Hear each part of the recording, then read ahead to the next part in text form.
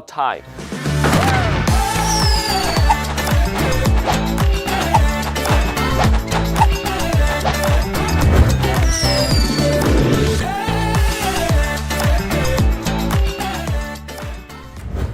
Hello everyone, it's your old friend game designer Z. I have some big news for you today. What should PUBG Mobile flows faster online this year? This time we want to have you on board. For the 7th anniversary, we are launching the Idea Ignition Scene Gameplay Creativity Contest, inviting players like you from all over the world to share your awesome ideas. Gameplay mechanics, scene areas, vehicles. Use your imagination to change the battleground. To encourage more players to join the Idea Ignition contest, we'll use a one-page format for entries. The contest includes 3 categories: scene gameplay, scene area, and scene vehicle. You can go solo or find a partner. Just lay out your brilliant idea on a single page. Alright, let me give you a few tips on how to format your entry properly. The most important thing is making sure your scene mode idea is logical and interesting. For instance, Ice Mode Frontier scene mode is a Nordic-style world, featuring Viking-style settlements, mammals, and saber-toothed tigers. Naturally, it features Viking warhammers and spears, plus a challenge against the massive frost-born dragon. Staying consistent to your concept is very important. What matters are the style, structure, the mechanics of your scene area. What architectural style do you want your scene area to have? Observe the layout of the building and how they are built. What interactions does it feature? Everything is up to you. Scene vehicles such as flying harpies, mammals, and saber-toothed tigers have always been a favorite among players. When designing a qualified scene vehicle, you should consider its function, visual theme, and balance. For instance, is it designed to carry a single player or the multiple? Is it a flying vehicle that take you over Erangel, or the mobile fortress that protects the team? However, keep balance in mind. Don't let it dominate the battleground. To ensure we can review submissions in a timely manner, this contest only accepts English entries. If you are not confident in your English skills, you can use translation software. Entries will be evaluated based on 4 criteria: creativity, diversity, fun, and balance. We will select entries to win for best gameplay, best scene area design, and best vehicle gameplay. Additionally, each category has a fan favorite award. Each award comes with substantial rewards, so we encourage everyone to jump in and give it your best shot. Alright, the submission deadline is at the bottom. The exclusive Discord community is now available. This is your chance to become a PUBG Mobile game designer. Anyone can be the one. See you!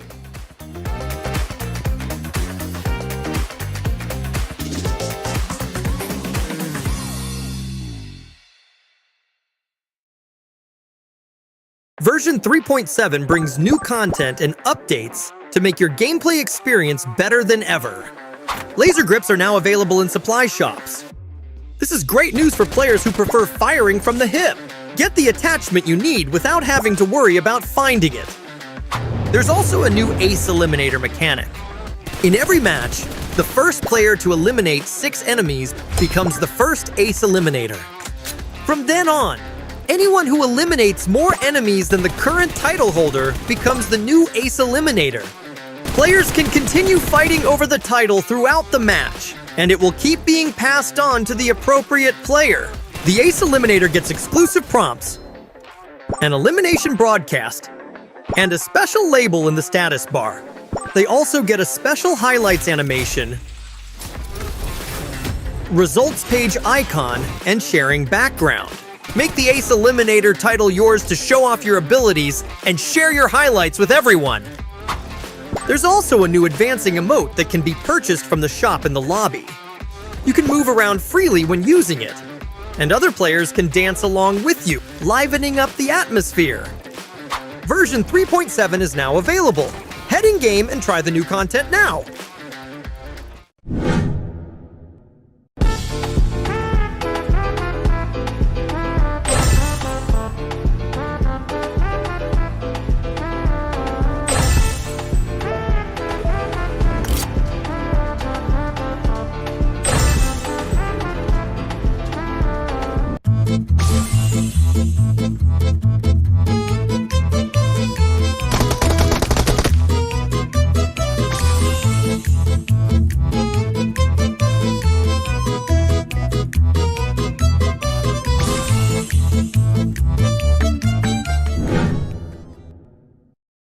The modern bullpup JS9 submachine gun and explosive bow weapon have been added to PUBG Mobile. The JS9 is currently only available in Rondo. A rather novel product among SMGs, it is easy to use and all players can take advantage of its benefits. This firearm uses 9mm ammo. It features stable recoil, delivers solid damage, and is renowned for its balance of speed and power. It deals a base damage of 33 and comes with 2 firing modes, single shot mode and full auto mode. Note that its effective range is only 200 meters, so it's not that good at dealing with faraway enemies. But don't worry, because that's not where the JS9 shines. It boasts a super fast firing rate of 900 rounds per minute and high base damage, paired with a default magazine capacity of 30 rounds. These traits make it a force to be reckoned with in close quarters, dealing massive burst damage. When it comes to attachments, as a bullpup SMG, the JS9 can't be equipped with a foregrip or stock. However, it does support muzzles and magazines. We recommend an SMG compensator for the muzzle for recoil management and stability, which is useful no matter whether you're aiming down sights or firing from the hip. Magazines are also crucial for the JS9. We recommend an extended mag or an extended quick draw mag to expand ammo capacity to 40 rounds. That, plus the firearm's fast rate of fire, makes it more efficient at suppressing enemies. The explosive bow is a unique combat bow weapon currently available in all classic mode maps except Rondo. Charging up the weapon increases its damage up to 72. As its name implies, the explosive bow also deals explosive damage in a small area. It deals up to 36 explosive damage to enemies within a 5-meter radius, which bypasses armor. Enemies that are hit directly are dealt the base 72 damage, plus the 36 explosive damage. If you can score a headshot, even a level 3 helmet won't protect them, so we recommend aiming carefully before firing. Be careful not to fire any arrows near yourself, or you'll suffer explosive damage as well. You definitely don't want to use the explosive bow on enemies up against your face, or you'll take yourself out along with them. The explosive bow has significant bullet drop. You can charge your shot to increase its range, but it's less ideal against faraway enemies. However, bow weapons tend to be very quiet, which makes them great for sneaking up on enemies. They won't be able to pinpoint your location, and no matter where they hide, they're still within your attack range. As a result, you can take your time to charge your shots and slowly eliminate them using area attacks. This makes the explosive bow perfect for sneak attacks. The area damage it deals is also very practical. When attacking enemies inside a vehicle, you can take out them and their vehicle at the same time. Enemies hiding behind cover can be taken out effectively in the same manner. This forces them to constantly be on the move. Head into the game now to grab these weapons and give them a try. I'm an airdrop. Whenever I land, always a catch a group of players who don't play by the rules. Who dares to take my airdrops? Some teams confront directly, while some hide alone. I've witnessed countless battles of all types. Nothing is absolute, but please, don't get me hurt.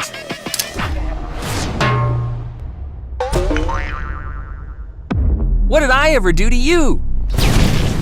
Of course, I've also seen players win in all sorts of ways. For example, some people fight until the end. Some people hide until the end.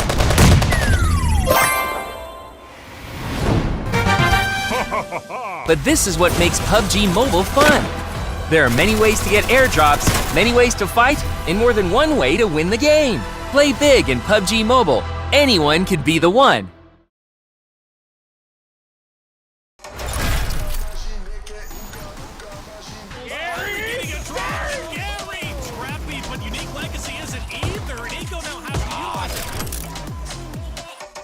Are the Dream Killers. I'm giving that the Golden Eagles now blaze. Sit down! Close, making some magic happen. 2 down, now 3, going for the ace. Uh-oh, the name! That looks good! Oh my God! But hey, Bisk is gone. He's got in 4th place, 0-2 now. What is going on?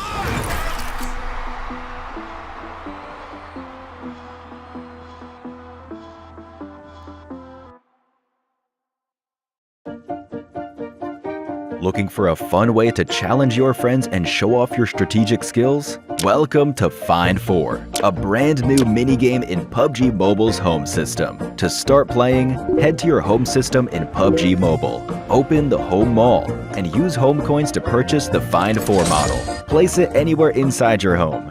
Find 4 is easy to learn but hard to master. Take turns dropping pieces onto the board. The first to connect 4 pieces in a row, horizontal, vertical, or diagonal, wins the match. Want to challenge your friends? Invite them directly from the private chat, world chat, clan chat, or home chat. They'll instantly teleport to your home and join the game. Enjoy playing on your own? Jump into matches anytime. Tackle daily challenges to earn exclusive Find 4 themed avatars, space gifts, and sprays. Want to show off in style? Upgrade to the deluxe Find 4 model for an exclusive luxury design that adds extra flair to your gameplay. Are you ready to take on the challenge? Play Find 4 now in PUBG Mobile's home system. And don't forget to invite your friends. See you in-game.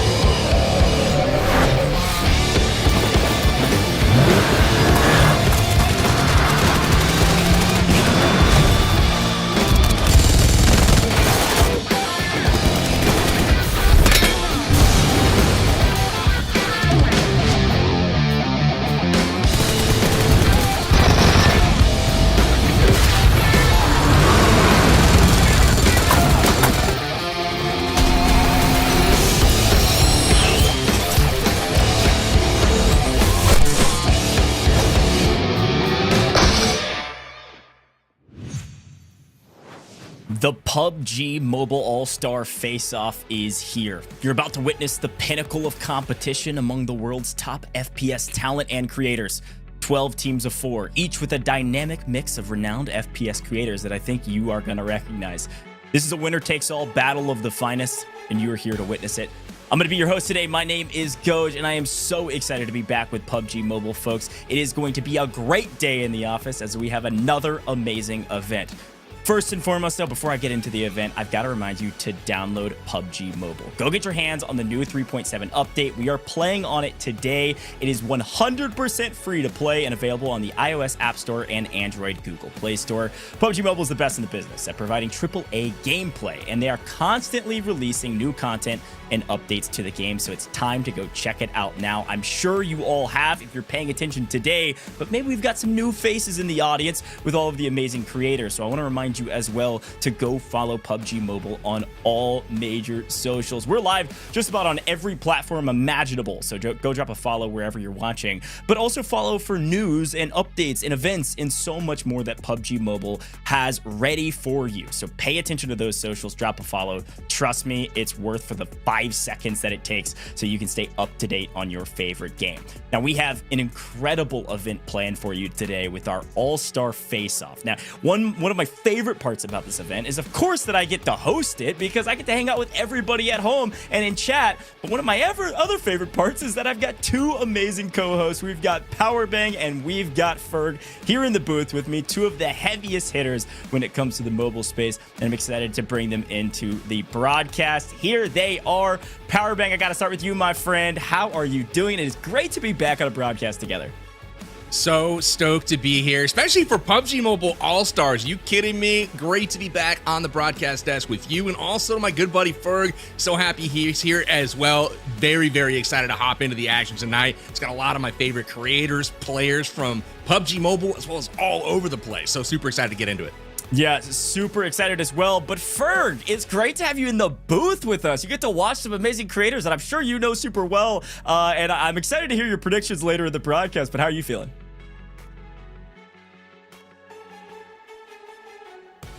Okay, Ferg, I'm getting word we don't have your audio ready to go here in VMix yet, or in our booth. But you can tell from Ferg's emotions, he is amped. So once he's ready and he's got his audio, we're going to get him into the broadcast. Make sure you get that unmuted, my friend. But Powerbang, while Ferg figures out his audio, I got to talk to you just for a second because one of my favorite parts about these broadcasts with you is that you are one of the OGs in the community. But the best part about PUBG Mobile is that year after year, day after day, they're continuing to create new amazing events like this, but also some new innovative content. And today, I think we're going to see a wide array of what PUBG Mobile has to offer, and it'll be fun to experience that with you as per the usual. 100%. Goj, I've been around since obviously 2018 when the game first came out, over 7 years now alongside PUBG Mobile. That's one of the things that a lot of the guests coming into play today, they have an idea of what PUBG Mobile is and will be, but maybe they don't know the whole story because each and every update that comes out, there's amazing new game features, cool new modes. We're going to see some of these awesome new things today that maybe they're not familiar with. And then obviously we're going to do some of the classic stuff as well. We've got a new map on the way. Very exciting stuff from PUBG Mobile. As always, it's what makes it one of the greatest mobile games to ever have been made. Yeah, it's a great shout. And I am getting word from production. I was going to talk a lot more about that, but we've got plenty of day today here in the booth. So we got to bring back in Ferg. I'm getting word Ferg's ready to go. Ferg, I know you're just getting warmed up over there. You're getting your voice ready for the broadcast. Man. It's great to have you, man. Yeah, I was switching my stream over, and unfortunately, I left my mic at 0%, man. And then I realized that it was at 0%. My bad. Either way, I'm super excited to watch some PUBG Mobile and to see just who the best players are in the game, and some new and fresh faces from other titles as well coming over to PUBG Mobile. I'm extremely excited to see if they have what it takes to perform on the main stage. Yeah, it's such a great shout too, because today is going to be fun, but it is going to be sweaty, folks. It is going to be a winner takes all event, and we're going to talk about that here in a moment. Let's break it all down. Format time, Powerbang, take it away. This is a sweaty one.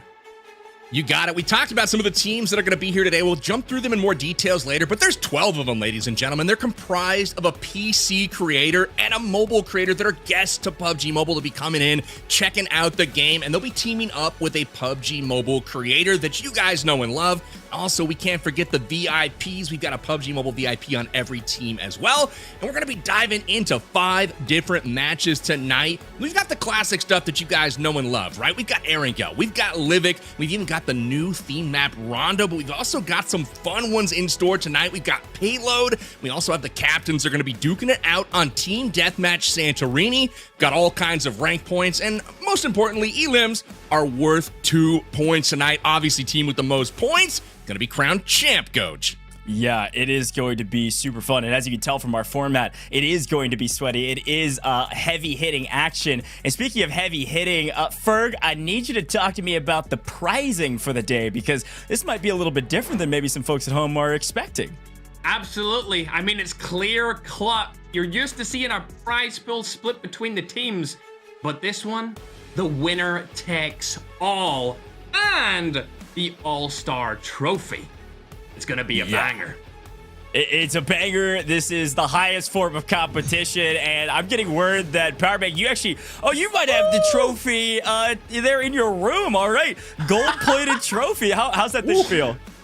This thing is heavy. It is gold-plated, and it is ready to be delivered to whoever takes home this prize pool. $10,000 all to the winner, and this is the PUBG Mobile All-Star Champ Trophy for 2025. So super stoked to give this bad boy out. I'm going to put it right here. It's going to be shining underneath the spotlights, of course, and very excited to see who takes this bad boy home. Yeah, man, I love the trophy. I love this prize pool where the winner takes all. But as per the usual, I'm a man of the people, and PUBG Mobile is all about the people. So it might be winner takes all, but you all at home get to win big today, too. Now, I want to explain how this is going to work today, because we have Pick'em sweepstakes for you to enter. It's super simple. All you got to do is go to the website amg.gg/all-star pick'ems and select who you think will compete and win certain challenges in upcoming games. So the key here is that each of these games have different challenges, whether it's, the most healing on map 1, for instance, or the most damage on map 2. You just got to pick which team you think is going to win. Now, all of you at home that picked that winning team in that category will be entered into a drawing to win a brand new 128GB iPad 11 to play PUBG Mobile on. So you definitely got to get those picks in as soon as possible to increase your chances of being a winner yourself. We've got plenty of winners today, 23 to be exact. That means 23 iPads that you have a chance to get involved in and potentially win during the day today. All of those pick'ems are going to be live throughout the day, so make sure you pick your winners right now. amg.gg/all-star pick'ems. It's not the only way, though, that we're going to be giving things away to the community. PUBG Mobile loves to give away UC, so it's time to do that. Now, you might have seen this in other shows, but if you're new to the broadcast, I want to explain how this is going to work. Throughout the day today, we're going to be dropping 4 different pieces of a passphrase that we call hints. Throughout the course of this broadcast, if you're able to piece together all of those hints to create the passphrase, you then can submit it near the end of the broadcast. If you do, you will then be entered in for a chance to win some UC today. And frankly, we got a ton of UC to give away, and so I'm pumped for you to do this, but you gotta pay attention. Take notes, pull out your phone and maybe take a photo of your monitor. Just screenshot your phone if you're watching on mobile, because here's your very first hint. It's just the word "the." That's it. THE. You can't forget it. Is it the or the? It's the and the, depending on how it's used in the passphrase that we're going to drop throughout the course of the day. So make sure you note that somewhere, whether it's on a piece of paper, if you're an old head like me, or on your digital device as per the usual. You got to pay attention so you get all 4 of these. This is one of 4, okay? And then you'll enter it all in at the end for your chance to win that UC. So tons of rewards today, but only one big grand prize for the players today. And so I want to talk a little bit about those players. Powerbank, I want to start with you. There are a ton of amazing names here from all across the FPS community, and of course PUBG Mobile as well. Talk to me about some of the names. Talk to me about some of the heavy hitters. Who's jumping out on the page at you first? Oh, 100%. First of all, love the logos here. They just jump out and hit you in the face. Nice distinct colors we'll get into later on, but near and dear to my heart is the color orange. Y'all know that watch me, and that is Nadeshot, Winsanity, Valak, and Noah Sunday. 4 very well-known creators, players, etc., but I'm really keying in on the storyline here between Nadeshot and Winsanity. If you guys recall, a couple years back, Mr. Winsanity tried to get into Nadeshot's org, tried to get his attention, went through some pretty big antics to do that, and it looks like that attention's finally been, cast upon him. They've teamed up, and I'm going to be watching them to do some damage here in today's tournament, but I'm sure there's plenty more here that are looking to do some work as well. Yeah, I think that team is definitely one to watch out for. All prolific gamers, prolific FPS players. Ferg, I want to draw the attention to you, though, because you know a lot of these names firsthand. Are there any other teams that you're like, okay, this has got to be a top squad for me?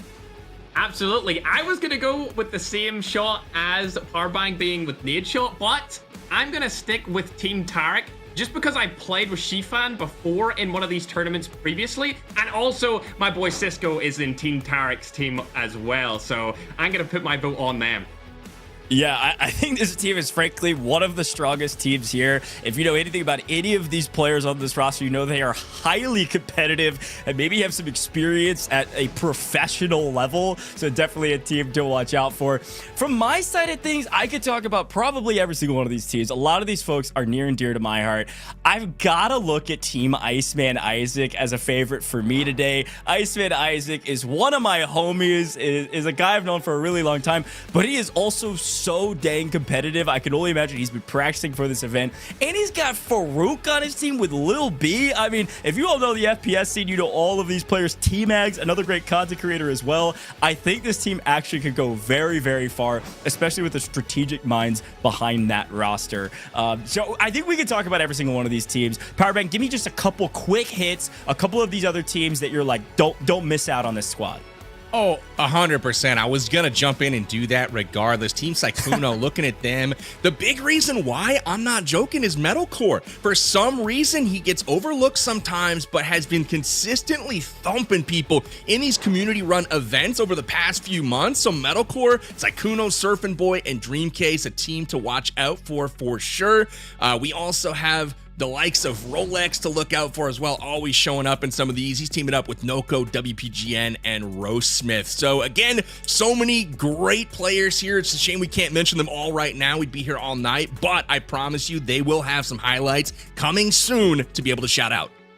Yeah, I'm sure we'll be able to break down pretty much every single team's mentality going forward, but let's take a look at the maps we're playing today. And of course, Powerbang, this is something that is near and dear to both of our hearts, and Ferg as well. We love the competitive scene, all three of us do, and today we get to see the full gambit of the competitive scene, because we're going to be starting out, like Powerbang mentioned during our format, with the classic Battle Royale Erangel. Now, a little bit of some differences to this than maybe your usual PUBG Mobile event. We are going to be playing in the first-person perspective in this first map, which I'm really excited about, and I think some of our creators coming from different FPS titles are maybe going to be a bit more familiar with the first-person perspective, and so they're going to feel really comfortable with that. It'll be really interesting to see how our PUBG Mobile players, of course, play in that first-person perspective. So that's where we're going to be starting, and we'll move on our merry way throughout the rest of these maps. Ferg, I got a question for you, my man. We're about to get jumping straight into the competition, and as per the usual, we're really pumped about that. But when you talk about, you know, the highest level of FPS content creation and frankly competition, and you think about an event like this, what are some of your words of wisdom that you'd always give folks? Because you're always up here in the booth. We always talk about you as one of the greatest FPS players, especially on mobile, frankly, of all time. Anybody that disagrees with me, you're wrong. So Ferg, what's your words of wisdom? I think these teams might need it. First off, bro is making me blush right now. I don't want to be dealing with these kind of compliments when I'm trying to host with you, bro. Either way, I would say don't panic. I know that a lot of people in this might not play competitively as much, but they're teamed up with other competitive players, and they're probably going to tell them the same thing. Don't panic. You don't need to rush in. You don't need to engage in every single fight that you see. Just play it out. The kills will always come, or the frags will always come. As long as you stay alive. Yeah, I think that's a great shout. We've got 5 maps today. And Powerbang, one of the things you mentioned that I want to make sure we call attention to, that last map is going to be 2x points. It's going to be 2 times the points as the rest of the map. So there's always chances for a comeback, especially if you just go out with a bang at the final map. I love a little wrinkle in the scoring, Goj, where, you know, things are going along, but maybe a team underperforming the first few maps. That map 5 you know, this is an opportunity to put some points on the board, especially if they didn't perform like they were hoping to in the first 4 matches. So we'll definitely have to keep an eye on that. And I'm just so sad that you didn't come to me for my expert opinion, because I would have just said, don't get shot. You know, that's where I would have gone with it. But Ferg, you know, is the GOAT as far as I'm concerned, as far as shooting titles go. Dude's been champ, and here we are in the booth. So really excited to get his experience and wisdom on the battlegrounds here this afternoon.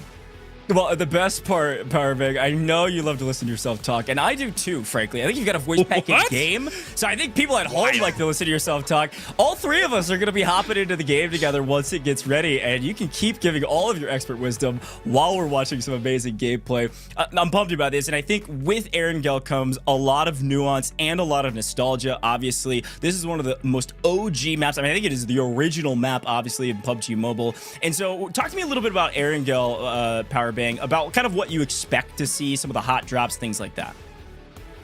Absolutely. I mean, Erangel is great because even the players that have not been a part of PUBG Mobile recently, they've likely dabbled in the PUBG universe in the past, and it's a map that's going to be familiar to almost everyone here. So I'm looking for a little bit more of a nice, easy break-in period on this first map. Get the weapons kind of warmed up a little bit, and we might see some pushes. We might see some hot drops. I've always got my eyes on Pachinki, and of course the military island, Sosnovka military base in the bottom part of the map. That's where I like to look for that, like, nice little hot action. Love those southern zones. We'll see if we get lucky with the South Circle tonight. I don't know if it's going to be in the cards, but we'll hope for it. Yeah, that's a good shout. I think circles definitely dictate where a lot of folks are going to land. Ferg, you're pretty experienced with battle royales as well. Want to go to you as well about kind of the importance about being able to think on your feet in particular. I mean, the playing line, the circle can completely dictate where you and your team might land and then how you react. So are you traditionally somebody that goes into a battle royale event like this and says, this is my drop spot no matter what? Or are you somebody that likes to think on your feet?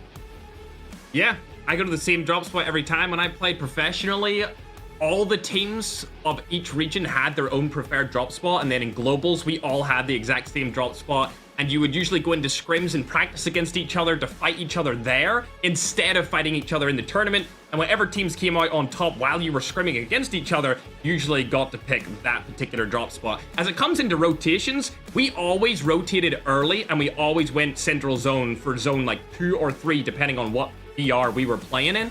And just because it gave you the best chance to have people come to you and for you to get those frags and take them out off guard while they were rotating instead of you rotating into other teams. Look, I told you, the guy's a pro for a reason. I mean, he's up here in the booth with us for a reason. He's got the analysis. It's a great shout. I think early rotations are going to be key. I think the big question here, Powerbang, is obviously who's going to be IGL for each of these teams. I would expect our PUBG Mobile creators to be that. However, a lot of our FPS creators have a ton of Battle Royale experience, so you could see some shared kind of co-IGLing from 2 of our 4 players per squad, you know, pending how it's all working. So before we jump into it, Powerbang, I want you to talk to me a little bit about some of those IGLs. We've got a little bit of time here as we're getting our first map started. Let's take one more quick look at our players list and talk about some of the best IGLs in the game. I mean, you already mentioned Rolex, obviously going to be a great one. Shifan was one of the ones that Ferg mentioned, a fantastic one. I'm looking at StoneMountain 64 with Jacob Gaming, the boat gang on top, always at events like this. Who else has got your eye, Powerbang? Man, Coach, you just kept going, and I was like, he's not going to leave me anyone to talk about here. But if we had to focus on someone that you did not rattle off there, I'm looking at Team Tiggleton. Tiggleton, a pro in PUBG. So, I mean, he's coming over, and he is going to absolutely have that game knowledge that's going to be able to translate super well. Bella Fox is obviously going to be honest. She's bringing the sniper rifle, as always. We've also got Angry Hoser and Juicy J coming in to fill the gaps here. Those are going to be some characters, too. Juicy J, super funny. Very excited to hear some of the team comms here tonight. But, again, Tiggleton's going to be bringing some of those experience points and game smarts. And, of course, he's sending love to the audience here at home. So that's going to be my pick for one of the best IGLs that you could see that's not part of the PUBG Mobile community. Look, I'm just rattling off because I knew you were about to hit the most juicy tidbit on a team, and you're totally right. I think that's going to be a top team today. I don't know if I've ever seen Juicy J lose anything he does. I'm just putting it out there. We'll see. We'll see if he decides to lose today. But I believe our first map's about to get started. Hey, you're talking about funny content creators and people out there who are going to be a blast to watch. I also have my eyes on Team LEGIQN. I mean, LEGIQN is a friend of mine who is going to crush it today. Content is important, but it is winner takes all. And Ferg, we are dropping into the very first map of the day. We are headed to Erangel. Let's jump straight into this. We're all going together, all three of us, but we're gonna have a dang good time watching this as we get a quick sneak peek at what Erangel has to offer. So Ferg, I want to pass it to you here, my man. We're getting started. Once we see that plane line and we see that map zone rotation, I'd love to get your thoughts on what you think some of these teams will do. Because I do think you're right. Early rotating is going to be everything on this first map. Absolutely, Goj. I will say that this will be a little bit different to what I'm used to in terms of like pro play, because these teams do not know where they're going to land, and they probably haven't scrimmed each other. But throwing it back again, because we're on the map that is all about throwbacks, I actually remember when PUBG Mobile first released, particularly watching Powerbang's videos with the ARM all the way back in, it must have been like March 2018, Powerbang. Do you remember like being the sniper guy back then, bro? Oh, I loved the sniper rifle. It was either the AWM, my personal favorite, the M24, but I felt like that was just a little bit harder to come across because it wasn't in a crate that you could go pick up. But man, good old days for sure. And I'm so excited to see some of the players that are, taking up that mantle, bringing that sniper rifle to battle. I am sure we're going to get some good bolties on display today. Very excited for it. Especially from the competitive players that are actually 1 of 4 of each of these teams, Goj. Yeah, no, it's a good shot. I think the competitive players are going to be everything to be able to bring together the whole team chemistry. And I think you said something so crucial is that these teams probably haven't practiced together, and the ones that have are probably going to have a clear advantage. I always say this when I'm commentating over battle royales, is the first map is the litmus test. It is the heat check. It is the temperature check to see how hot and spicy are we going to go today, how fast their team's going to fly around the map, how aggressive are they going to be. We're getting that litmus test right off the bat as Noob in FPP has been run down. So not the start that they were looking for, but StoneMountain's happy. StoneMountain here leading the squad with IceDream, Jacob, and FaZe. They have picked up 1 elim already. Not a lot of loot on that box though, as he just hit the ground himself. Yeah, and it looks like they're actually opting to go for cars to rotate for loot instead of staying close to the flight path. Maybe that's a plan to stay alive for longer, Ghosh? Yeah, probably. I mean, I think so. I think one of the classic things about Erangel is that it's quite a big map. So the faster you can find vehicles, the faster you can rotate. It's going to be huge, not only to gain information about where your opponents are, but also try to get to positions earlier. I mean, we all know high ground's extremely valuable, especially in some of these cities with some of the buildings. And I gotta say, Powerbang, I'm laughing internally. You're laughing externally, because first-person POV of somebody in a passenger seat in a car is comedy.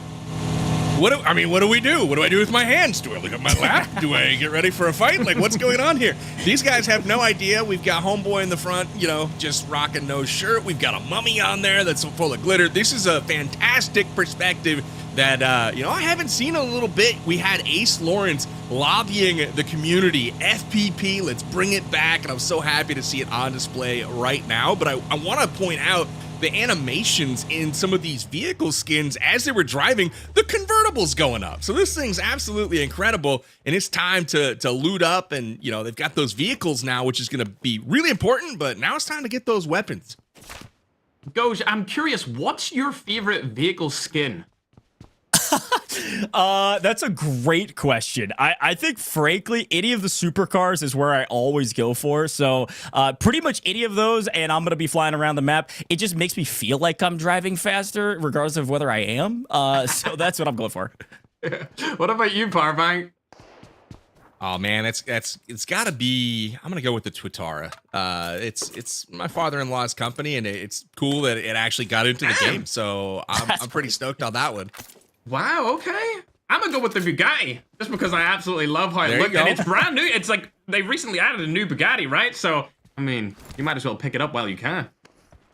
100%. Here we go. Bushka is taking down Iceman. We saw them picking up vehicles early on, but it looks like Bushka with a VSS just waiting for him here. And we've got a little fighting starting to break out. We'll see if we can find some of that here and bring it to you. See IceManIsaac across the street there, knocked. teammate, though, is close enough to get the revive here. And we could have some early action starting to break out at Milk to Power, but normally you wouldn't see the full squad fight, you know, quite this early if it wasn't like a legit hot drop. Normally teams crashing kind of in the same vicinity. They're going to loot up, kind of respect each other a little bit, and then casually back out. But maybe, hey, in this type of format, maybe that's not the case, Ferg. I mean, in the past, when you've had your, you know, engagements early on, is that something that you're looking to, you know, kind of capitalize on the early knock, or are you still kind of, you know, playing a bit more cautious and, you know, rotating out, trying to prioritize position? If we get an early knock and none of the players on our team are weak, we will go in and just annihilate the rest of the team, because a 3v4, you can always get a trade if you're 3v4ing. So that last player on your team will stay alive no matter what, as long as you know and understand how to trade properly. So if somebody knocks you, you can get the trade with the player who is behind you or over from the side. But there is a lot of times where I've seen in previous tournaments on many different BRs where they don't understand how to trade. They'll go in for a 3v4, explosions everywhere, and they'll end up getting wiped by the team that only has 3. So it really depends on how good you are at fighting and how well you understand how to trade with your teammates in a fight like that, Parbang. Yeah, it's crucial. I definitely hear you when it comes to that, and with no scrims really necessarily under their belt, that's going to be interesting to see where the chemistry lies for some of these teams. We take a peek over at Tiggleton's team here, and they're potentially going to get into it with, looks like Winsanity and Nadeshot here. Noah Sunday was lurking there on the flank as well, so we might have a couple of the teams that I shouted out in the warm-up here, and it looks like they're in Primorsk, so nowhere near, no, this is the south side, no way. I'm trying to see where we're at specifically. It is Prem. So no, we're good. So I was trying to tell from the mini map up there, man, this is an interesting spot to do battle early on this one, and we'll have to see if they commit to this or back out. But it does look like they're starting to leave the city.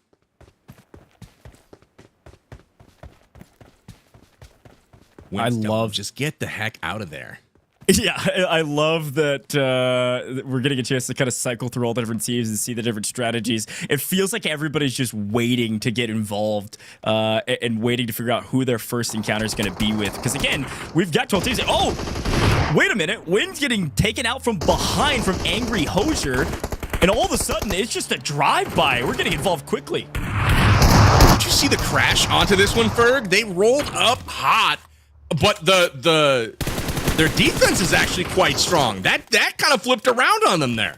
Absolutely. They had them completely dead to rights. Win shot in the back. Noah knocked. They rolled up, and Valak took care of business for Team Nadeshot. They are not going to lose a player despite being down 2 to start that battle. That's crazy. Absolutely, Parbang. You think that the Bentley would have came in hot there and she would be able to run everyone over in the team, but we both know Valak is one of the best FPS players in mobile. Ability for that team to be able to stay alive is frankly just speaks to their, you know, prowess in gaming in general. It's so unique to watch PUBG Mobile first person POV. I love that we're saying this. It almost feels like a totally different experience to see some of these fights firsthand like this. You can see we swapped over to Team LEGIQN now, trying to take over this building, and I think Parbang, one of the classic things that we talk about when it comes to Battle Royale is it looks like maybe our first team potentially eliminated. Was that Team Tiggleton fully eliminated it now was. Coming through? No. So they are out of here. So, you know, gotta be a frustrating start. Talk about a litmus test. That one's coming back extremely acidic. Not a great way to start, but I'm sure they can turn it around later. Yeah, you know, before I throw it to Ferg, I want to say that was not the wrong call. They had 2 players knocked, stranded on the beach with one of the other ones in a boat. I mean, if you've got somebody on the ropes, that is the ideal picture that they painted. They rolled up in the car, and Valak just made plays there to thwart off what seemed like, for sure, elimination. They somehow are still in, and the crazy part, Ferg, is they didn't lose a single player. They didn't, and it was a shame I left you hanging there, Parbang. I'm not used to a TriCast, so I had my mic muted. But I'm back now, and I was speaking about how cool the freaking Bentley skin was. I thought it was going to come in with hot fire. She was going to be able to run over everyone, and it just wasn't the case. She was left out in the open and drenched by the water. Nope. Yeah, it's not the case indeed. Drenched and unfortunate for the Bentley, but, you know, it's all good. We shift our focus here to Tarik, and they're mobbing around trying to find a good spot in the zone, but you can see over here we got Nadeshot up on the broadcast, and they are taking that boat and making use of it. It does look like we might be getting that southern circle I spoke about in the pre-game here, but they are heading across the water to get that nice zone position early on like you suggested, Ferg. Absolutely, it's the best thing to do, and with a teammate like Valak probably calling the shots in this game, I think Nadeshot has a very solid chance of taking it home today, Arbang. Yeah, we'll see. Definitely got my eyes on them. I'm loving the storyline too between, obviously Nade and Win. The trying to get into the org and didn't happen for them, but now here they are teaming up a couple years later, and they have, used that to get a nice little beachhead here on Military Island. Love that for us, and we got a dog joining the squad as well, so that's always cool too.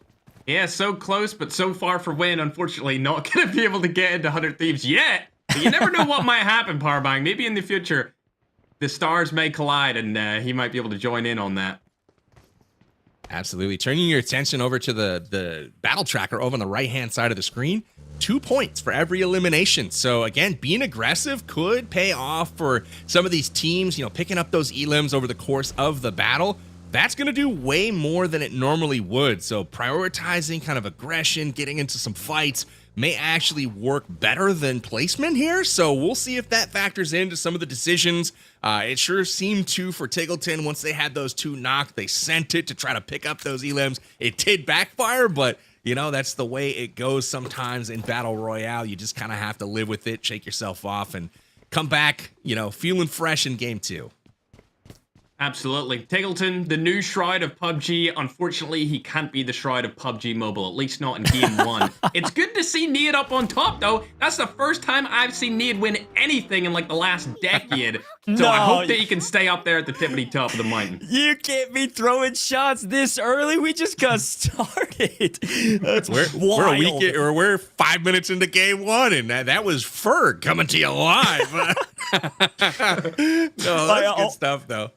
I wanted to shout out about that team. You were talking about their rotation. It's a great shot because they really have rotated all the way down to actually the south side of Military. They're not the only team there, though. I think that Tarik team is actually very close. They're both kind of playing the south side of the military base itself. So I'll be really curious to see how that one goes because I do believe our circle has pulled all the way to Military. There's actually not any other piece of land in the next circle besides Military base. So I think everybody's going to be going there. And as we talked about at the top of the show, if you're going in late, it might be a bit more difficult. 100% here. We take our attention to Aches. They're looting up right now, trying to make sure they're all kitted for the eventual fight as they potentially head down south. And then down on the military base, working further and further inland, we've got Nadeshot commanding the crew. I'm very curious to see how much IGLing he's doing, but he's certainly getting some good looks out the window at nothing. So we'll see if anybody comes up down there. But yeah, curious to get the listen in. If we can go to that, that would be amazing.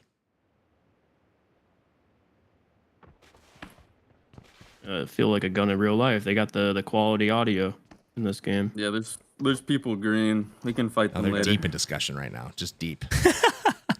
Is Gyroscope I like having him on our team, man. He's a UAV. Crazy. That was I heard, what I heard was patience is a virtue.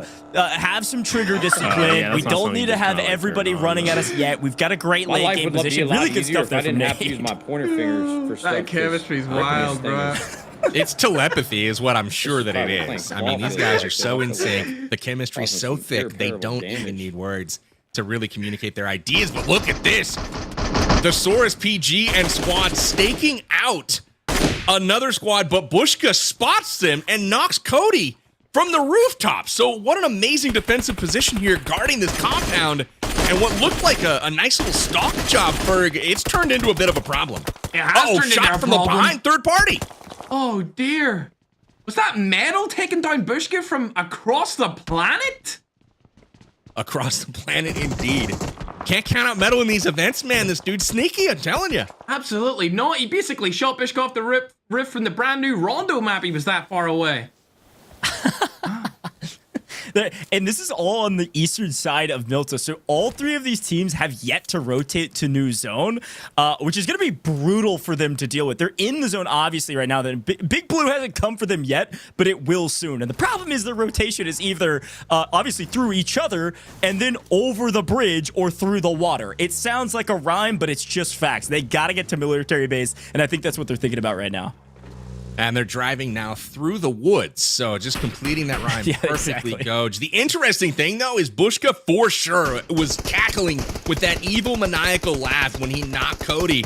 And then all of a sudden, from nowhere, gets shot in the back. They went from gatekeeping a team, keeping them out of the circle to, oh, crap, we are now in the middle of two squads. So they're going to have to try to figure things out. But elsewhere, we've got Yamna getting into it with Sade right here as two of the different teams. This is team Tarik going up against, it looks like Red Eyes Dab plays Sade. And let's see who the PC creator is for that team. I believe it's, let's see, the Source? No. I don't have the teams in front of me. Sheaf GG, I got you. This is Sheaf GG with Sade, yeah. This is actually a pretty interesting engagement because, as a reminder, this is on that south side of military base, and so they're fighting for a power position on the south side of the base, knowing or thinking at the very least that it's going to pull even further past most of the cover. So actually a pretty big engagement for both of these two teams to figure out where they want to go and where they want to hold. And so I'll be curious to see what they're able to do and if they decide to stay engaged. It's looking like they may rotate out. Whoa! Speaking of holding a position, my goodness, Team Legion unleashes fire, picking up several eliminations, and out of nowhere, jumping to the top of the leaderboard. Ferg, I call these guys out as the content guys. It's Ducky, and he's slaying out. He's at the top of the leaderboard right now.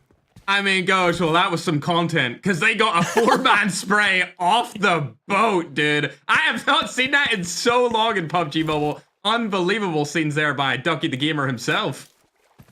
Can't count out Ducky either, man. This guy's a legend in his own right. NoahJ, welcome to the lobby, my friend. 1, 2, 3, and 4. Just like that, as we run that back, you see them kind of coming in. Here it is, out of the vehicle even. 1, 2, 3, and the fourth one not getting away. Cody, he did get knocked trying to get out of that fight with Bushka. Well, they escaped, but it was not long until they met their maker. So good stuff there from Ducky and his crew.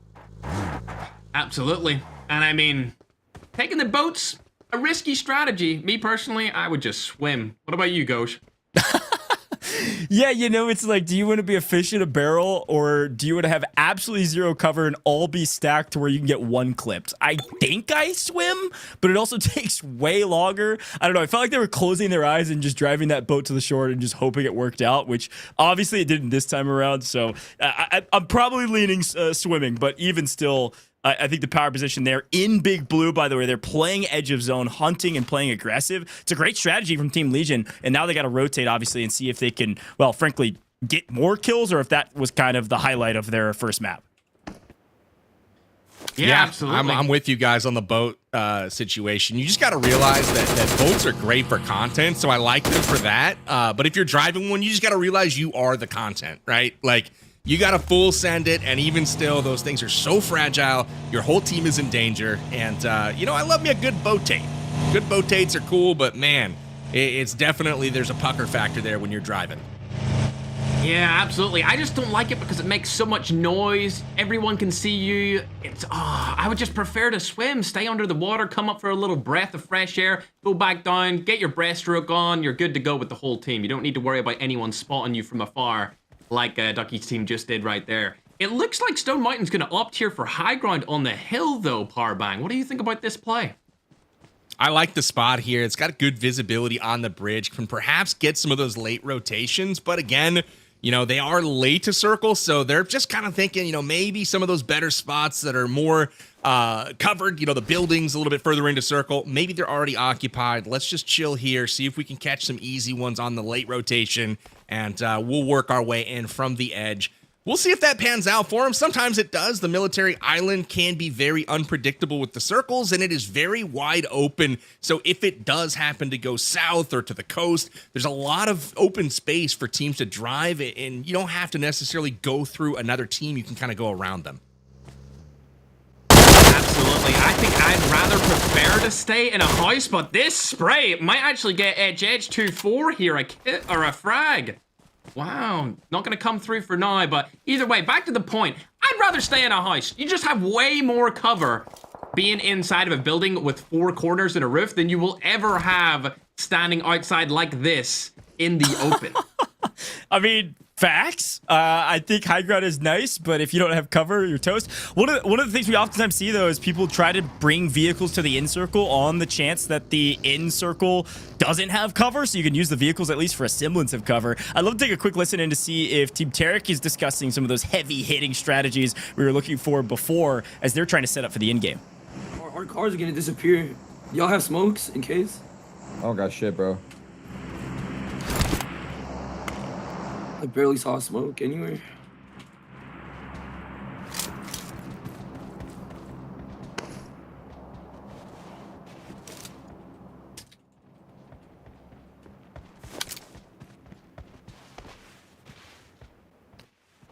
It's a good spot too. I've seen so many end circles kind of end in this little spot on the southern island. It's got good viz up to that radio tower. You can kind of hide in some of those cliffs, but it's a little bit non-committal. You know, if you ask me, you give a little room to rotate still. Metalcore in trouble right now. He's pinned down by, it looks like, just Red Eyes, and it's up to Surfin' Boy to try to clutch this out. We've got a 1v1 at least for now, as we're looking for backup here potentially, but 2 players knocked for both teams potentially, and Aches has gone out with his squad, so not the finish they were hoping for to start things off, but there's plenty of maps still to go here. Yet again, Red Eyes is putting that pressure on. Nadeshot finishing above X. What a surprise. Either way, looks like Surfin' Boy is gonna get knocked and eliminated there as the frag comes through for Red Eyes casting. Not surprised, as Surfin' Boy's a little bit rusty compared to his past. He was one of the best mobile FPS players in the 2010s, but nowadays more so into short form content instead. Good to see him take part in this competition though, Ghosh. Yeah, it is. I think they're going to piece it all together. I know they've been working on it behind the scenes. I got word he's one of the few that has been practicing leading up to this, potentially even with his teammates. So they'll piece it together. It's just a little, you know, the first map gets a little dicey, bad rotations, whatever. Maybe the circle wasn't where they intended it to be. They didn't want it on the south side. They wanted it on the north side. It'll all work out in the next couple maps.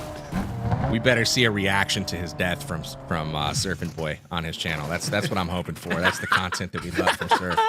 But Metal on the push here with the shotgun. Just misses, unfortunately. Tried to be that anchor, that point person for his team, but Red Eyes getting the better of him, but not without taking some damage himself. Red Eyes just down to the last sliver of HP, and Surfin' Boy not able to capitalize on that low HP.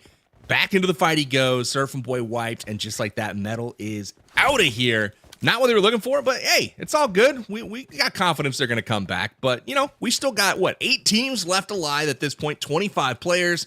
So just over half of the lobby right now still active, and the circles are getting smaller. We got about a minute left here in stage 4, Ferg. Yeah, only 1 more minute to go, and then the zone should come on in. Ducky, the man, the myth, the legend. It looks like his team have spotted another opposing roster, but it is the team with HS24 in it. And if I'm going to be honest, I think he's one of the best PUBG Mobile players of all time. So if there was a team not to go against, it would be this one, Goj. Yeah, they're playing the south side of the zone as well, and they're really the only 2 teams in the south side of the zone. So this is a fight that could take a while unless Ducky sells. He goes down. Luckily, plenty of cover to be able to get picked back up. Obviously, depleting resources, not ideal.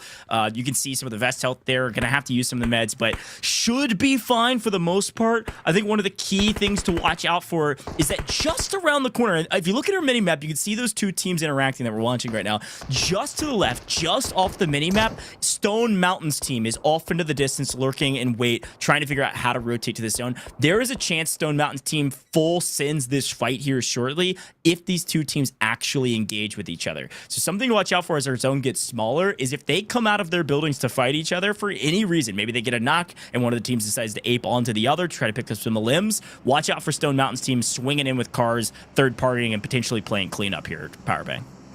Hey, StoneMountain just went down to the play zone. Coach, hate to rain on your parade, my friend. Yeah, No! my man is down to the team's zone. alive. Yeah, the team's like, see ya, brother. We're going to head to zone, but that's okay. StoneMountain will get him next time. FaZe and Jacob are on the rotate right now. Maybe Jacob's going to go back and pick him up. Nope, he's with FaZe. So hard to tell sometimes in the first-person perspective because you can't see everyone in the vehicle unless you're looking right at them. Pretty funny. But zone's coming in. Circle's about to shift. This is where things are going to get interesting because almost every team right now is playing edge. No one really in center zone. But we do have one team actually starting to dive in right now. So we'll see where that circle goes here in about 1 second. There it is. It just centers up. So up towards that looks like northeast part of the circle, that's going to favor a number of teams that are going to now have to fight it out. And one of those teams is Rolex's team. And I like their odds here as they're taking on a Weekend's Red Eyes crew. I like Rolex's odds as well. I think they're in a nice spot here. They got good cars to rotate in with if need be, or they can just use them as cover. Speaking of car skins, though, they do have that Bugatti that I was speaking about earlier. It looks to be an older variant of the Veyron. Very nice car skins. That's one thing I just always think of when I think of PUBG Mobile. Like, the car skins in this game are so clean. I can't believe that we're playing 2025 in a mobile game. And look, there's a Lamborghini Urus just sitting there while he's driving his Bugatti Veyron. It's unbelievable. You can tell Ferg knows his cars. He got all kinds of stuff just chilling out here on the battlegrounds. Not always known to be off-road vehicles. Got a Bentley up here. You know, it's going off-road. No big deal. And look at that, shooting through the door. But just like that, T-Mags goes down. Bushka having a bit of a game here right now. It's another elim, and they knew he was there. Wow. Rolex clears the shack, and Red Eyes out of here. Another team eliminated. Berg, we're into the top 5. Absolutely into the top 5. Like you said before, this is where things start to get dicey. That zone's only going to get smaller, Goj. I wonder where everyone else is situated, though. Look at the visibility. I mean, you can see everything in this circle. I mean, from Rolex's vantage point, there is nowhere to hide. They probably have a good beat on where everyone is at, and it all comes down to where the next zone goes. And Nadeshot, this is expert rotation from him. He's Nadeshot, looking down Basie. This can't be another HBR enchant. Oh, no. They're fighting for their lives, Ferg. They are fighting for their lives. They have the hardest rotation in because they were trying to play western side of the last. It moves to the east, and they have to rotate it like this. Nate was a bit lost there for a moment, trying to figure out how to get out of the car and then get involved in the fight. But teammates are there to clean up. They're still up. They're still able to play, and they're near the top of the leaderboard. They're having a good day, and now that they've set up correctly, I'll be curious to see how they can address this fight with the team. You can see it on the minimap just to the south of them. This will be an interesting engagement.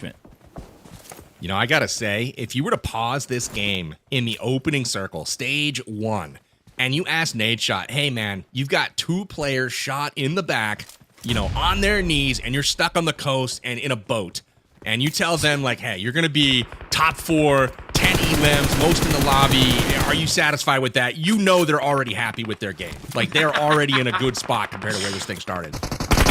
Absolutely, Powerbang. Oh, it seems like shots are going down on Bushka again. Is he going to get knocked once more? Mango coming in from the side of HH24. However, if there was ever a player to clutch up something like this, it would be the man, the myth, the legend himself. And he's going to go for the push straight away here. Take him down as well. Oh, my! No! He got eliminated. I thought he was going to do it all and get all the eliminations, Powerbang, but it doesn't come through for him. It was so close. There's 2 up right now. Full frontage is up as well as Dr. Chemist, and the nades are going to come in here. Oh, no. This is going to be on target, it looks like. Boom goes the dynamite, and just like that, Ducky, Legion will say goodbye to the lobby along with Bushka. They are out of here. Mango not able to get it done. It was a valiant effort, but we are now down to 3 squads, and Holly just holding on right now. 1 member still left standing. This is going to come down to Nadeshot and Noko. This is exactly, frankly, what I think we thought could happen. We shouted out these two teams at the top of the broadcast. We know the efficiency of people like Win and of people like Rolex, but their teams in general looking really strong right now. Obviously, player advantage right now is Team Noko. They've got everybody mostly fully healthy. They're in a really good position in zone, and they're just waiting for these other two teams to engage with each other and then just grab the victory. So I'm really curious for what this team on our screen will do, because they are pinched from both sides, one rotating in, one holding high ground. It's a battle of three of the finest teams we have today in the All-Stars face-off, and I have no clue who's going to win this thing. It really is, but I like this play from Valak. Moving up the car. It hasn't exploded yet, but he does have that cover. If it explodes, he can move back, let it explode, and then go around and rotate towards it. And it seems like Valak, in my opinion, probably has a really good position here, considering HH's squad are going to go around and try and get some elims onto Rolex from the flank, PB. Absolutely. This is great, man. Good content all around here. We got pros or former pros on every team right now, and they are playing like it. It's a 3 versus 4 versus 4, and I gotta compliment, you know, we saw one of these teams was literally down to one member, and they fought their way through it. HollywoodBob and squad somehow, someway staying alive. HH24 has the squad back into it, and Rolex now getting some shots onto Valak and company. You saw Valak establish that beachhead kind of farther up, got him a chance. I mean, if you look at the mini-map on the top right, they have a chance to get to circle now, and that was because of that Valak play we saw just a moment ago. So really, really great play all the way around right now. And I think it's going to be 30 seconds before we see any major fireworks here as the zone starts to shift. I mean, resource management is everything at this point. How many resources did you have to burn leading up to this final fight? Do you have smokes? Do you have frags? I mean, it's going to be everything. Obviously, any sort of meds would be massive, but right now, I think our frags and our smokes are going to be everything for this final fight, especially pending this zone pull. With little to no cover, trees, and then some visual cover from smokes, it's kind of your last prayer. I think we've got maybe a vehicle 2 left that's not completely exploded. But who moves first and who third parties first? This is sweaty. It is indeed. Not only do they have a lackluster amount of utilities, Goj, they also barely have any ammo. I think I seen Edge here only have 2 mags combined for himself, but the shots are going to go down, and Rosesmith is going to be the first to fall, Powerbang. Oh, wow. Well, the fighting has kicked off. Rex down on the right. We got Rosesmith down up ahead. WBGN on the rotate to zone. Rolex takes down Noah Sunday on the flank. Rolex holding that flank for his team as Valak looks on from Team Nadeshot. This is getting super tense right now. Teams, multiple of them have players down. It's Noko and Rolex who are still full strength, and this is going to come down to the very end here. Valak is eliminated. Nadeshot out in 3rd place. It's HollywoodBob versus Noko here. Head on, and it's Noko going into this one with a 2-man advantage. Oh, but will it be enough? Oh my gosh. It's 4. He might clutch up here, bro. He's gonna go. Goj, who do you think's gonna win this? Rolex or Edge? I think it's got to be Rolex. He's got a great position right now, playing outside the zone. He's got plenty of room to work with. He's just holding and waiting for HH to make a move, and he's able to do it. Whoa! He does it. He did. Team Noko are your map 1 victors. Unreal job from this squad. We talked about him at the top of broadcast. Rolex, a great IGL, and it pays off in dividends, pays off in strides, and everything in between. Power Bang, about what we expected, but a fantastic first map for this squad. I couldn't agree more. I'd like to motion to get that Rolex shirt made into an esports jersey as well. That thing was fire, and fire was his weapon as well. Absolutely crushing it down the stretch there. Got some key elims on the flank. Holding off kind of 2 squads at once there, really getting it done for his team. But man, I really was impressed with the play there, not just from our obviously PUBG Mobile community members and pros, but like some of the folk coming in, including Nadeshot. They're in the final circles duking it out. So mad props to them. Really impressed though with the quality of action that we saw in game number 1, Coach.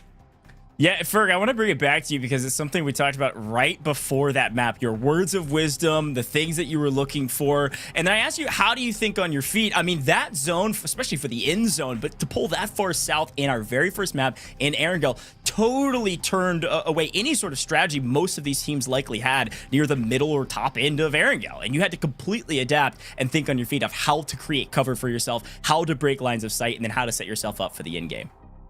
Yeah, absolutely. Like I said in the beginning, don't panic. Rolex didn't panic at all. They just moved their cars up with them every single time that zone wanted to rotate. None of them ever really got exploded up until the end, so they had that rotational vehicle to go exactly where they wanted, bring it in, use it as cover, and right until the end, they didn't panic once, and he held his ground and was able to take down HH24 there towards the end. It was a very close fight. I must say, I was kind of hoping that HH would win that, but good job to Rolex for clutching up right there.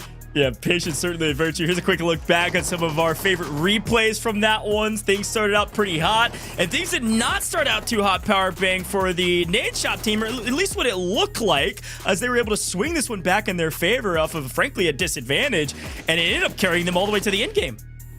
You know, watching that replay and kind of seeing what happened, that hurt my soul a little bit. TGLTN, next time driving into a fight, I recommend looking at the enemy. It usually helps, but that seems to be, you know, obvious, but he had to think that there was somebody standing behind them, kind of guarding the rear, but both of those players were knocked, so maybe a little bit of a lapse in communication there from their side, but that's okay. You know, obviously we got 4 more matches here to run it back and try to get more points. Rolex, though, towards the end, we saw it was all about positioning with them. They got that high ground and could see everything. They knew where to go, where the other teams were, and it paid off for them. Yeah, but Ferg, I mean, positioning is everything, but when you've got the master of his craft, HH, on your team and leading the charge, I mean, they were able to pull out some crazy plays to make it to the final 2 teams and then get into this fight. They really were, and the team chemistry was on point there up until the end. So many of their teammates were knocked, and they were all able to get revived every single time. So very impressive case for that entire roster, and I look forward to seeing what they do in this game mode number 2. Yeah, no, couldn't agree more. Very fun to see Erangel back on main stage, and I've had a blast watching not only the replays back, but just that entire map. Felt really cool. What'd you think of first-person POV here on main broadcast, Mr. Powerbang? A little different from what we're used to. I wanted to talk about that a little bit, actually. I thought it was really interesting. I noticed the teams being a little bit, not tentative, I don't know if that's the word, but just not quite as confident, maybe, if you will, as they are in TPP. It's like, oh man, is there somebody looking at me? But that's the beauty of FPP, that first-person perspective. It's really all about what is on your screen in that moment. What can you personally lay your eyes on? And we saw some of that today. I even saw some driving errors, like Livik trying to drive into the circle and he caught his fender of the car on a tree. So maybe some, you know, some practice needed for some of these guys to kind of get used to that perspective again. But I personally loved it. And to what Ferg said just a second ago about, you know, it was HH24 getting their team back in the fight and getting everybody revived. I thought all of the teams actually did a pretty good job of that across the board. There were so many moments where, you know, we had 2-3 players knocked and all of a sudden everybody's back to full health, no one lost, and they're back to the fight. Started in the very first fight with Nadeshot, and it went all the way to the final circles. It's a really good shout. And frankly, as we start thinking about the points, and I know they're being calculated behind the scenes, I think I've got to remind everybody, placement points are a thing. So yes, eliminations are huge. I mean, 2 points per elimination, especially when you're a team. I mean, look, I love them. I always believe in them, but Legion squad, they ended up picking up a lot of eliminations, so I think they'll be up there. But placement points are a ton of points, 15 points for first, and here is your first place team, at least in that last map. We'll see where they land on the leaderboard, because we can do a little bit of math here. I'll do it for you. 12 times 2, or sorry, 6 times 2 is 12, plus the 15. That's a 27-point game from this squad, Ferg. I was trying to do math, and I screwed it up anyway, so all good. I'm just glad you didn't make me do that, Goj, because all I can do is play video games, you know, high school dropout and all that. I'm not trying to do any kind of mathematical things at all. Well, our admins have done the math. You can see where all those points landed. I eventually got there, 27 points in total. But look at some of our other squads, Powerbang. Wow. 32 points from HollywoodBob because of their massive amount of eliminations. And then you got Nadeshot there with the most eliminations in the entire map. Tied for first, I believe, overall, if you look at our total points. Yeah, this is not, I mean, if you tell Nadeshot, or you tell actually Rolex and Noko, hey guys, you're going to win the chicken dinner here and you're not even going to be in first or second place. I mean, they're probably a little bit surprised here, but again, it's a testament to HollywoodBob and Team Nadeshot. they really delivered in this their first match, and ultimately you got to tip your cap to LEGIQN and StoneMountain as well for getting it done here. But we take a peek at the overalls, 1 through 6 on our first page. Man, this is anyone's game. Obviously you can rack up the points very, very quickly, with each elim being worth 2 points, but man, two-way tie for first after this one, and neither one of them even picked up a chicken dinner, Coach. Yeah, and this really does set the tone for what we could expect for the rest of this tournament. Obviously, we've got some different maps and different modes coming, but they're still incredibly important to remember that just one single map could net you up to, at least today, the limit is 32 points, and I'm sure somebody could better that. So as we take a look at some of these teams near the bottom of the leaderboard, Ferg, things we always say about these teams is that it can change in the next map. We're just getting started. Like you said before, don't panic. You drop a 32-point game and the winner drops a 6. Boom, Team IceManIsaac, they're going to be tied for first. Absolutely, Goj. Disappointing performance from Team Tickleton. Like I said earlier, he's meant to be the new Shroud of PUBG, and I want to see some of that action in PUBG Mobile, man. I want to see him come in and show everyone how good he is on the glass. Also, disappointed in Tarik's team. Where's G-Fan and Cisco at? They're meant to be the carries. I think they're going to step up in this next one. We got to talk about the next map, Power Bang. Do you think Team Tarik's going to step up in Payload? We are headed back to third-person perspective in Payload. Talk to me about what we can expect. Man, what we can expect is a toss-up. This is a mode where it comes down to the gear that you pick up, the vehicles that you secure.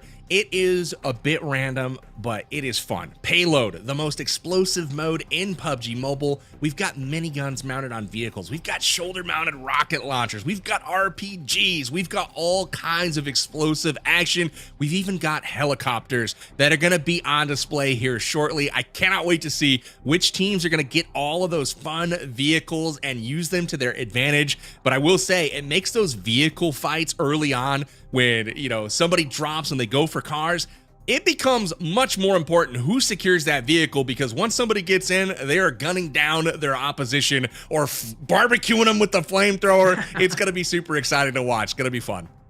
Yeah, I've had a chance to check out Payload, and I gotta say, the first one that comes to my mind is utter chaos. So when I was talking about, thinking on your feet and adapting to whatever the game throws at you, this game mode is truly gonna test that. So maybe, just maybe, our team at the top, maybe it's the team that wins, Rolex's squad, Team Noko, maybe they had everything perfectly planned out and they went exactly where they wanted. In Payload, Ferg, I can only imagine it's all gonna be about adapting and, frankly, who can drive a vehicle better and operate our miniguns better than our opponents, which is gonna be fun to watch.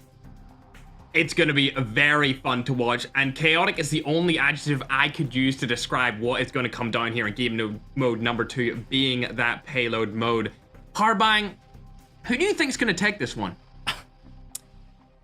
Ooh, I'm taking a peek at my teams. I like Team LEGIQN for this one. I think Bushka has got a lot of strats that he can employ for that team. And I liked his hot hand early on. We saw him delivering the business to a couple of different teams. They weren't able to get over on them and get the full squad wipes, but he's got that hot hand early. And when that hot hand picks up a rocket launcher or an RPG or some sort of homing missile that's going to lock onto an aircraft, I like where things are going. So I'm looking for the clips in this particular game. Game 2 is going to be ripe full of video highlights. I can already feel it coming, so hopefully the creators deliver on that one. But I'm going Team LEGIQN as far as my prediction. Well, it's a great shout, frankly, because, if you think about Erangel and you think about this kind of classic mode, we think about the sweats. We think about former pro players, which we saw a couple in that last one near the end game. And so when you think about second map here with Payload in particular in the mode, I'm leaning on the content creators to lead the charge here. I think this is going to be more content heavy. I think our content creators that have maybe done this a little bit more often than maybe some of our competitive players are going to drive this. I'm looking at Team Sykkuno. I think Metalcore, Dreamcase, and Surfing Boy could actually do really well in this mode, having that nice balance of being pretty competitive, but also really good content creators. And like you said, Powerbank, we do tend to find Metalcore near the top of just about every single leaderboard we do when it comes to PUBG Mobile. I feel like the metalcore is always there, but I feel like you're absolutely right. Such a good shout. Like that advantage that esports pros bring into PUBG Mobile playing Classic, there's clearly a huge advantage there for them. But when you go to something like Payload, which they never play, right? Because they are focused on Classics, now all of a sudden, that advantage might even go to the content creators because they know what the weapons are. They know which ones to grab. And so that's something that I'm definitely going to be paying attention to. Ferg, I got to get your prediction here for our second game of the day. Any teams that you've got your eye on for this one? There's absolutely no rhyme or reason for this team. I just want to see Team Tarik do good because Shifan, I played with him in previous competitions here, and also Sykkuno's on there. So please, guys, do something. Like, please, Get it done for Ferg. Please. Ferg's gonna be calling you out all day today if you don't. Every single map. Step up, boys. That's what we're gonna be hearing from Ferg. I love it. I love it. We got some incredible teams today, but I've got to remind you that we've got, of course, rewards for you all at home just for watching, and I think we already have our first winners. So let's take a quick look at that. I believe it was Team Legion as the team with the most healing done in match 1. This is frankly unsurprising because they were able to pick up so many eliminations throughout the course of this map, and because of that, they probably were healing a ton to make sure they stayed alive. So let's take a look at who those winners were that chose Team Legion, and it looks like if you say your name down at the bottom of the screen, you know who you are. Congratulations, a huge Well, you don't want to say that one? And what? You want to pronounce all of these for me? You want to pronounce the last We one? can try. The last one in particular, I'm Yeah, looking the at like, last oh, one? Coach, nice swerve on that one. We dodged a bullet there. That looks like a Google Play Store code or something. Well, Wait, is that the prize? Whoever you are, guess what? You just won a brand new 128 gigabyte iPad 11 so that you could go play PUBG Mobile at home or maybe on a train or wherever you are. Super exciting stuff. So big congratulations to you because you chose correctly. Now, I got to remind everybody, and this is the most exciting thing I think about this. If you're like, wait a minute, I just joined. These people just won an iPad? Yeah, you could as well. We're going to keep these pickups open throughout the course of today's broadcast where you could pick who you think is going to win a very specific challenge in each of our maps. Now, I do believe because Payload is next, the next one is the most damage is what you're trying to pick. So head over to amg.gg/all-star pick'ems to go get your picks in right now. Most damage in map 2. So we're paying attention to the leaderboard. You know, we're looking for eliminations. We're looking for placement points. But you at home might be looking for who's dropping the most damage. That might correlate, Power Bang, to elims, or it might not. It's just going to be good old rock'em sock'em, shoot 'em up action. We'll see where that goes. But again, tip your cap to Team Legion. I just called them out as a potential prediction here for our second map. But again, they were the team. Remember, they were mixing it up early. They had a team pinned down. Bushka knocked Cody on the hillside there and then got shot in the back. They got into it. And then they got shot up as they went up the hill. So a lot of getting shot and a lot of healing. So they are the ones to thank for your iPads in round number 1 of our pick'ems. But man, that is a lot of iPads to be given away in one afternoon. So you guys better keep it locked here. Obviously, smash a like on the screen wherever you're watching from, because that is probably the coolest prizing that I've heard of in an online gaming event. So pretty sweet. Goj, good luck giving away all those iPads and saying all those names. Yeah, don't worry. I've entered 45 times, maybe 150 times, and it doesn't matter. They're not going to give it to me, okay? They're not going to let me win this thing. So you better enter so that I at least can celebrate you. I need to go pick up a new iPad so that I can grind PUBG Mobile. Look, Ferg, we're about to jump into map number 2. I think our players are almost ready. I have this tradition that I've just started where I ask you for words of wisdom. And I think for this one, you know, you maybe haven't experienced Payload as much as others. So given what you know about Payload, I would love to hear your advice. Now, I think I know exactly who you're talking to because you're talking to Team Tarik. So you can even address them by name here of what your advice is for that team. Honestly, y'all are probably going to have a bad game anyway. So my advice is get all your family members to go to that freaking link and get one of those damn iPads. While Farbang was on the screen, I was messaging my girlfriend. I was like, yo, they're giving away hella iPads on this. Like, I need you to enter this. I don't have a new iPad. I want one for free, bro. Come on, enter for me, Sarah. Please, please win something. Oh, gosh. Unbelievable. Words of wisdom are enter into our amazing sweepstakes here on broadcast. Man, this guy's doing my job for me. Tarik, he doesn't care about you at all. Your team, you can try your best. Try as hard as you want, but let's be honest, you probably got more chance of winning these iPads than winning this tournament, so let's do it.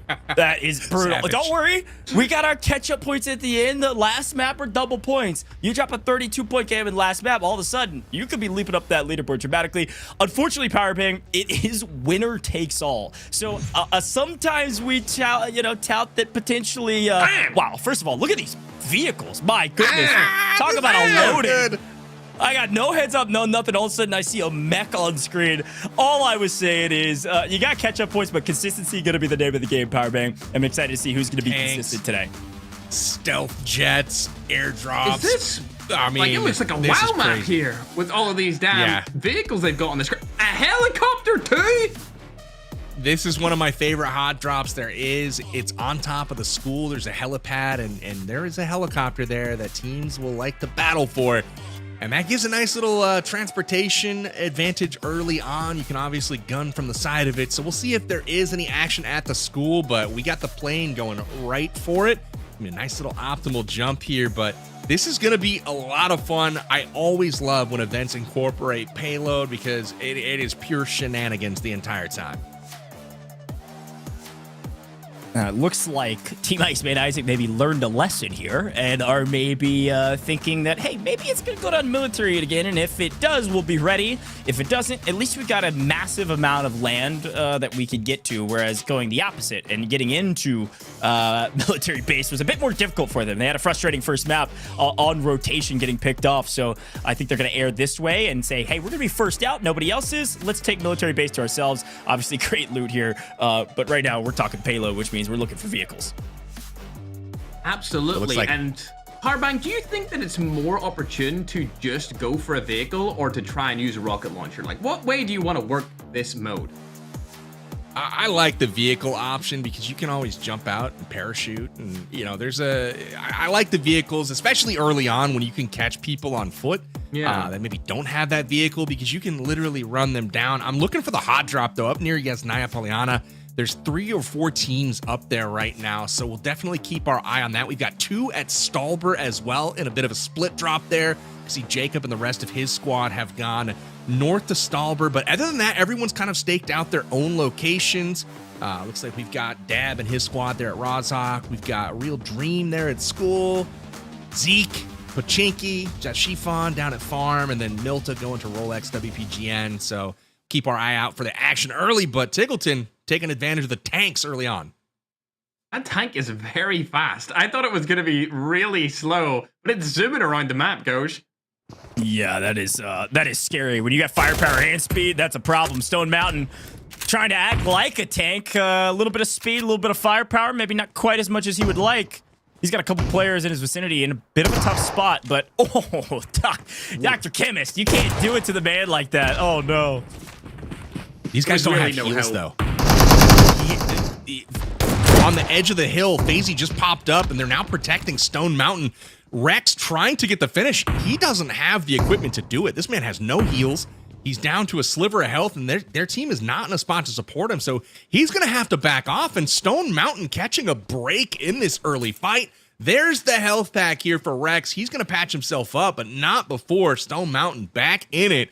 They are going to dodge a bullet here early, but again, no loot in their pockets either. We'll see if they're able to get some. Absolutely, Powerbang. And is iStream using his phone's camera for a face cam right now? For sure. You can tell. I didn't even know that technology existed. This guy is locked in. Either that or he's got a cam mounted. Oh my gosh. Forget the cams. We've got the mechs out. Welcome to Payload. Powerbang, this is one way to knock a team. StoneMountain, you might not have any loot. You also don't have a mech. Look how fast and this mech can sprint. Yeah, just watch out. Oh, hey, there's a guy.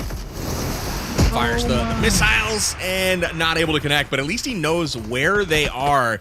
They've got him locked down to this building. iStream taken down, and it is down to FaZe locked in this building, and he's got people with angles. He's got a mech on the outside. Does he just go for the revive here? I mean, clearly he is in a world of hurt right now. Does he run? That might be the move. I might just open up the settings tab and just leave the game at this point. If I was to see something like that outside the house, I would be giving up on the spot. Rage quit. Just go out, kneel at their feet, do a little emote, and back to the lobby. Oh man, I didn't even know if I rage. It would just be like a give up quit. Like, you know what, GG's. Maybe just run out, you know, just let them take me down. Like, oh, never mind. Oh, wait. What a shot from FaZe, GG. Look at that. That mech, he's dismounted and made the push, and that made all the difference. Oh, look at that. FaZe does take down full frontage, but not before they trade. And just like that, that's an expensive push here for HollywoodBob's squad. They win the engagement, but, you know, they lost a couple of members at the same time. They did, losing 2 of their teammates there. Edge 2-4, man. One of the GOATs is eliminated, Ghosh. Yeah, you got to remember, too, this is one of our top teams on the day, right? They were 2nd place overall at the end placement-wise from that last map. They had fantastic eliminations as well. So to even trade here, obviously, great for your points. I mean, you can see them at the top of our leaderboard on the right-hand side, but now you're down in numbers for the late game. I think they could have played that way more patient and potentially kept a couple more folks alive and maybe had a better showing on this map. So remember that moment as we get into the late game here, Ferg. Absolutely, go. Shame to see HH24 go down, but no, you gotta see what Team Tarik's up to. Doing absolutely nothing as expected. Should have went for those iPad guys. Come on. Make sure to enter in. That's gonna get me every time, I'm not gonna lie. They've got the Dacia here with the nice little gun on top. Let's see if we get any action on that one.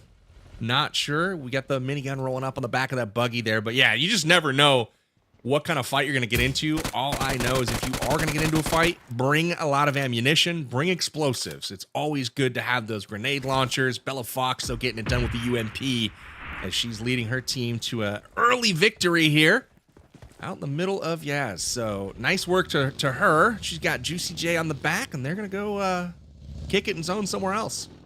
So do you think for weapon choices, Powerbang, the best thing to do is to get one explosive one and one good, solid, normal weapon? That's what a sane person would do, but I'm that guy that's running around with like double rocket launcher or something ridiculous, you know? You can get like even a little small grenade launcher for like a handheld weapon. So yeah, you can really go crazy on the loadouts here, but here's the flamethrower on the UAS. And this is an effective flamethrower, but they are burning that. Oh, wow. What are they doing? They're having fun is what's happening. Did I not say this is our content team, all right? Let's spin up some content. They're making a video right now. They're going to post it later, and then they're going to win this map. Mark my words. Watch out for Team Sykkuno. That's all I'm saying, for. Yeah, watch out for Team Sykkuno, exactly. They're going to end up eliminating themselves. Exactly. He's got the finger on the trigger just locked down. The thing is, Sykkuno's such a nice guy. He's probably like, wow, this is a really cool flamethrower. Like talking so kindly about this vehicle to his chat as he explains what's happening. While his chat is like, this is chaos. Pretty much. They are rocking at Rosshawk right now. Flamethrowers in tow. Got a pickup truck there. I think we've seen almost every vehicle. We have not seen the helicopters just yet, but we'll see. It's inevitable. So they just picked up one of those rocket launchers. It's like a javelin almost. So we'll see if that gets any use. Would I be right in saying that there's a Harrier jet in this as well? They have like an airdrop. You can like laze a target, and I'm not sure the actual name of the jet that comes in, but it'll light up the battlefield. I'm really hoping we get to see some of that. All right, me too. Oh, here comes the mech, bro. That is unbelievable. Dude, this is crazy. I watch some Payload content. I don't know how I missed the mechs, but this is getting me all types of out of words right now. HollywoodBob, he's not careful on rotations. He doesn't care. He's just gonna run the streets in a mech. He's like, you have a tank? I don't care. Let me run you down. Team Tickleton's scared right now. Chat, is it mech or is it tank? Who wins this engagement? I don't know. Tiggleton's like, you know what? I want to find out. He's zoomed in down the turret trying to connect here. HollywoodBob does not care. That's what I've learned right now. He's got the mech and he is rocking and rolling. Rex here piloting this thing, gaining some valuable intel for the squad. He knows there's a whole squad there. But yeah, the mech, the reason it may not look as familiar, Goach, is that it came out in a later update for Payload as part of one of the content drops, but they kind of kept it in. And now we've got the mech inside a Payload, which is like a super cool remnant from one of those themed updates. So very exciting. It's super fun to use, and obviously you can just drop all kinds of missiles on people from range, and it's got really good range to boot, and we're on board here with an RPG from Team Noah. Absolutely. Also, speaking of other teams, though, it looks like Edge did get back in, and they have their full roster back now. So it should be interesting to see what they do at the end of this game, considering they are the top team drawn right now at first place. Absolutely. They got to one of the revive stations. They're marked with a heart on the map, and you can get your team back in. So it looks like they did make it to one of those. And Chiffon has pulled into the scene as Tiggleton and them look on. This is going to be interesting if they are able to catch anybody. Tiggleton rolling up now to HollywoodBob's squad. Will they catch them in time? They are rolling out. The minigun starts to fire. Angry Hoser, you're shooting the wrong... Oh, here we go. Oh, now we're talking. No she's surprise. Scouting. She's scouting for Tiggleton on the ground. They're not getting away. Look at this.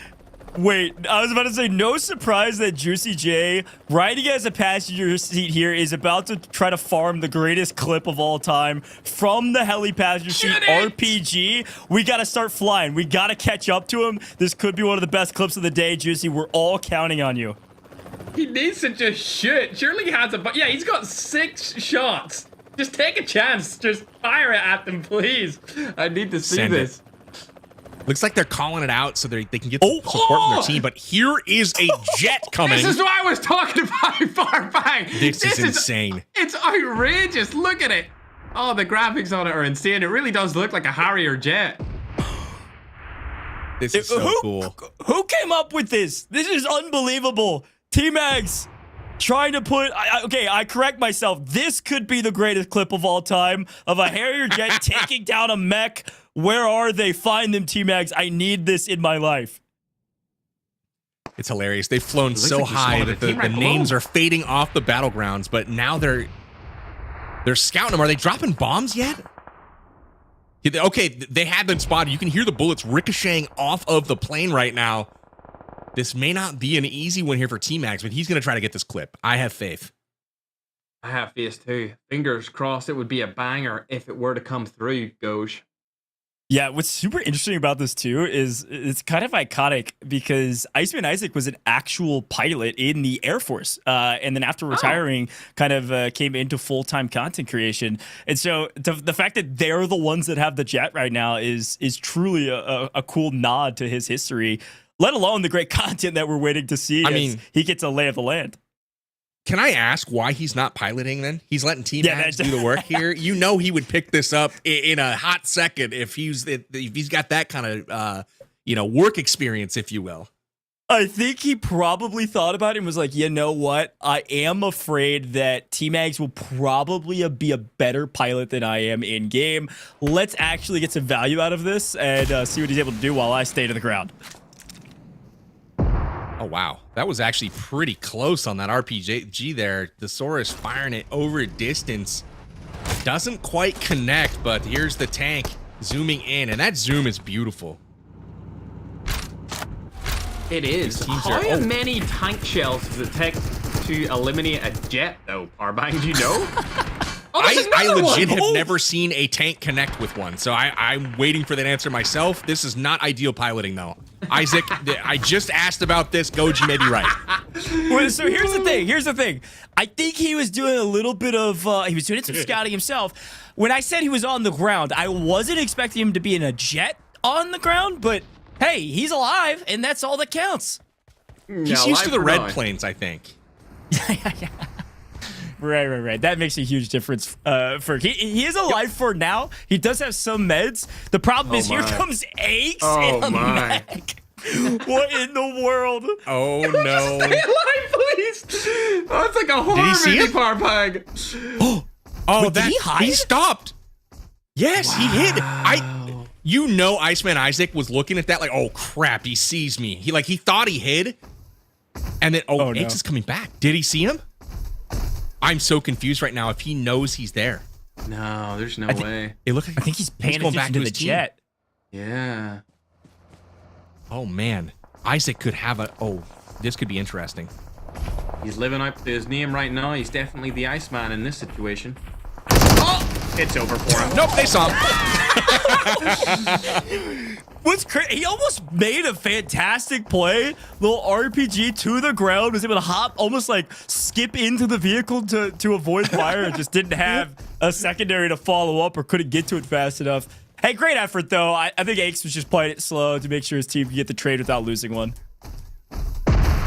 Ferg, I don't know about you, but I think Aches saw him, and I think he played it off. That stop where, like, the horror movie scene that we saw where he, like, turned around slow and then just kind of cruised by, I think he radioed into the team and was like, guys, I got one here at the boulder.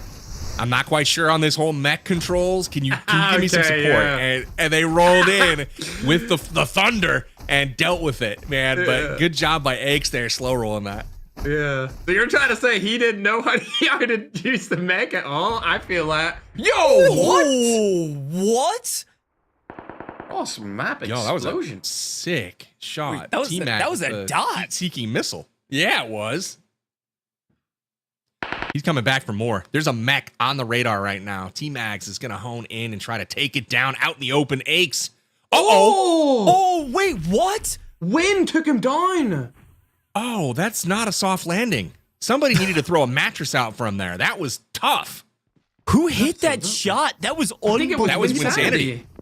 Oh my gosh. Well, hey, I don't even know where he is. For the problem He's at with the compound. Yeah, if you fly high in the sky, everybody can see you. My gosh, Win with a crazy clip himself. That was insane. You saw the explosion, and then all of a sudden, poor T-Mags flying and falling to his peril, you know. That's it for him. But here's Win over at this building. I mean, just easy pickings. Nobody knew he was there, and he got the first shot off. So now all of that air artillery, you see it kind of landing right now. Juicy J, you know, taking a little fall damage there himself.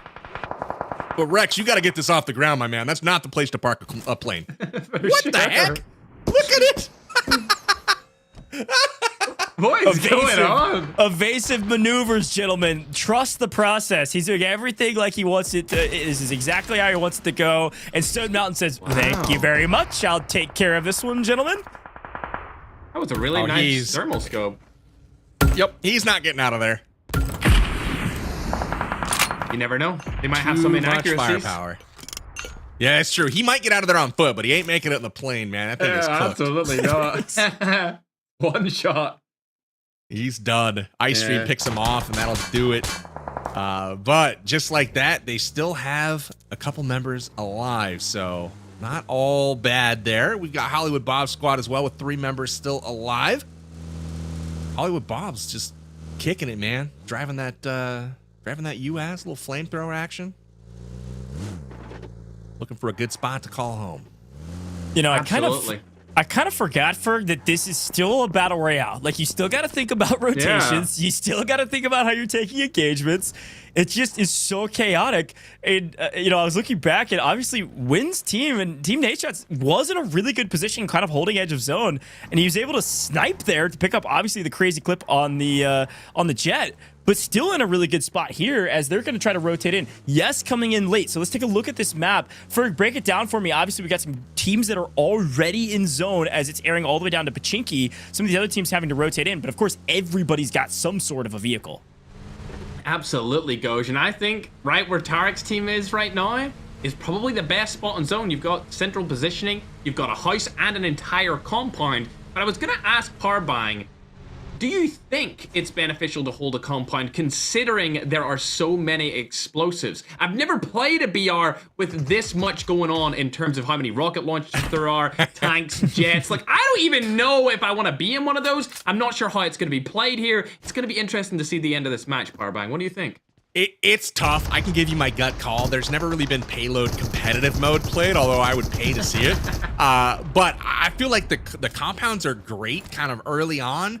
But as things get, you know, a little bit closer in, you start seeing machinery like this that can lock on. You know, you can start scoping through those windows. You see him jump out, bail on it. The parachutes are activated. That aircraft is done. You can shoot out of windows like that and lock on and get that same type of effect. But, you know, it's anyone's guess as to what the best mode is or what the best method of play is or what the best strategy is here. One thing I did want to point out, too, that I forgot about. I don't know if water's in play at all. But the pickup truck that we just had on screen a moment ago, it has barrels strapped to the side of it. Those will float, and this thing can actually go on water. So that's kind of a little adaptation to the vehicle. It makes it a bit more versatile for this particular game mode. And slowly but surely, these teams are creeping into the zone. There's a look at it. Shout out to production.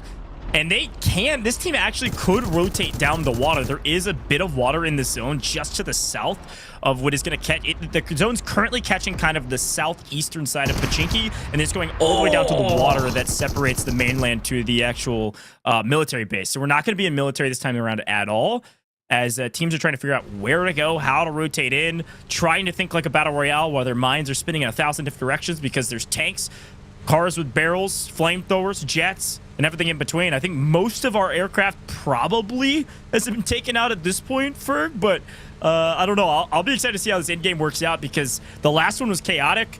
This one is going to only be 10x more chaotic as we take a look at some of our hidey hole rats. Absolutely, and speaking of air support vehicles in the sky, you can see Ahmed has a helicopter right above HH24. One thing I will mention though, Goj, is that although these vehicles seem really overpowered, nobody seems to be good at using them. They are crashing them, exploding them, putting them into the water, which we might see from Ahmed here, or he might just get taken down by full frontage. I mean, whatever floats your boat. Farouk's getting involved, right now. Yeah, he's landing that helicopter in the most rugged spot imaginable. HH24, maybe he's taking a bathroom break. I don't know what's going on there strategically, but he is big chilling right now, staying out of sight. But yeah, he's definitely there. I mean, he's looking around.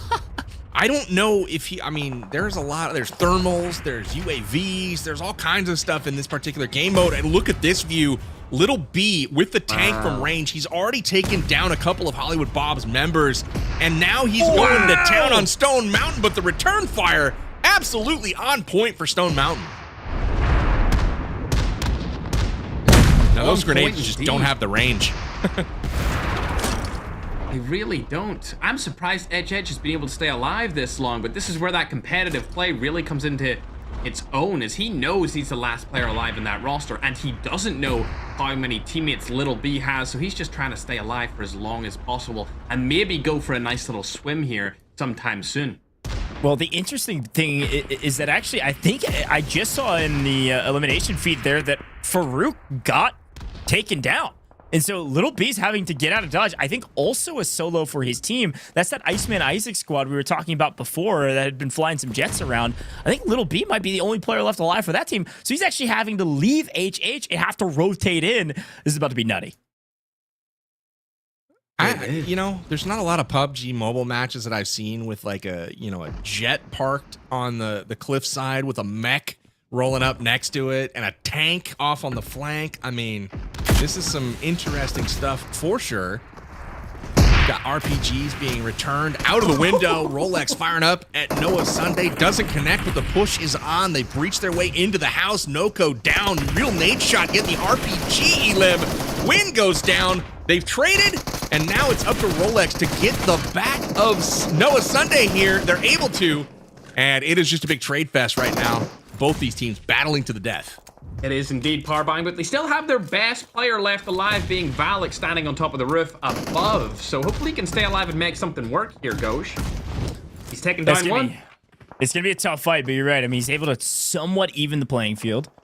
If he's got plenty of resources to play around with, it's definitely possible. Rolex is maybe hearing some footsteps playing around the outside. He's got an angle. Rolex, no! He hasn't played with an RPG in a while. He hits the windowsill.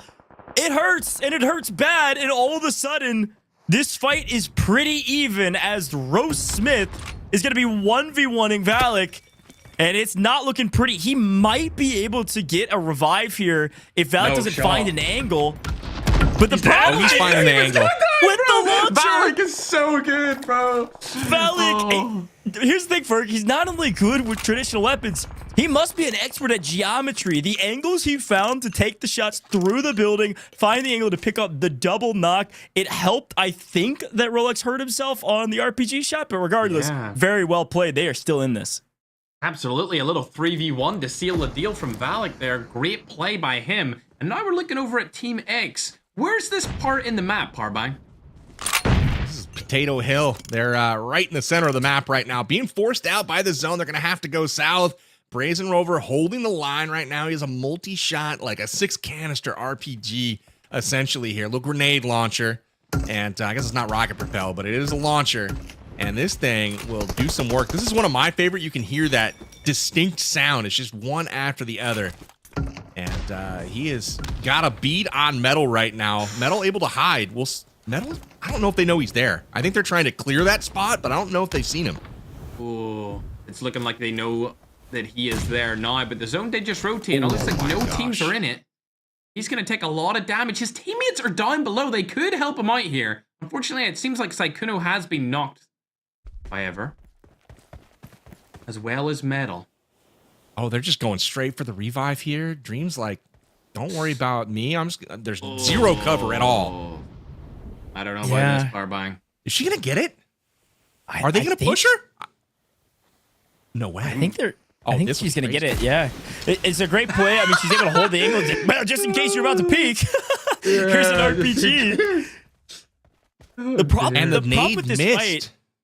The problem with this fight is that whoever rotates first is going to get shot in the back. So now it's just a grenade fest. Now we've got a knock. Now we push the equation. No more revives for you, Dream. Good luck in a 1v2. Little to no cover. I can only expect... Oh, no! Wow. Are you kidding me? An RPG to the tree knocks one. Ace luckily can get the revive here. It's going to stay at 1v2.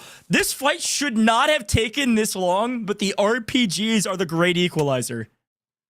This is crazy. Why she's alive right now, I have no idea what's going on. Literally on the rock, finally getting shot in the back here, it looks like. Third-party action is strong, and that will have her clear out of this fight, but it's going to be too much here if she does get pushed. The timing has just worked out in her favor, though. She's able to stay alive. She's got Team Sykkuno firmly in her backpack right now, carrying them to the final circles, but the hard shift is on. She's going to have to get a move on along with Ace Lawrence up there. They have a long way to go to get to this safe zone. They do indeed, and the vehicles are really going to hold them back. But what is that? Is that a helicopter launcher, Carbine? Indeed, it is. We got ourselves a nice little, this is the UAV? Come on. This thing looks OP. What? Drone action? Yeah. Oh, that's what you were talking about earlier. It's unfair. You can shoot out of. Wow. Yeah, you wanna get one of those on your squad, not the other team. That's for sure. 100%. The shots went so fast too. Look at this. This is a little stare down here. Yeah. It looked like they're battling the trenches of World War I or II. Yeah, they're playing the northwestern side of this zone. They actually get a pretty solid zone pull. Both teams, though, are going to have to move at least a hair to get into new. Luckily, we've got plenty of vehicles to be able to do that. Here's Team Legion. Bushka, you said this is the team to watch out for, and as they've got a knock on Mango, there's a chance that their opposition might swing on this fight because they know they have to go through their opponents to get to zone. Here comes the fight. Dab maybe trying to play the aggressive stance with a grenade landing on his head. Dab in trouble, just trying to get an RPG down range and loses half his health bar, Ferg. Absolutely. I don't know if that's a fight that I would take any longer, considering that a lot of his teammates were weak there for a second, but he's going to continue to fire those nades over, which is great to see because one of them may land like that one. Oof. Barely misses Parbang. This is crazy. Nice shots here. The pressure is real. Dab is keeping it coming. They are on the ropes right now. They know it. Bushka was able to hold them back just for a few moments there with some well-placed grenades, but didn't get the knock he was hoping for. And now Dab is just chipping away. Rockets, grenades, all kinds of stuff. And there it is. The squad wipe for Dab plays. Just everyone except for one person. I don't know who's up, but no one is anymore. They are out of here. And just like that, we've got them sent back to the lobby. So beautiful pressure from Dabs. It looked like he was basically the only one supplying it.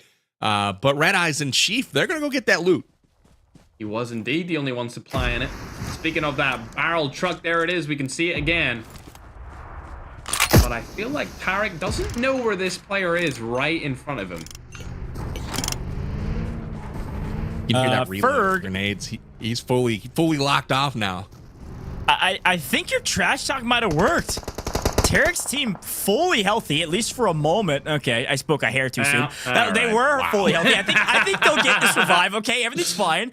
But they're fully healthy, and they're a Final Four. I mean, these are huge placement points we're getting into right now. Again, it's 15 points if you win this game, let alone the eliminations you pick up along the way. So a little trash talk might go a long way for this squad, as all of a sudden now they're getting picked off from distance. All right. Mods, all right. And Gosh. My bad. Okay. I was not allowed to talk about my favorite team. Yeah. Wow. And literally wiped. You got Cisco one guy. No health. Got 4 health left. Let's see if Goj can get the deal here. Cisco is about to clutch this. I am sure of it. He's got the bandages, and that's it, unfortunately. Look at his ammo for the rockets. He's got 10 left. We'll see if he's got... Did he see Cody on the way in on the far side? I know Yamna did, but I don't know if that communication made it over to her teammates in all of the chaos. So we'll see if Cisco's able to spot them out. Red Eyes loading up into the tank. They're going to move to zone right now. Nice armored cover here, as they're going to have a huge advantage with 4 players up and only 1 for each of their opponents right now. Absolutely. This is basically a humiliation ritual at this point. There's no way that any other team is going to win this except for Sid and Dab. Ooh, maybe not. Cody got a knock there on Sade. Did a little bit of damage to Red Eyes here, and it is a 3v1 from range. Shots are on point. Chief down. It's a 2v1.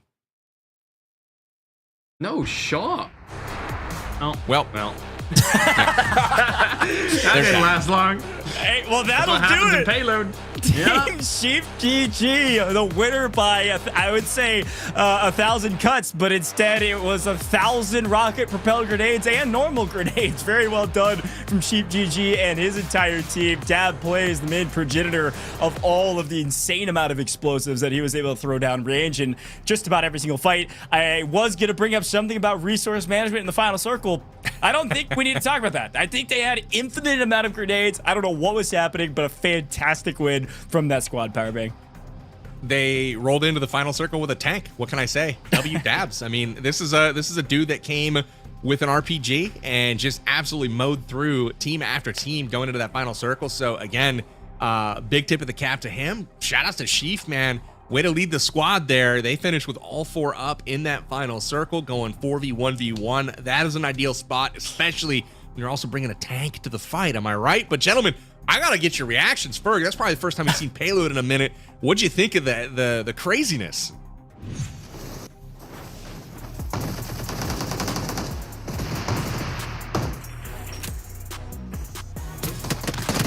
Yeah, I thought that the craziness was crazy. I mean, well, I think looking back on some of our replays here, one of the things that I've got to call out is that it was a bit more battle royale than I expected. There was still some of the gunplay and some really good, moments of holding rotations on edge of zone. But then there was the utter chaos of trying to fly jets and failing, trying to fly jets and succeeding, and then RPGs for days. So it truly did live up to the name, and we get to see the dichotomy of that here on main stage. But this shot from Win was fantastic. He was able to hit that with a sniper. He was able to take out one out of the jet and set his team up for success, certainly. However, it didn't end up paying off at the end. We didn't see Team Nadeshot at the final circle. Nope, didn't quite pan out, but I love the shot in the mid game there. Win taking down the plane and, that slow, painful fall. There was enough time there on that fall for Team Ash to really think about where he went wrong, with that jet play there. So I loved it though. Jets, all over the place. I will say the lobby needs to brush up on their pilot skills. That's first and foremost. But I think we've got a couple people in the lobby that might be able to teach them. This fight though, with Real Dream, I don't know how she made it out of here. I really don't. But Jacob bringing in the missiles from the drone ends the dreams of Dream very quickly and then turns it quickly over to the other squad as well. Ace Lawrence getting picked apart. But good fights all the way around, Coach. Pretty exciting stuff. And then this fight here, I blame you for the jinx, man. Okay. I agree. I blame Goj. Here's the thing, right? They still got top 3. That's still 10 placement points. That betters their last game score by 10x. So, I mean, hey. I don't want to hear it. 10x exponential. We keep doing that all of a sudden. We're at the top of the leaderboard. Here's the stats from this squad in the last one. So, I got to say, over 1,000 damage is looking pretty good for those pick'ems. Keep an eye out. We'll see. We'll do some calculations. But a total of 7 eliminations, which I know to be 14 points, and a win, which is a 29-point game. Ferg, talk to me about this leaderboard after here in our second map. This is our second map leaderboard. It does look like they had the best game of map 2, and it was actually NoahJ there in second. It was indeed NoahJ's team. Not looking too bad. Everyone else kind of fell off quite significantly in terms of points. Even Tarik's team only able to get 14 there. X 21 point total for game number 2. So I'm looking to see them rise through the leaderboards. Unfortunately, Goj, We had to ban you in the chat for speaking of Team Tarik there. What? I got banned in the chat? Oh my gosh, that's ridiculous. These people, they can't handle a good cast or curse. It happens every single broadcast. Let's take a look at the leaderboard. We've got Team Nadeshot on top after 2. Are you kidding me? 46 total points. Team Sheaf GG just off that last win and a pretty decent map 1 power bang in second by only 2 points behind the leader, with HollywoodBob not too far behind. Hey, all I gotta say is there's 5 teams within 9 points of each other right now. So this is a very tight match with really anyone can put their name on that trophy, win that $10,000. Overall ranking is extremely tight. Shout out to Nadeshot for having his team in pole position here as we leave game number 2. And I've got my eye on the damage as well done over that game. This was incredibly close. I'm not going to spoil it. We'll wait for the announcement here shortly on that one, Goach. But the top 2 damage dealers are within 20 damage points of each other. So incredibly close for who dealt the most explosive damage and damage overall in map 2. Well, here's a quick look at the bottom half of the leaderboard as of current. Things are getting a little bit tighter across the board for just about everybody besides one team. We've got Team NoahJ up there at 26 total points after a great map 2 that set them up well to be able to strike at the top half of this leaderboard. Ferg, any call outs here for your teams maybe in 10th place? I don't want to talk about them, Goach, but I tell you who I will talk about. TGLTN, last place. Who would have thought, man? The main man. Terrible performance. Look, you can always turn it around. It's like a good cop, bad cop situation here in the booth. Ferg is just dissing on anybody that's struggling, and I will continue to shout your praises from the rooftops and probably cast or curse you. Powerbang, we are done with 2 maps thus far. What'd you think about our All-Star face-off here? I've had a blast thus far. We're just getting started, though, as we're about to get into what's next. Honestly, I've been really impressed with the games so far. I didn't know what to expect going in. You never know when people come in from other communities, how competitive it's going to be. It's been tight. It's just been great. So that, you know, the teams are all super close. We've had certain teams pop off. No one looks out of place. So I've been very stoked about that. And we've got my pick on top of the leaderboard after 2 matches. So I can't complain here, Coach.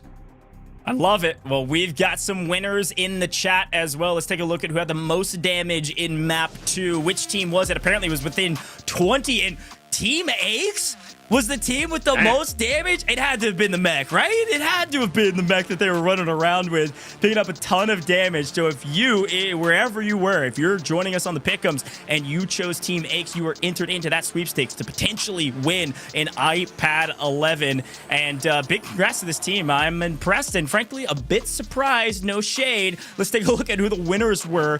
Those of you at home, you can see your name at the bottom of the screen. I can pronounce most of these.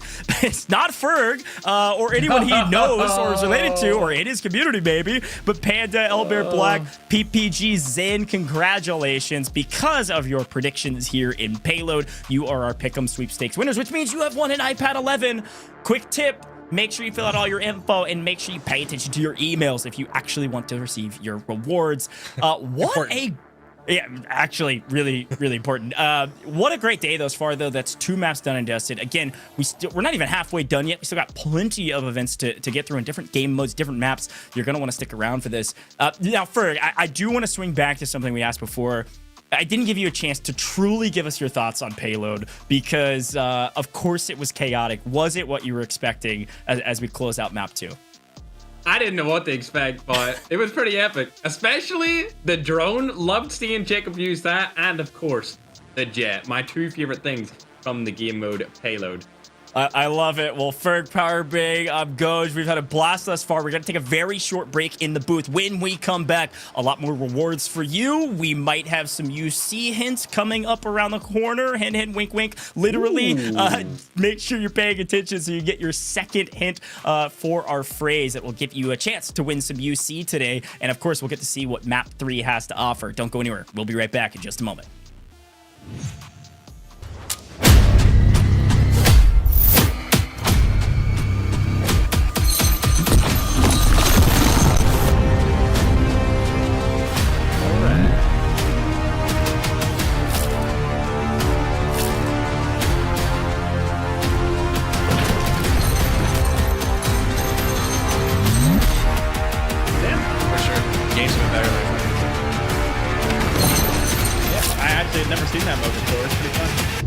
like that.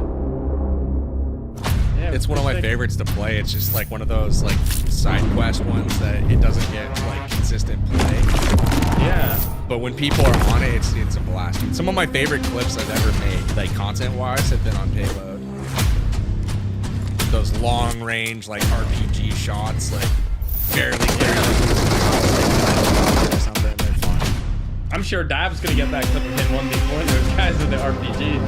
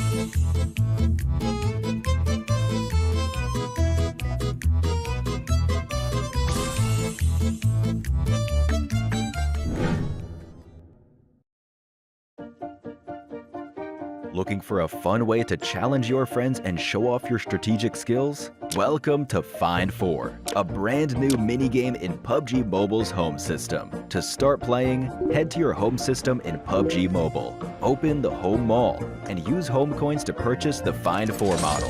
Place it anywhere inside your home. Find 4 is easy to learn but hard to master. Take turns dropping pieces onto the board. The first to connect 4 pieces in a row, horizontal, vertical, or diagonal, wins the match. Want to challenge your friends? Invite them directly from the private chat, world chat, clan chat, or home chat. They'll instantly teleport to your home and join the game. Enjoy playing on your own? Jump into matches anytime. Tackle daily challenges to earn exclusive Find 4 themed avatars, space gifts, and sprays. Want to show off in style? Upgrade to the deluxe Find 4 model for an exclusive luxury design that adds extra flair to your gameplay. Are you ready to take on the challenge? Play Find 4 now in PUBG Mobile's home system. And don't forget to invite your friends. See you in-game.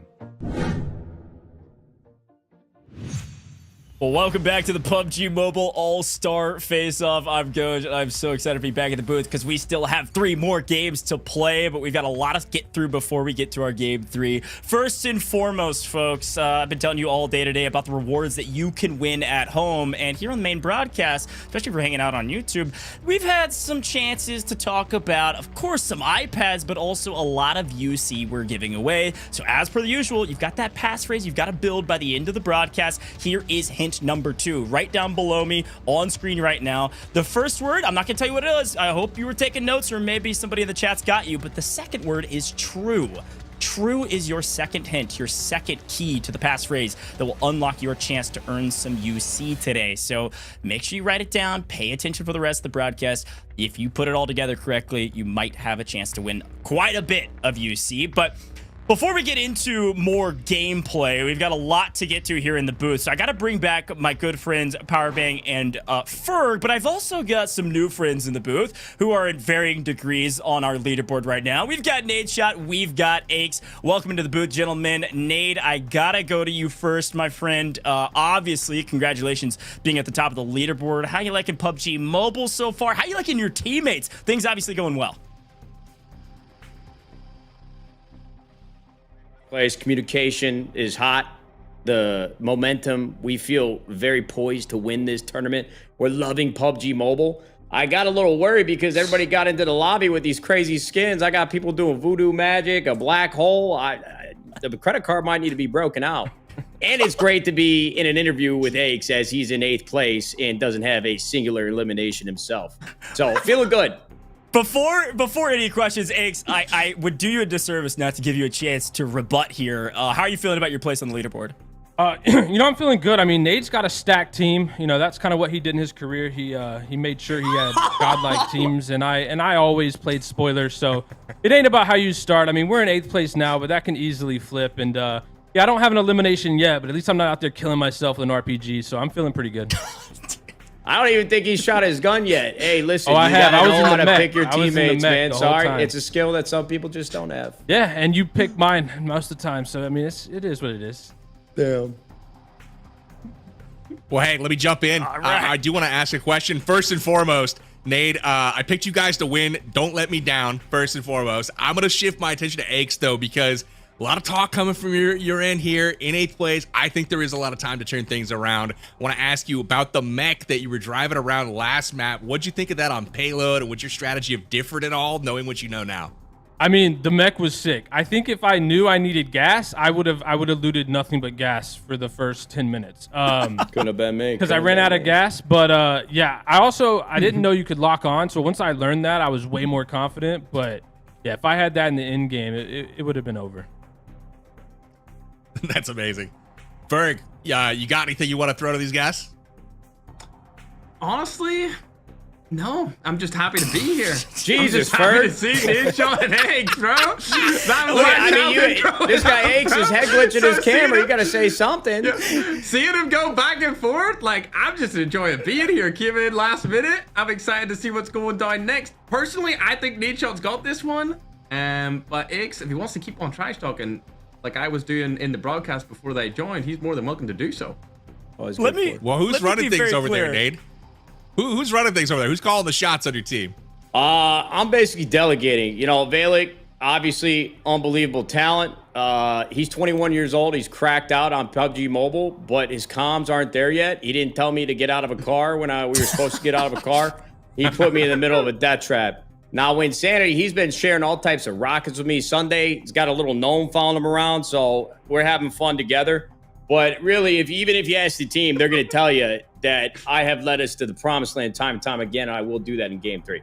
But no, in all seriousness, Livik is running the shots, and he's doing great. And what Nadeshot means by delegating is that he's in the backpack, the same he was his entire COD career.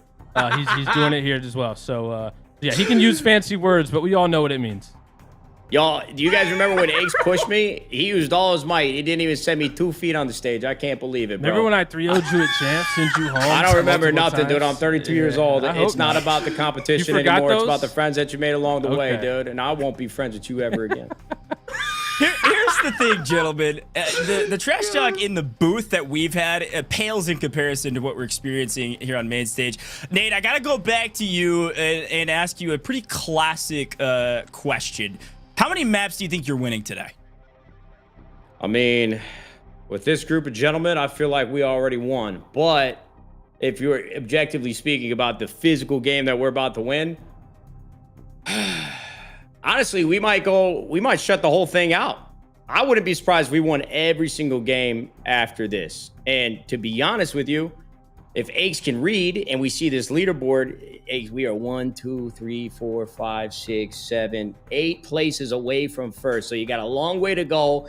Brother, please get a damn kill. I'm begging you. You got 3 more chances, dude. Anything could happen. You're talking about reading, but math is not your specialty because we're 7 places behind first, not 8. But Anyway, well, I counted 8 on my fingers, and that's what makes it true to me. I mean, they might not know the format because he thinks he's winning every game, but the next game is a team captain TDM, so his team can't win that, but I'll be sure to take that down.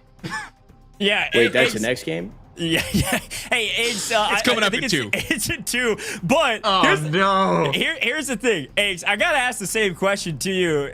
Nate basically was just saying that he doesn't really know. He thinks he's gonna win the next one at least. He might say he's gonna take the ball. Eggs, how many maps are you winning going into the second half of this tournament? I think we're gonna clean sweep it the rest of the way. I'm gonna win the next 2 or the next 2 PRs, and then obviously I'm gonna take the TDM. We got Ace on our team who had a rough game 1. We didn't land together, but he absolutely backpacked game 2. So we got a new strategy now, and we're coming for first.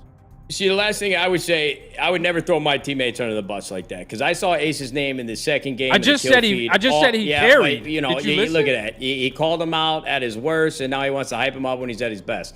Did you guys also know that PUBG Mobile is completely free for download right now? That was crazy. Bang! Hey, you want to swap places? I might be able to pick up a couple more kills than you if you swap into the booth. You take my job, and then I'll take yours. That sounds like a good plan. Yo, Ferg, I will tag you in immediately, bro. I have an eye disease. We would definitely win. It's a problem. Ferg is not in the tournament because he actually would dominate. I will say, as much as he's got a nice smile on his face, Ferg has been talking a lot of trash. Ferg, any final questions for the 2 gentlemen here in the booth? Or tips? Who's gonna win a 1v1 if you go up against each other in this next game? Brother. Oh, me. I mean, come on. It's the this same guy's thing driving of our around whole a robot Mac. our Didn't even know he entire needed gas. He doesn't have a kill yet. If we're going off of the stats, I have 1. If we're going off 15 years of career competitive championships, Nadeshot's very familiar to dying to me. God, so bro. we know what'll happen. Give it up, Gramps. It was 10 years ago. You're washed up, and so am I. But I got 1 in the present day, brother. Think about it. Is the perfect outro for the end of this interview, gentlemen. Nate. Sorry about him, guys. He's been a problem for a long time. Sorry. Nate, thank you so much for joining us here in the booth. This has been a great time, I think, for everybody. But job's not done. You got a lot of trash talk to back up, and I wish you both the best. We've got 3 more maps to go, and you've got 3 maps that you can win. You both assured us that you can do it. So good luck out there, and we'll see you in just a little while. No problem, man. I definitely wasn't lying about winning the next game. I definitely wasn't lying about that. See you later. Thank you, guys. PUBG Mobile is completely free. Download it now. Well, the GOATs, FPS GOATs, we've got Nadeshot, we've got Aches, and they crushed it. And they've been crushing it today, regardless of what the stats say. They're both doing a great job as teammates. Powerbang, what'd you make of that one? There's clearly still some beef there, my friend, and I love to see it. And I'm definitely going to be watching both of those squads here intently in game number 3. We're going to be heading to Livik. And, man, that's going to be an exciting one. Smaller map. We'll see if they can get it up close and cozy here shortly. But right now, if you look at the leaderboard, I think Nadeshot's got the better claim at this point. But like Ake said, long way to go. Still three matches to go. Ferg, did that live up to the expectations of what you wanted from that interview? Because I think you basically single-handedly manifested that, and it came true.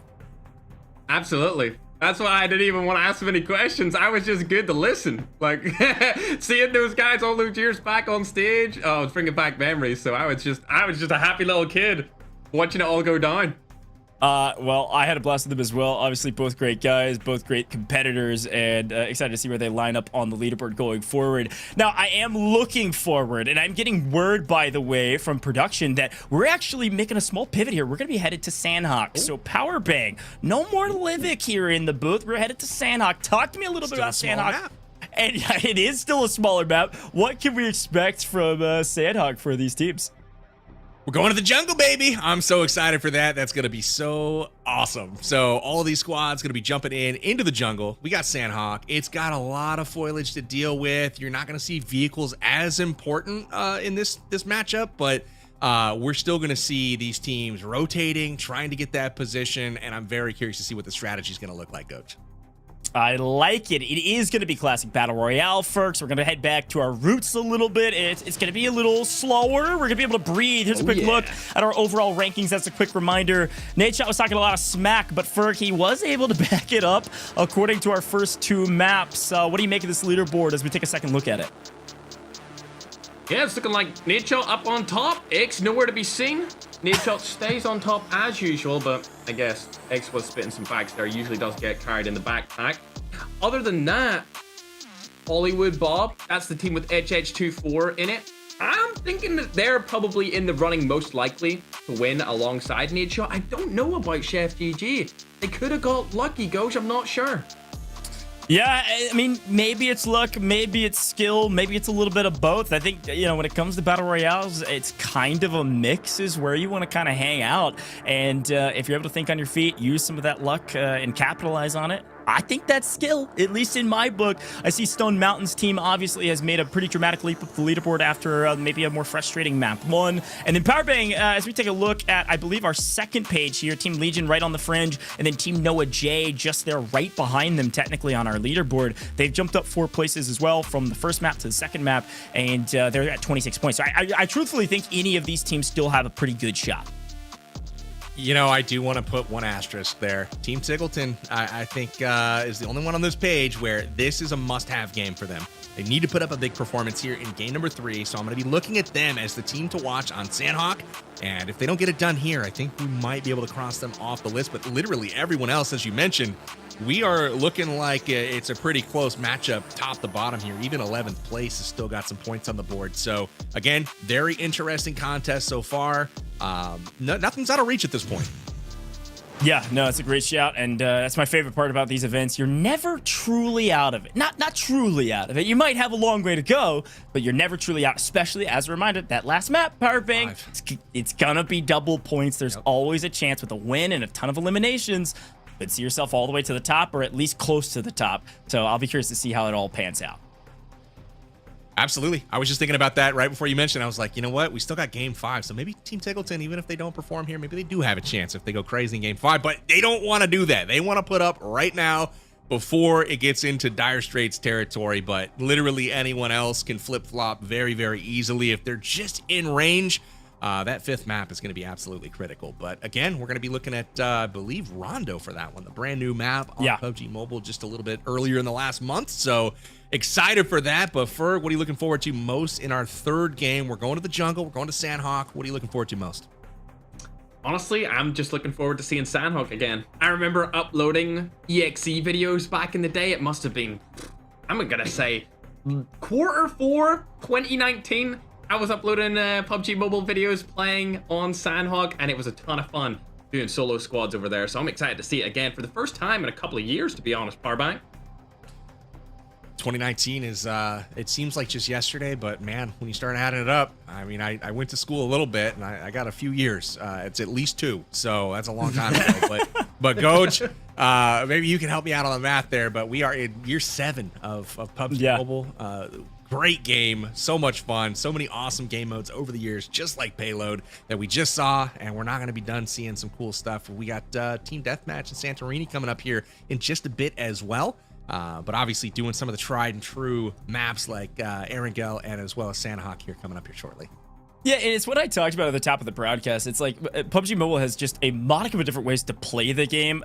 We got to remember there's also World of Wonder is out there. I mean, there's a ton of stuff you can do in PUBG Mobile. If you haven't had a chance to check out everything that PUBG Mobile has to offer, you definitely need to. Nadeshot's already called it out. It is free to play. You can go download it now. But you can play PUBG Mobile basically your way. Just play your way, however you want, whether that's in World of Wonder and our WoW maps, which are very, very unique, or in these really cool game modes that we've already showcased today. Here's a quick look at all of our competitors today as they are preparing for what's next.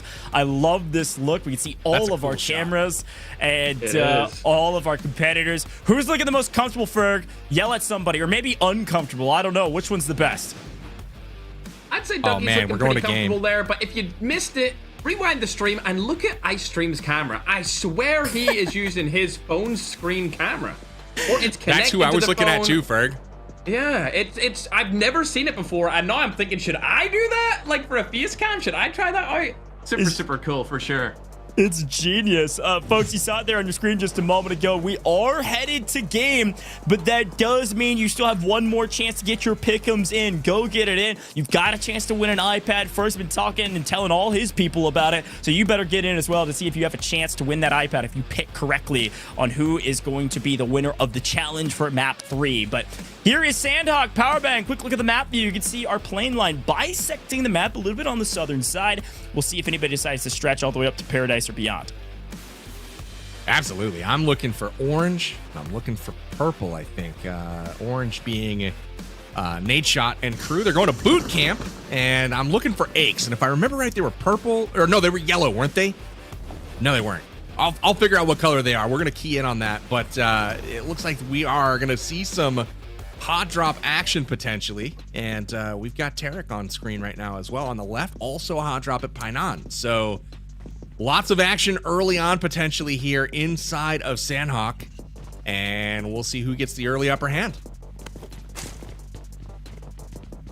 Absolutely. Speaking of things that were brought to the game, we were talking a little bit about WoW mode there. I want to let everyone know right now, being not a heavy every single day PUBG Mobile player, but maybe once a week, once a month kind of PUBG Mobile player, you guys need to try out the parkour that you can get on WoW mode. I absolutely love playing that with people like Cisco, who's actually in this tournament, or even the racing games that you can play with all of the vehicles. Goj, what's your favorite thing to do in WoW mode?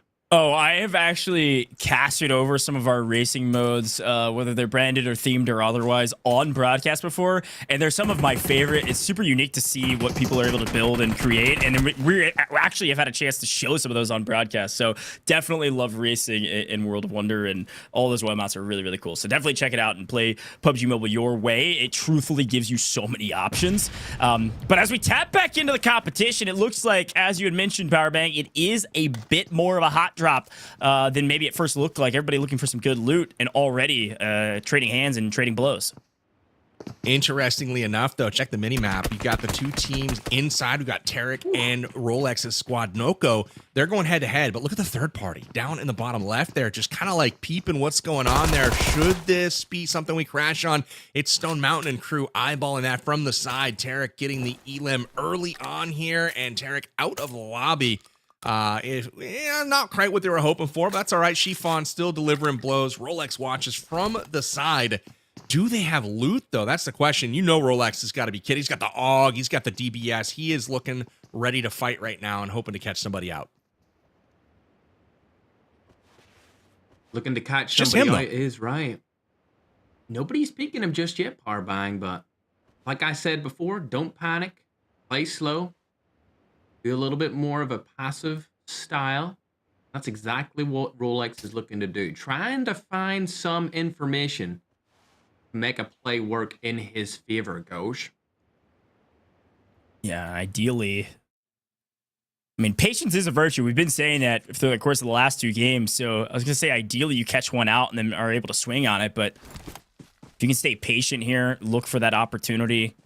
No reason to push an equation. You can't really afford some of these early trades. If you lose a couple teammates, you're not able to make it any sort of revive stations, you're going to be toast. So player advantage, obviously key. We've seen that now, even in the last 2 maps. Even in Payload, player advantage was everything. Really was. Rolex not trying to play a hero just yet. He's not shy about taking on these 1v insert number here fights, but he doesn't want to do it off the drop, right? He's trying to get some rank points here and wants to stay a little bit, more alive further into this game before he starts getting into these really lopsided fights. But if it comes to him, he will deliver, get the swift knock, and try to get it done. But there's the shots ringing out from the hillside. Jacob and company looking down. Finally, Chiffon are aware that, hey, maybe we're not the only ones nearby. Might want to put that guard up just a bit more. Oh, no, Ned. Him and down at the floor. What are we looking at here? Can we get a POV on Eggs instead? And now they're in the bedroom together? Oh, guys, please change the POV. I'm begging you.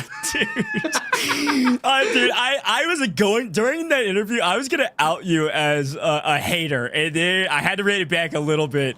But that was comedy. The fact that we tried to set you up for the question, you're like, nope. I don't want to ask. I'm listening, man. And production listened to you as we swing over to Aix, also centered on the ground. But hey, we're slowly and surely getting better and better. I'm not gonna lie, X looks a little bit more of a formidable opponent than Nadeshot does, especially when Nade is scoping in on the floor. I mean, at least X is running around. I got some insider info. That's true. I got some insider info, Power Bang, that apparently Aix had put in. He's put in a couple hours actually. He's been working on the craft. We'll see if it pays off in map 3.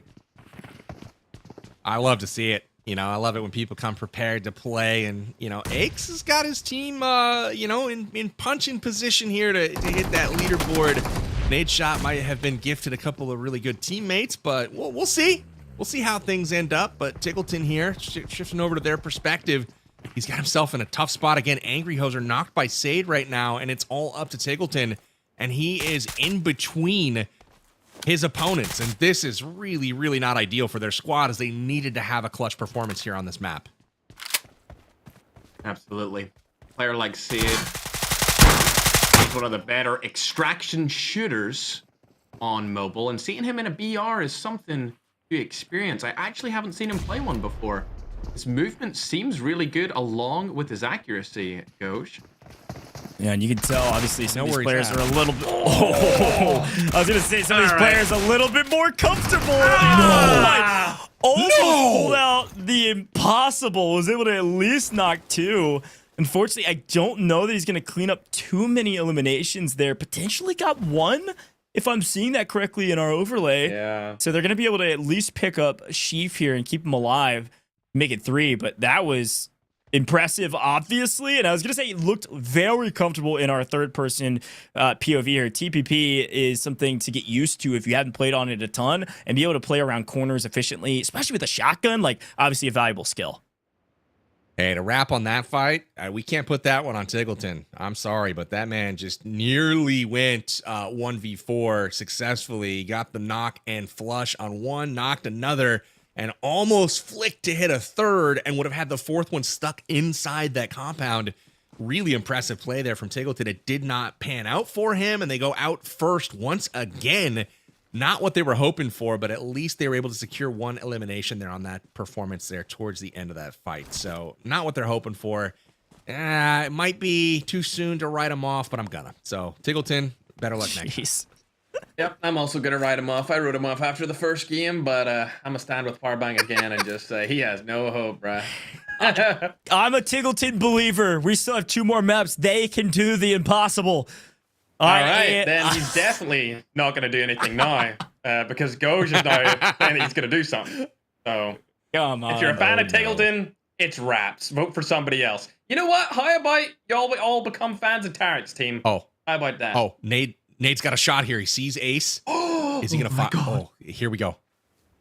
Snake in the grass here. What low life behavior is this? Snake in the... Oh, this is... Please, dude. Shh. Be very, very quiet. Yeah. A little bit of damage. Oh, my God. Oh, no. Hey, he's like, it's okay. They should let X kill the knock or eliminate the knock. No. So that was Team X rolling up the hill. He's gonna catching Nadeshot out. Nadeshot got the jump on him, but couldn't deliver. I don't know if he's gonna live this one down, boys. We'll see. This is providential, gentlemen. If Ace's team gets a full wipe here on Nadeshot's team, it is GG, well played. All trash talk being held up on the side of Ace. I mean, even if Nadeshot's team win, X is just gonna say that you got carried. This fight, like, there's no way that Nade wins any argument about this fight right now, Goj. I totally agree. Let's do I'm interested in doing a quick listen in here. Let's see what the players are talking about. They got some good comms, it seems like, flowing.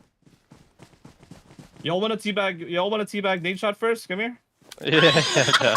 Right here. Where is he? Right here. It's great comms going on. Go, nailed it. 4 man nated. 3, 2, oh 1. Gosh. Yeah. Caster Curse. Now we're talking. Yeah. Caster Curse in a ton of different terrible. ways. Oh my goodness. Oh man. Here, I'm gonna use an Evo. That's what I like to see. Oh, look, the wave. The wave. They're Oh, that's emoting on his cool. body, too. I like how there's just people in this house. Oh, dear. They're actually emoting on his body. behind I've never seen anything like this in a competitive tournament like this. Wow. Emoting on his First body. thing anything's ever been like that done before. I've never seen it. Oh, Well, man. Ake's in a bit of trouble because Team Nadeshot has a heavy hitter on their team. Job's not done, gentlemen. You might have taken out one, but here comes the real firepower, trying to figure out where to go, how to get there, as Force Valak is a little bit in trouble here, but has enough cover to try to heal back up and play with Noah. They can win this. We've seen them win crazier fights. It's just a matter of about trying to take the right angles at the right time, as it looks like Space is taking a flank. Absolutely. Space has some expertise, but it's not going to help him here against Valak. One of the best PUBG Mobile players in the entire world, Arbang. Yeah, this is a guy you don't want to tick off. And after that behavior we just saw on his fallen teammate, we'll see if Valak has the last word. Nades are out. Will he catch someone? It looks like he eats a grenade here from Ace. Really well placed nade, and that is very detrimental to the hopes of Team Nadeshot here. They're down to their last player. It's Noah Sunday trying to work out a way to clutch this. Absolutely. Noah is also a formidable opponent when it comes to Battle Royale, so I think he's going to opt for the rotate out. Probably not going to get away from that, and the knock comes through onto Noah Sunday. Oof, that is that's full wipe. Yeah, that's a full wipe on Team Nadeshot. They are out of here. I believe one of only 2 teams. They're joining the likes of TGLTN. And this truly is a swap up. I mean, that's our first place team getting eliminated here in our 3rd map. I mean, this could truly open up the leaderboard.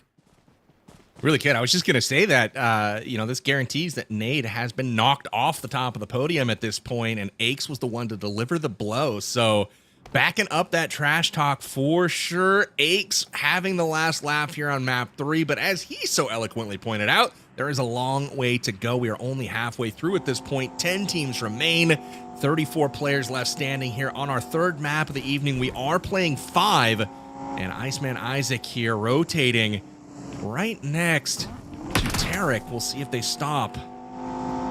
They have been alerted. Nope, they're going to keep moving. Looks like they're getting out of that situation, Powerbang, but what a throwback that was. A little 4v4 action between Nadeshot and X's team. And of course, X comes out on top as expected. Oh, man.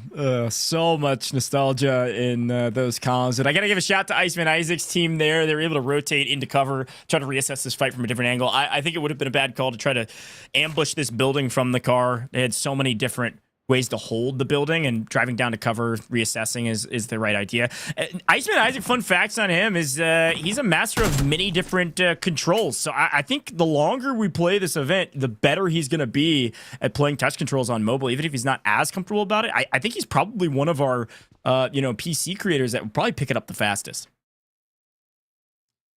Couldn't agree more. And honestly, playing on mobile, there's the dexterity that you can have is surprising. Like, you have a lot more points of contact, it seems, and it's very sensitive, honestly. And then when you throw the whole gyroscope into the mix, that's when it gets pretty crazy, the stuff that you can do with regards to, having accurate firepower. So we'll see if he continues to pick it up and hone those skills. I think he will. Full frontage, nice little view of him just barely peeking out of sight right now as iStream looks down to that window. We'll see if he peeks and ends up getting domed, but for now, out of sight. Wait, is he? That operator looked so similar to Full Frontage. Did you guys see that? He's prone down. He's got his glasses I thought the exact on. same thing. That's crazy. What a wild perspective. That is Production so did that on purpose.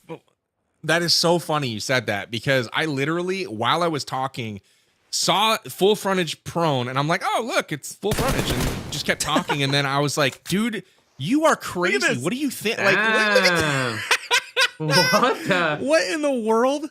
This is hilarious. No, wait, swap back, production. Now swap back. Look at this. They look the same. Does he have a skin in the game that I missed? What is going on right now? Oh, that is hilarious. Even the glasses are on point.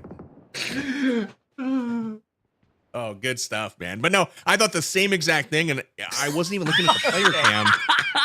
Oh, man. W production. Oh, man. He just needs to grow that 5 o'clock shadow out. We got a dead ringer. For real. Yeah, man. Shout out to Full Frontage, great content creator, folks. If you didn't know, all of our streamers, of course, are streaming their own perspectives as well. They're live all over the place. Definitely drop them a follow. I've had a chance to cast, actually, with Full Frontage. Great dude. Great caster. Great player as well. So I'll be curious to see how their team does. But we're going to swing back over to apparently the booth's favorite team. I don't know if I signed on to this this whole shtick we're doing, but apparently Team Tarik's our team to watch as we see what they're going to be able to do without Tarik, it looks like. I have signed no shtick paperwork today, Goach. No shtick paperwork has been signed. It's just for... Nothing filed away from me. Nope.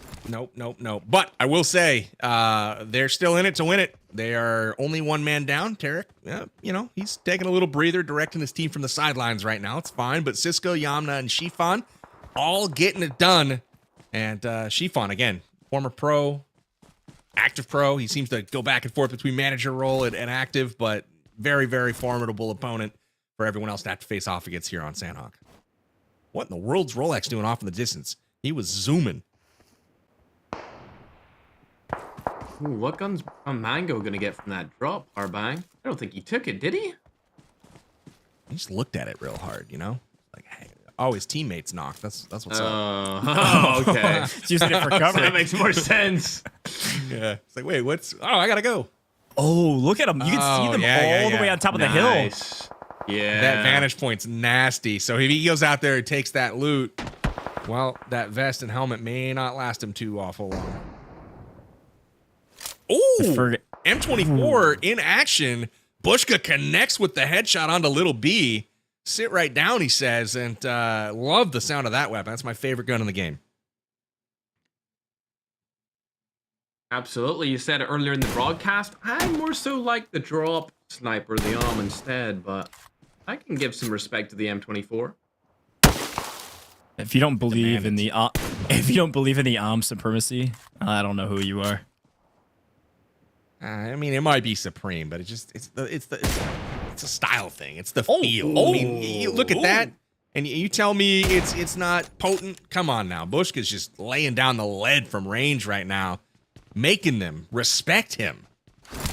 Well, this is a super interesting fight, frankly, because Team Legion is actually outside the new zone. So they've got room to work, but the problem is they're getting held. So if he can create an opening here, allow them to rotate out, potentially miss them rotating, they might have a chance to get the zone, and he's depleting their resources for later in the game. This is actually a great strat thus far. We'll see if they can potentially look like they're just going to try to pepper down this car from distance, Ferg. Absolutely. I would have made the argument the best time to rotate right there would have been when they got that knock, but they didn't make the call, and they actually played a little bit too passive. But it looks like they're going to go around the zone instead, over around the backside of the map. And I think that might be the good play here, Ghosh. Yeah, I mean, we've got, obviously, the map view on our side. I don't know if production can run it, but if they can, you can notice that the rotation that they're making looks good.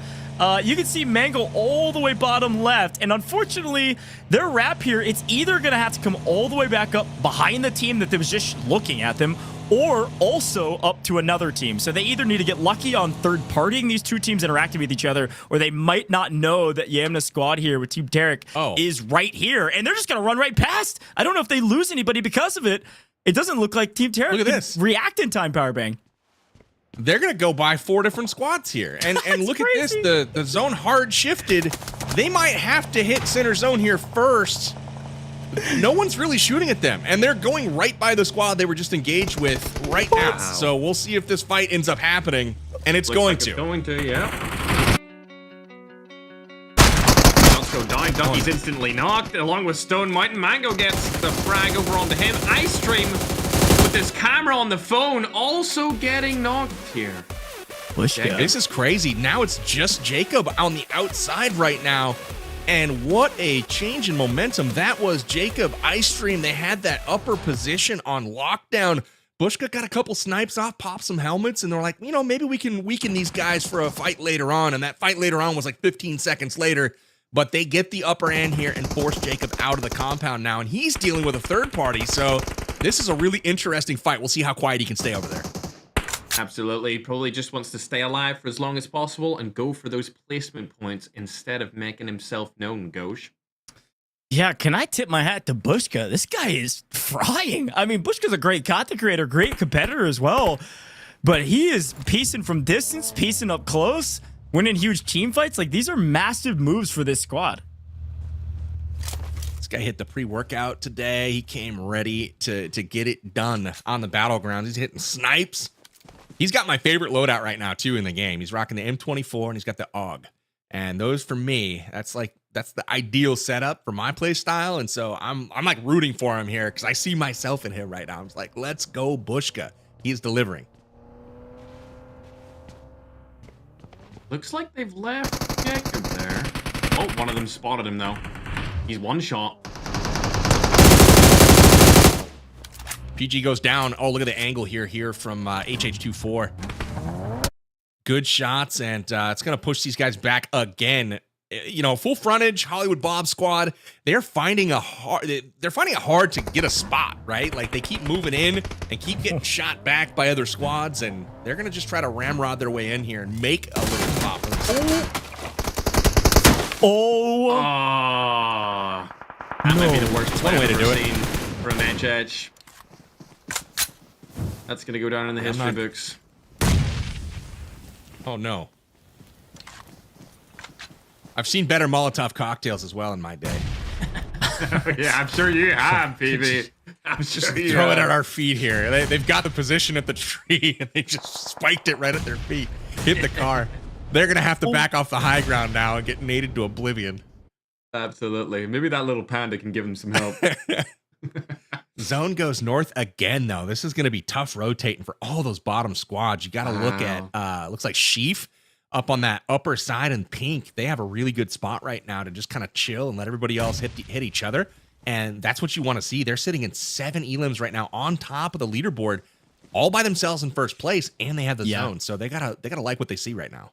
Now, this is perfect plays from Chief, especially if they figure out that Nadeshot's not in this final circle. They know they've already taken the lead on this leaderboard, and all they need to do is capitalize on these big placement points. Again, it's 15 points if they get a win. It scales up. Obviously, third is up to 10 points. So even just a 5-point jump, if you can get the win, is massive. They've got power position. Just hold on. If you can get a couple picks in rotation too, this could be a monster game for them, a team that's now already in first place. So a big opportunity to gap their opponents, but a nice wrap here from HollywoodBob squad with full frontage on screen now, trying to potentially take the basically other side of this power position and look back and make sure nobody's coming up from behind them.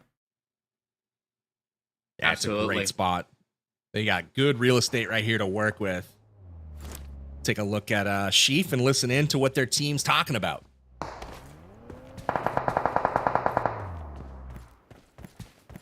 He's got out. Back up if you can. Yeah, knocked from behind. Team. Yeah, they're throwing nades. You know. I'll throw one back. I'll throw nade at me, mister. I'm gonna throw nade right back. Oh, there we go. Finally. Stand my ground. You know what I'm hearing, though, in this whole conversation? Panic.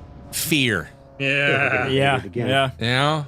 Damn right. I'm not hearing confident call-outs. I'm hearing shaking and quivering in boots. That's what I'm hearing. Absolutely. Yeah, Gentlemen, there's a big opportunity. I mean, it's going to be difficult, but an actually really good zone pull for Axe's team. If we can take a look at them, there's an opportunity to not only back up the trash talk in a 4v4, but back up the trash talk about winning the next map. I mean, you can see them down in the low ground position here, but they get the zone pull. They're not going to be pressured to move anytime soon unless two teams come swarming in on them. Absolutely. You know, with just 1 point for Nate, or 1 elim rather, Aches has a chance with a win here and some elims to catch them in one map. So this could be really interesting. That is true, PB, but now that Goj has brought it up, I think they're going to lose. Okay. Look, I'm just trying to be a good guy here. Shout out some storylines. Ferg is personally attacking my caster curse that is apparent in all of my broadcasts. Here we go. A massive swing with the vehicle. Out the window we go, and it nearly pays off. Dabs is going to get a little bit better of his opponents this time around with, instead of RPGs and nades, it's just the other end of a barrel. A couple more eliminations going his way as he's trying to pick up more. Ferg, Dabs is locked in. I've seen Dabs locked in many a time in events, but he is looking really strong today. He absolutely is. I didn't realize Dab was this good at PUBG Mobile at all, Powerbuying. He never told me about this guy. He's a stud. He's definitely locked in with the RPGs as we saw earlier. Now we get to see him with the weapons. Brazen Rover goes down. That's another from Aches' team that's been knocked. You can see them in a bit of trouble here, but Chiffon goes down. What? Third party from the left side there. Dabs getting him and Cisco. That helps out Aches' team tremendously. 2 players knocked now for Tarik. It's a 1v2v1 as Aches gets 1 player back into the fight. It's all up to Yamna right now to try to get her team. She's going for the revives right now. She's not playing this out. It looks like we might have a reset here with all parties trying to get their teammates back up. Absolutely. And unfortunately, X's team have lost the zone, Goj. I know. I really feel like the curse is coming back once more, bro. Dude, I'm trying my best. Dab is going massive, by the way. I mean, if we were not even looking at his perspective, I saw 4 or 5 eliminations come through for Dab. He's got an 8 right now? He's got 8. Oh my, that's 16 points from Dabs by himself. And they've made it to the top 3 situation. They're already at 18 points on his back alone, let alone his teammates picking up several as well. Gonna do everything he can and a bag of chips on main. Let's see if they can get the win with this rotate from the car, Ferg. No way. The possibilities are endless with that car for sure, Parbang. He's taking the car, going mid-zone right now. The rotate, the confidence on this man right now to take that vehicle does get naded out. Red Eyes down, Dabs down. One player still alive, perhaps, for that team? Nope, it's a self-revive. So that's going to do it for them, and it comes down to Aches versus Tarik. We'll see if this happens for him. Now, Sheaf may have... Nope, Dab did get himself up with a self-revive, so we might have a reset over there, and we do. This would be an absolutely heroic effort from Dab. They may think he's down. Oh, no, he didn't get it. He almost got that. Ace is aware. Ace is aware. Here comes the nade. Grenade. Yeah, this could do it, but the third party here. Here comes Tarik's team. They're not wasting any time. Ace says, I hope you waste a little bit more time. No! Get styled on. Wins! And it's a full elimination. Was it Tarik's? No. Yeah. Team Tarik Let's wins. Go! My boys! Chiffon won that? Let's go! That's insane. What a clutch play. Okay, so first and foremost, huge props to Dab for that whole last sequence. Insane. 100%. But Chiffon outplays at the end where it matters. Team Tarik getting the dub. Man, we counted them out. You know, I gotta say, Ferg, you kind of said, hey, listen, these guys are done. And that was not a fight that I thought Chiffon was winning, but he did. So congrats to Team Tarik on that one. They take home the chicken dinner in game number 3. Goj. Crazy action in this one and some good storylines to boot. Look, I don't think it's a cast or curse when X team still gets second. I think they ended up picking up second. It's 12 points plus their eliminations. We'll confirm that. I'm not sure what order they went down in, but it looked like they were able to pick up second place with a ton of eliminations as well. So I think X team, they really stood up to the trash talk that we heard in the interview. But it's Team Tarik on top. And to be honest, they did a really good job of playing zone positioning. I mean, 15 points is really, really important. I don't think they had as many eliminations as some of the other teams, but win it at the end and pick up the elims in the end, Power Bang. That's still a ton of points for their leaderboard prowess. They're going to jump up leaderboard dramatically. I think they were around halfway up. They're slowly but surely building on momentum that they've been working towards since a really frustrating first map. All of a sudden, they're in the conversation to play for the win overall. This is the time to do it, right? Both of those squads, Team Tarik as well as Team Eggs, they needed that victory there. They needed that solid performance. They got it. They delivered, right? And I'm so excited to see the replays for this last game because ultimately, I have no idea what happened in the last 3 seconds of that game. It was just bang, bang, bang, bang, bang. So I'm going to be watching intently here as we run our action from game 3 here. But early on, it started with Rolex's squad getting a bit outplayed here, got spread apart, and, you know, they got picked off a little bit. We also had Tiggleton getting into it there with Sheaf, and they go out despite a near clutch from Tiggleton. We had a cool moment there, and then obviously we had this moment, Ferg. My favorite moment of the entire event. Nothing will be able to beat this moment right here, ladies and gentlemen. Emote on their bodies every day of the week. You've got to show who is superior, I suppose. Well done, Team Nadeshot. They did a great job of trying to play this fight without the player advantage. Unfortunately, it doesn't pay off. And then, of course, an iconic moment as well, as not only do we get to see a look-alike on main, but also Bushka's team having a great couple sequences of plays from close quarters to long range. Bushka really putting on a show for his power bang. Absolutely. He's played really well tonight as well. Big shout outs to him. HH24 with an uncharacteristic get out there. You know, I thought we could have seen better from him, but ultimately this high ground ended up being so crucial. Teams were battling for it. We saw Rex here taking on Red Eyes. Red Eyes getting the better of him and shots. I mean, just dab with the laser. I mean, and the cool thing, he's doing it on multiple sides against multiple squads. Having all these teams, you know, the pressure was just too much. Then we see that revive come in, and this is what I was wanting to see, Ferg, is what the heck happened. It looks like Sheepin's team just had the upper hand at the end there. I didn't think that they were able to do it, but... Play zone got dabbed. He went around the back of the vehicle because I was like, that nade didn't hit him. What happened? But he ran around the back of the vehicle trying to just get out of the blue zone to the other side and, you know, basically get a new angle.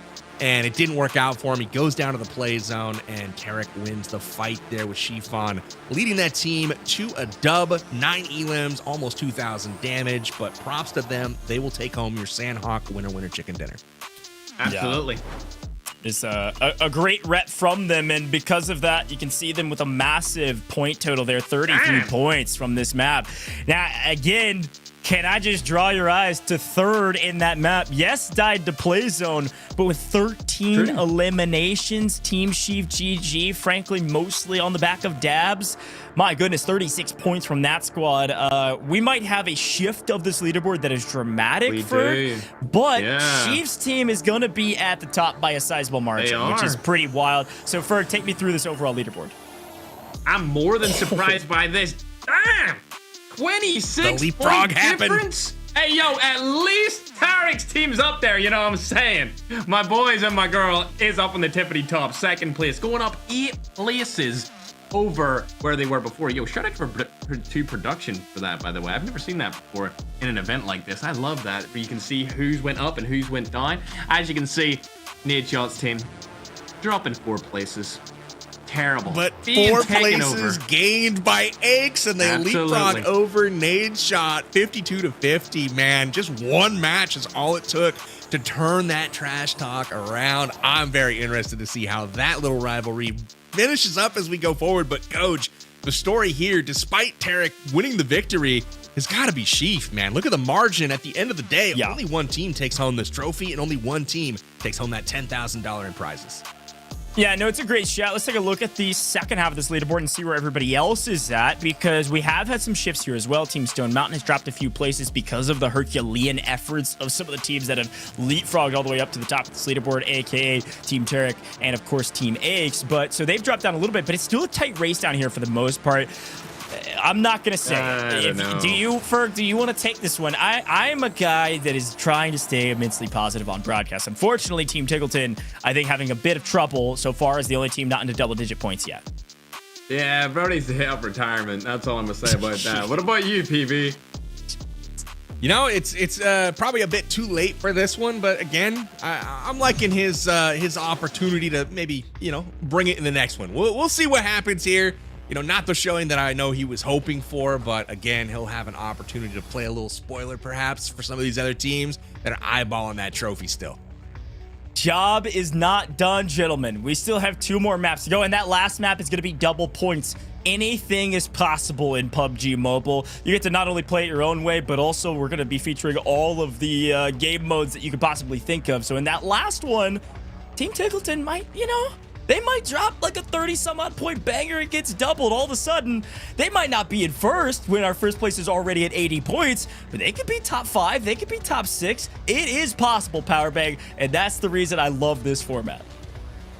They're going to drop 50, double it up, get 100 points in that last game. No big deal. TGLTN, you got it. We're behind you. Maybe not Ferg, but me and Goge, we're behind you.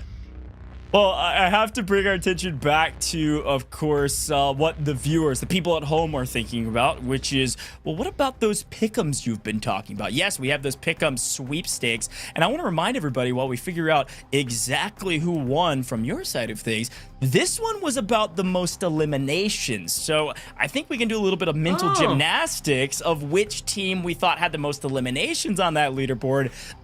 Dab Blaze, aka Team Sheep GG. So I'll be curious to know, the people at home, who ended up picking that squad.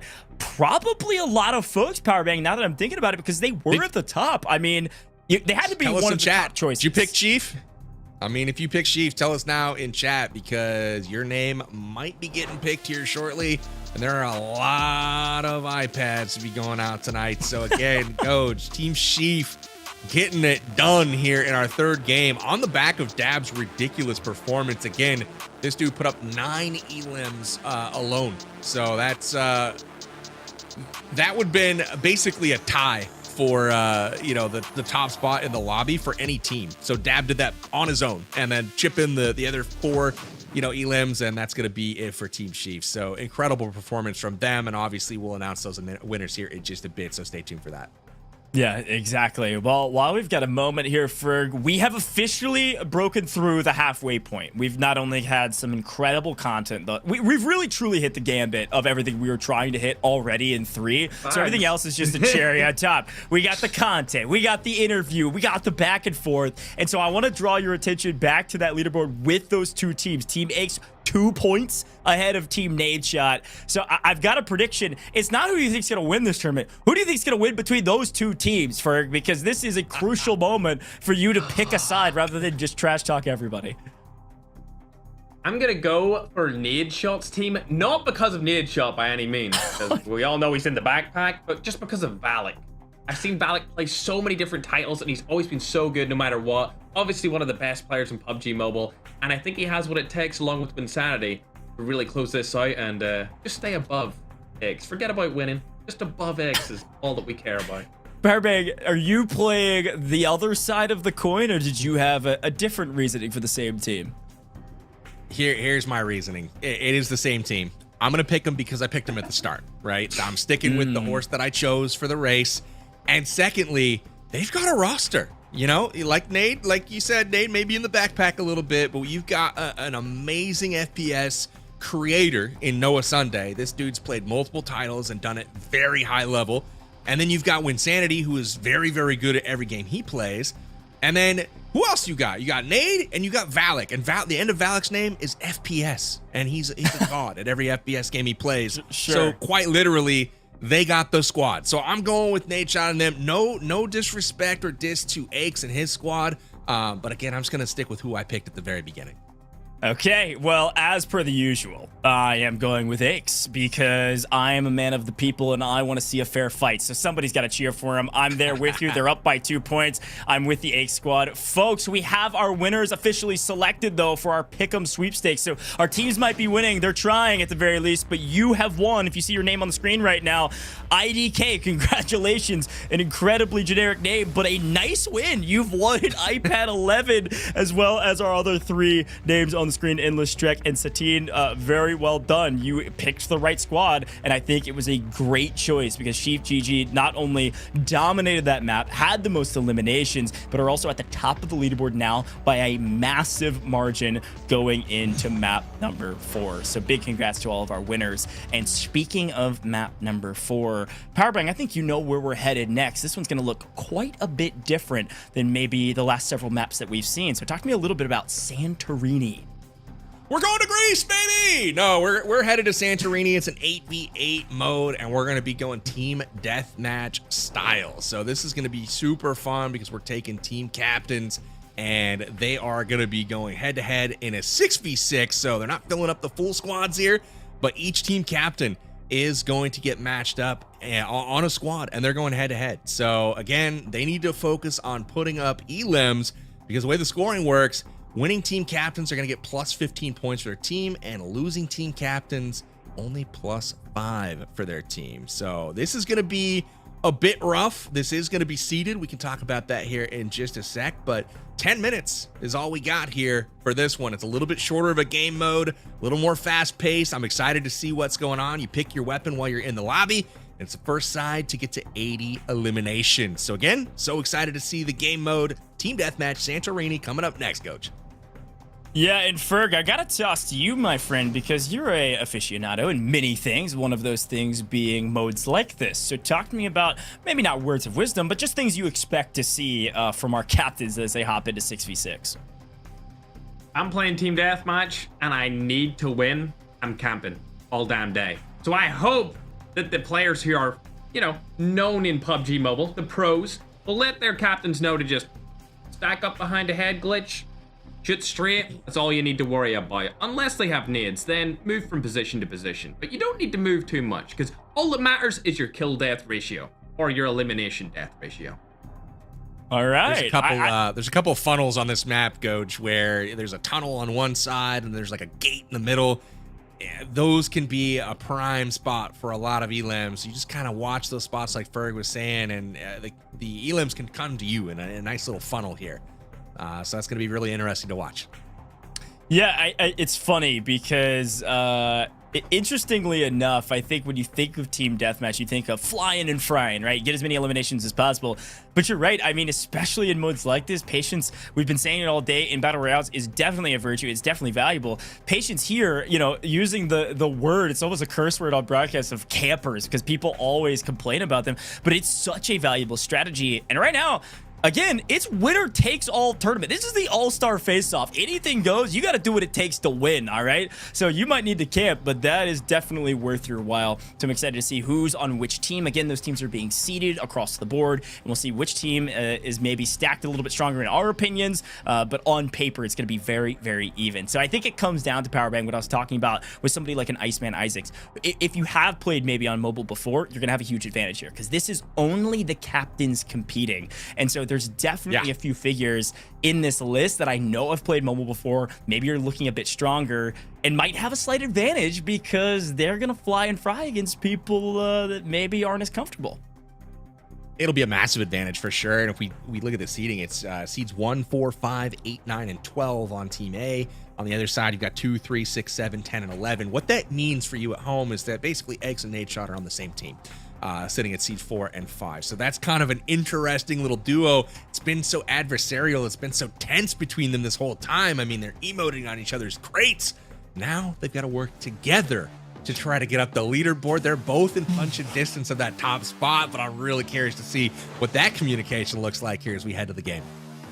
Well, you weren't kidding about Greece. It is a beautiful map, and it's certainly Greece themed. I think a quick reminder here is that, well, frankly, this feels like what we're experiencing right now. It's such a beautiful map. It's so aesthetic. We're moving into like spring, summer, end of spring. You know, summer's not too far around the corner, and it feels very beautiful and spring-like. I'm liking this already, Ferg. We haven't even gotten started yet, but it definitely reminds me of a more traditional kind of multi-lane map, 6v6 style, with some very obvious kind of choke points and places that you can hold on the map to pick up those kills like you were talking about. Yeah, absolutely. There's many different spots they could situate themselves in. Good to see that Nade and X are finally on the same team after so many decades of playing against each other. But I'll be surprised if we see any of them do good on a map like this. It's gonna be tough. We'll see what happens. We're gonna get into the action already. Here we go, taking a peek at Noko, and right off the bat, blue team has a 2-point lead. That's going to be Noah, Sheev, Aches, Nadeshot. It's like Tiggleton and StoneMountain. So jumping out to a 5-1 margin already. A quick lead, and you can see obviously score upper middle of your screen, 10 minutes on the clock, playing to 80. So this one's going to go for a little while, and definitely is going to come down to who figures out the strategy the fastest. Here's the other side of the equation, and look, shots. I'm telling you, this dude, Isaac's looking good. He plays at a very high competitive level on PC, on both controller and on keyboard and mouse. I think he's figured out the mobile controls a bit faster than Sykkuno has. Yeah, absolutely. I don't think Sykkuno knows what kind of world he's in right now in Powerbank. He was strafing trying to get onto a ladder and got shot in the back of the head, whereas, our boy Ice is lean peeking around corners, wiggling and shooting headshots down the alleyways. So impressive stuff from him. Nate not looking too bad here. Doesn't connect. That's not an easy shot with a red dot, but, ultimately he does have somebody get the better of him there. The two trash talkers. Still within range. 19-11 right now in favor of blue. Yeah, but we're getting smoked. But if we're talking aesthetics, HollywoodBob, come on. The guy's in a hot tub having a dang good time hip firing for a kill. He's in Santorini right now. I mean, he's overlooking the ocean there. That was on me. Don't see too many of these people camping. I was hoping to see some more of that. Again, I think they heard TDM and they said, I gotta get as many eliminations as possible. Let me run around the map and figure it out. But I am noticing, like, comparing their controls in this mode versus Battle Royale, I do think these players are getting more and more comfortable and able to find those eliminations along the way. As IceManIsaac is playing a little bit slower. Hip firing, not quite as clean, but hey, we take those. That's Aches on the other side. He's got him lined up. Yeah, Aches not able to get it done, peeking around the corner there. It looked like he had, Iceman dead to rights, and Isaac able to wiggle just enough to avoid those shots. This is this tunnel I was talking about. This seems to be a very popular choke point. You can kind of camp, wait for people to come around the corner, or peek and just run like a crazy person down the hallway, which is usually what I opt for. But a sniper, Sykkuno laying prone. Oh, man. Oh, man. I mean, this is something I don't usually see on this map, but hey, he's rocking it right now. Who's this guy? He's just chilling with me here. No. Oh, on the Nadeshot. Okay. Guys, it's a 1-point game. It's tied up 32-32. It was looking like it was getting away from the red team, but they have evened it up. Sykkuno might be onto something, laying prone. Nades wanting this 1v1 battle. Will he get it, though? There he is. Hit markers. Looks like he got that dude's foot that ran by instead of Mr. Sykkuno's head. He's got it, and there it is. He delivers Sykkuno down. He just goaded. Blue team back in control. Oh, no. With the prone block right there, it looks like Tarik's going to be able to pick off 2 eliminations. Because 3 people are outside, so lesser death. I see you. What?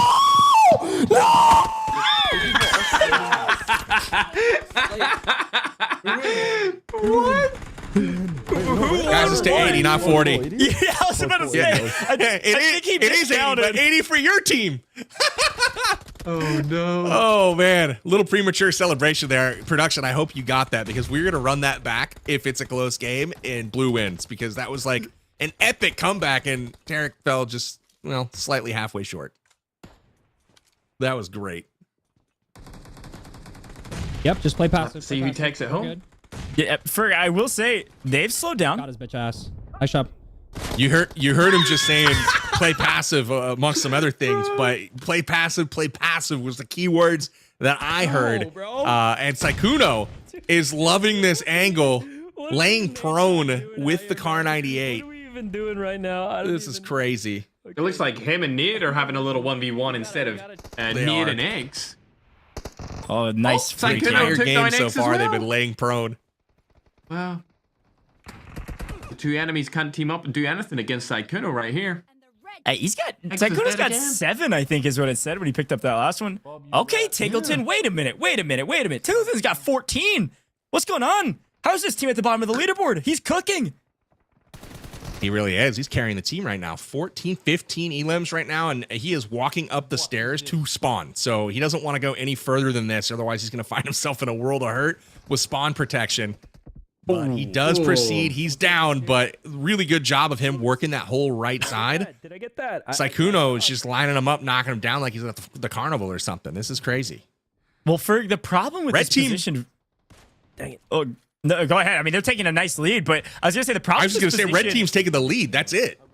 Yeah, exactly. I think the problem with that position for the opponents is that they have to consider him there. They have to either address him or leave him. And either way, it's covering a full sight lane. It's covering a full lane for their opponents. Yeah, when you've got players like Nadeshot and X just giving out free eliminations, I mean, it's not going to look too good. You say that in the elimination feed. X picks up Sykkuno, by the way. Finally. It's perfect. About time. Red up by 3 right now. We're 3/4 of the way through. 3 minutes, 45 seconds left on the clock. It does look like they're going to pick up 80 before the time runs out. 65-60, though. Red having a late surge right now, continuing to build momentum, up by 7. This is going absolutely nuts. Look at this vantage point. Oh my gosh, Tarik is going to town right now as they have a 10-point cushion going into the final 10 elims. He is popping off up to 14 as MVP. well. Oh, he went into spawn protection. Yeah. That's going to be wraps. All right. Well yeah, done. he had the perfect spot there, but ultimately, you know, without the map familiarity, you push up just a bit too far. Sheaf's got the right side of this on lockdown. That archway is the one that leads up to spawn, so he's very close to the enemy side right now. 6 points, 5 points now to go. Red team nearing completion of their goal, and look at that nade shot comes up with a clutch elim on Sykkuno. 76-70 though. Don't know Need if they have what it takes. 4, now need 3 for the side of red. Blue needs 9. A big moment, and Nade's gonna give one away. They reach out, same angle, same peak. You can't peek the same angle twice, Nade. We all know it. We all love it, and Team Red wins off of it. Sykkuno and company leading the charge as IceManIsaac was the MVP. 25 eliminations. We called it here on broadcast. Fantastic job. Early on that one, he was looking really comfortable, really good, but ultimately, my MVP for that one, Tarik. That man got the position that swung that map. I think, you know, between him and IceManIsaac had that right side on lockdown in that tunnel. And obviously with 25 elims, it's hard to argue with an MVP performance there. But on the left side, Tarik pushed all the way up to spawn, had it on lockdown, and that's when you saw that map flip for red. And it seemed like in the middle, it was just a big trade between Nadeshot and Sykkuno the whole time. Sykkuno holding it down with the sniper rifle. Well, ultimately there, slow start for red, but they got it going towards the end when it mattered. Yeah, it's a great shot. I mean, Ferg, what'd you make of it? I mean, look, there's some TDM on main broadcast here with PUBG Mobile. It was a dang good time, and it was pretty close, frankly. Yeah, it was a ton of fun. I loved watching Tarik freak out there. Everyone was having a blast. It was good to see just the captains in the game instead of their teammates carrying them. Nature. But yeah, loads of fun. I'm excited for the next mode too. Yeah, it good really news was for a the good lobby, time. Coach. Oh, yeah? You know What's what that is?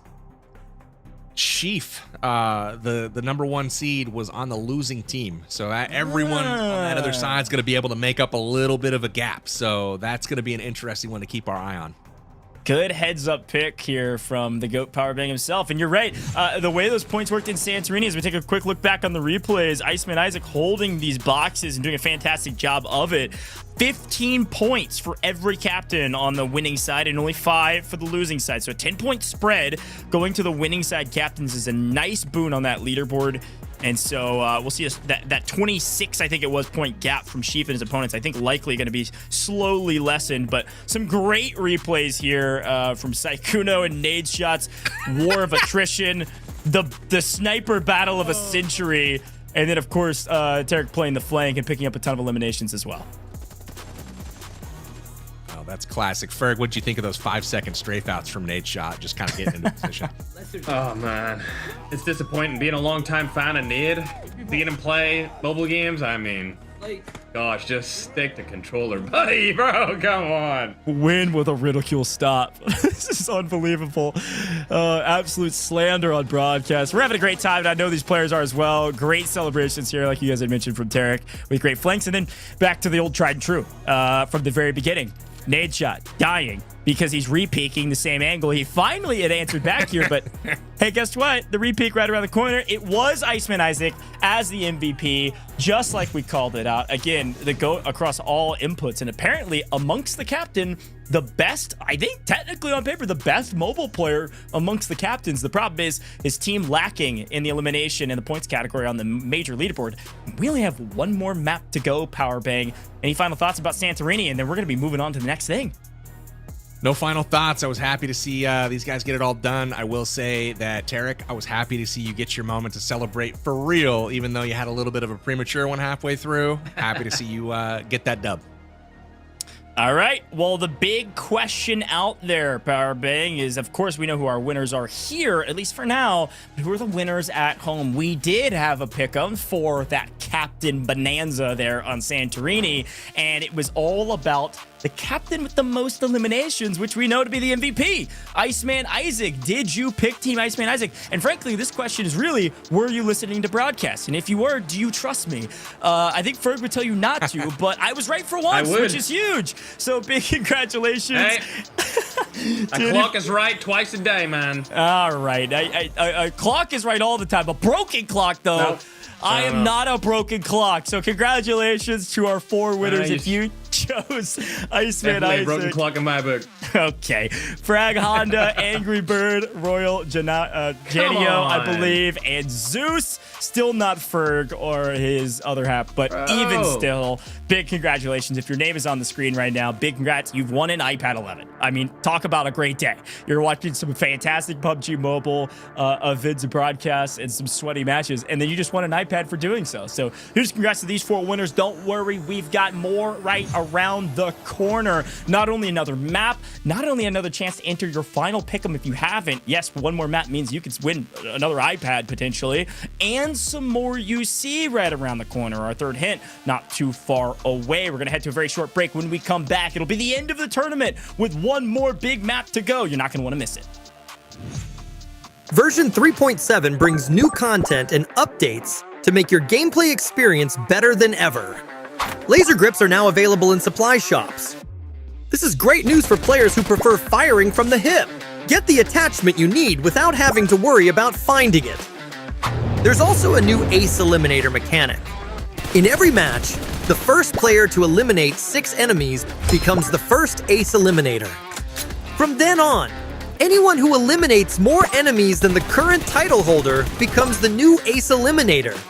Players can continue fighting over the title throughout the match, and it will keep being passed on to the appropriate player. The ace eliminator gets exclusive prompts, an elimination broadcast, and a special label in the status bar. They also get a special highlights animation, results page icon, and sharing background. Make the Ace Eliminator title yours to show off your abilities and share your highlights with everyone. There's also a new advancing emote that can be purchased from the shop in the lobby. You can move around freely when using it, and other players can dance along with you, livening up the atmosphere. Version 3.7 is now available. Head in game and try the new content now.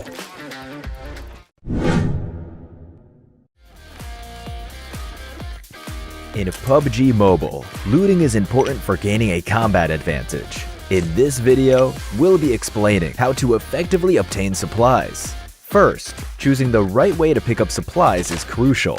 If you manually pick up supplies, you can choose which supplies you need the most. But this takes longer and increases the chance of getting ambushed. However, with auto pickup enabled, you can loot quickly in matches, according to the preferences you set. That's why, before you enable auto pickup, you have to set up your pickup preferences first. When it comes to ammo count, it is ideal to set the limit at 180 for assault rifles. As for sniper rifles and shotguns, the limit can be 30.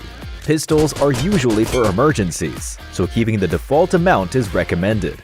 For consumables, don't carry more than 1 medkit, 3 first aid kits, and 5 bandages. Set things up for other items based on your needs. For throwables, having up to 3 frag grenades and 3 smoke grenades is enough to deal with standard combat situations. Pick up other throwables as the need arises, and leave them at the default settings. Once you've set your preferences, it's crucial to choose the right time to pick up your items. If you're pressed for time, or if it's too dangerous, you'll want combat essentials, like weapons and vests. For non-essentials, like attachments, you can pick them up later once you know you're safe. If needed, use a smoke grenade as cover, so you can safely loot in tricky situations. That's all for this guide on looting. See you next time. I'm an airdrop. Whenever I land, always a catcher group of players who don't play by the rules. Who dares to take my airdrops? Some teams confront directly, while some fight alone. I've witnessed countless battles of all types. Nothing is absolute, but please, don't get me hurt.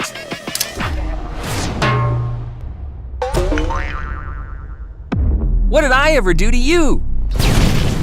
Of course, I've also seen players win in all sorts of ways. For example, some people fight until the end. Some people hide until the end.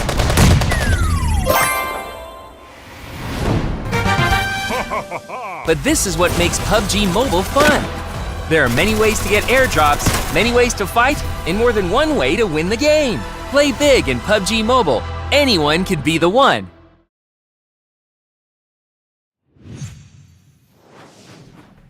To the PUBG Mobile All-Star Face-Off. We have had so much fun all day today. We've played 4 different maps of varying degrees of difficulty, I think, for our captains and all of our teams. We have one more map to go. I'm Goj, I'm your host all day today. I've got Powerbang and Ferg waiting in the wings, and I know we've had a blast all day today, but I'm excited to get into a lot of things that we've got to discuss. Before we get to it, though, if you're not enjoying yourself with the broadcast, I don't know what you're doing. Make sure you go download PUBG Mobile right now. It's free. iOS, Android, Google Play Store, wherever you want to get it, go pick it up. PUBG Mobile is one of the best in the business, frankly, at providing AAA gameplay and constantly releasing new content and updates to the game, where we get to have a tournament like this that has a game mode, a different game mode, every single map, totally different gameplay loop. It's been a ton of fun to watch, so go get your chance to play the game right now for free on all of our app stores out there, and drop a follow on all major socials for PUBG Mobile. They are live literally all over the place right now. Drop a follow wherever you're watching, of course, but also on any of those news social platforms like X. They're always dropping updates, events, patch notes, and so much more. Trust me, it's worth the 5 seconds so that you can stay up to date on your favorite game. Just drop a follow wherever you are witnessing this amazing broadcast thus far. Now let's bring in Powerbang and Ferg, because we have lots to discuss going into the final map of the day. Dun dun dun. I've got to remind everybody, Powerbang, and toss it to you. This last map is worth 2x points. 2 times the points, not only in placement, but also the eliminations. And with that means the leader of our leaderboard, the winner currently, might win that trophy you're holding up. They might win the $10,000, or we could see somebody totally different at the top of this leaderboard. This is at stake. We've got a beautiful gold-plated trophy that's about to go out to one of these lucky teams, and $10,000 in cash. And it's honestly up for grabs for nearly everyone. I can't say everybody. There's a couple teams that might have worked themselves out of contention, but it's going to be close, and I can't wait to check on those stats here shortly to see how much distance all of these teams are going to have to travel in our last game of the day, which obviously is Rondo. It's our new themed battle royale on the brand new map. So excited for it. It's one of my favorite maps in the game, so we'll be excited and prepped for that action. But boy, oh boy, I am pumped to see how close it actually is, Coach. Yeah, no, I think the scores are going to be very, very close, especially when you think about, obviously, this is a 10-point spread difference between our two teams. It was 15 points if you won that captain-led Santorini map, and it was 5 points if you ended up losing that one. So we at least gave some points for some of our losing captains, but even so, that's a 10-point spread on our leaderboard, and we know the team at the top that had a 26-point lead over second, that gap is going to be at least a little bit. It's going to be close to some of the teams further down the leaderboard. So truly, Ferg, I think this leaderboard is open for anyone. So I want to harken back to the first question I asked you on this broadcast, which was, of course, words of wisdom. And of course, what you said was very crucial. So I'd like you to repeat yourself about maybe not freaking out. Yeah, well, talking about teams that aren't really doing much, though, just before we get into it. Piggleton. What is going on with that team right now? They just haven't been doing anything. As for words of wisdom when it comes to the Rondo map, man, definitely land on that island. You can respawn for free. Everyone better be landing on it, and I hope that it is as much chaos as we've seen in Payload, Goj. You can't help yourself, can you? Anytime I toss you, you are trash talking people, and I respect that about you. At least you're consistent, unlike some of these other teams, and Tickleton at least is consistent as well. Now, as we get into what is going to be our final map of the day, I will say that I think we've got some really cool stats on the head-to-head matchup between two of the biggest names in FPSs out there.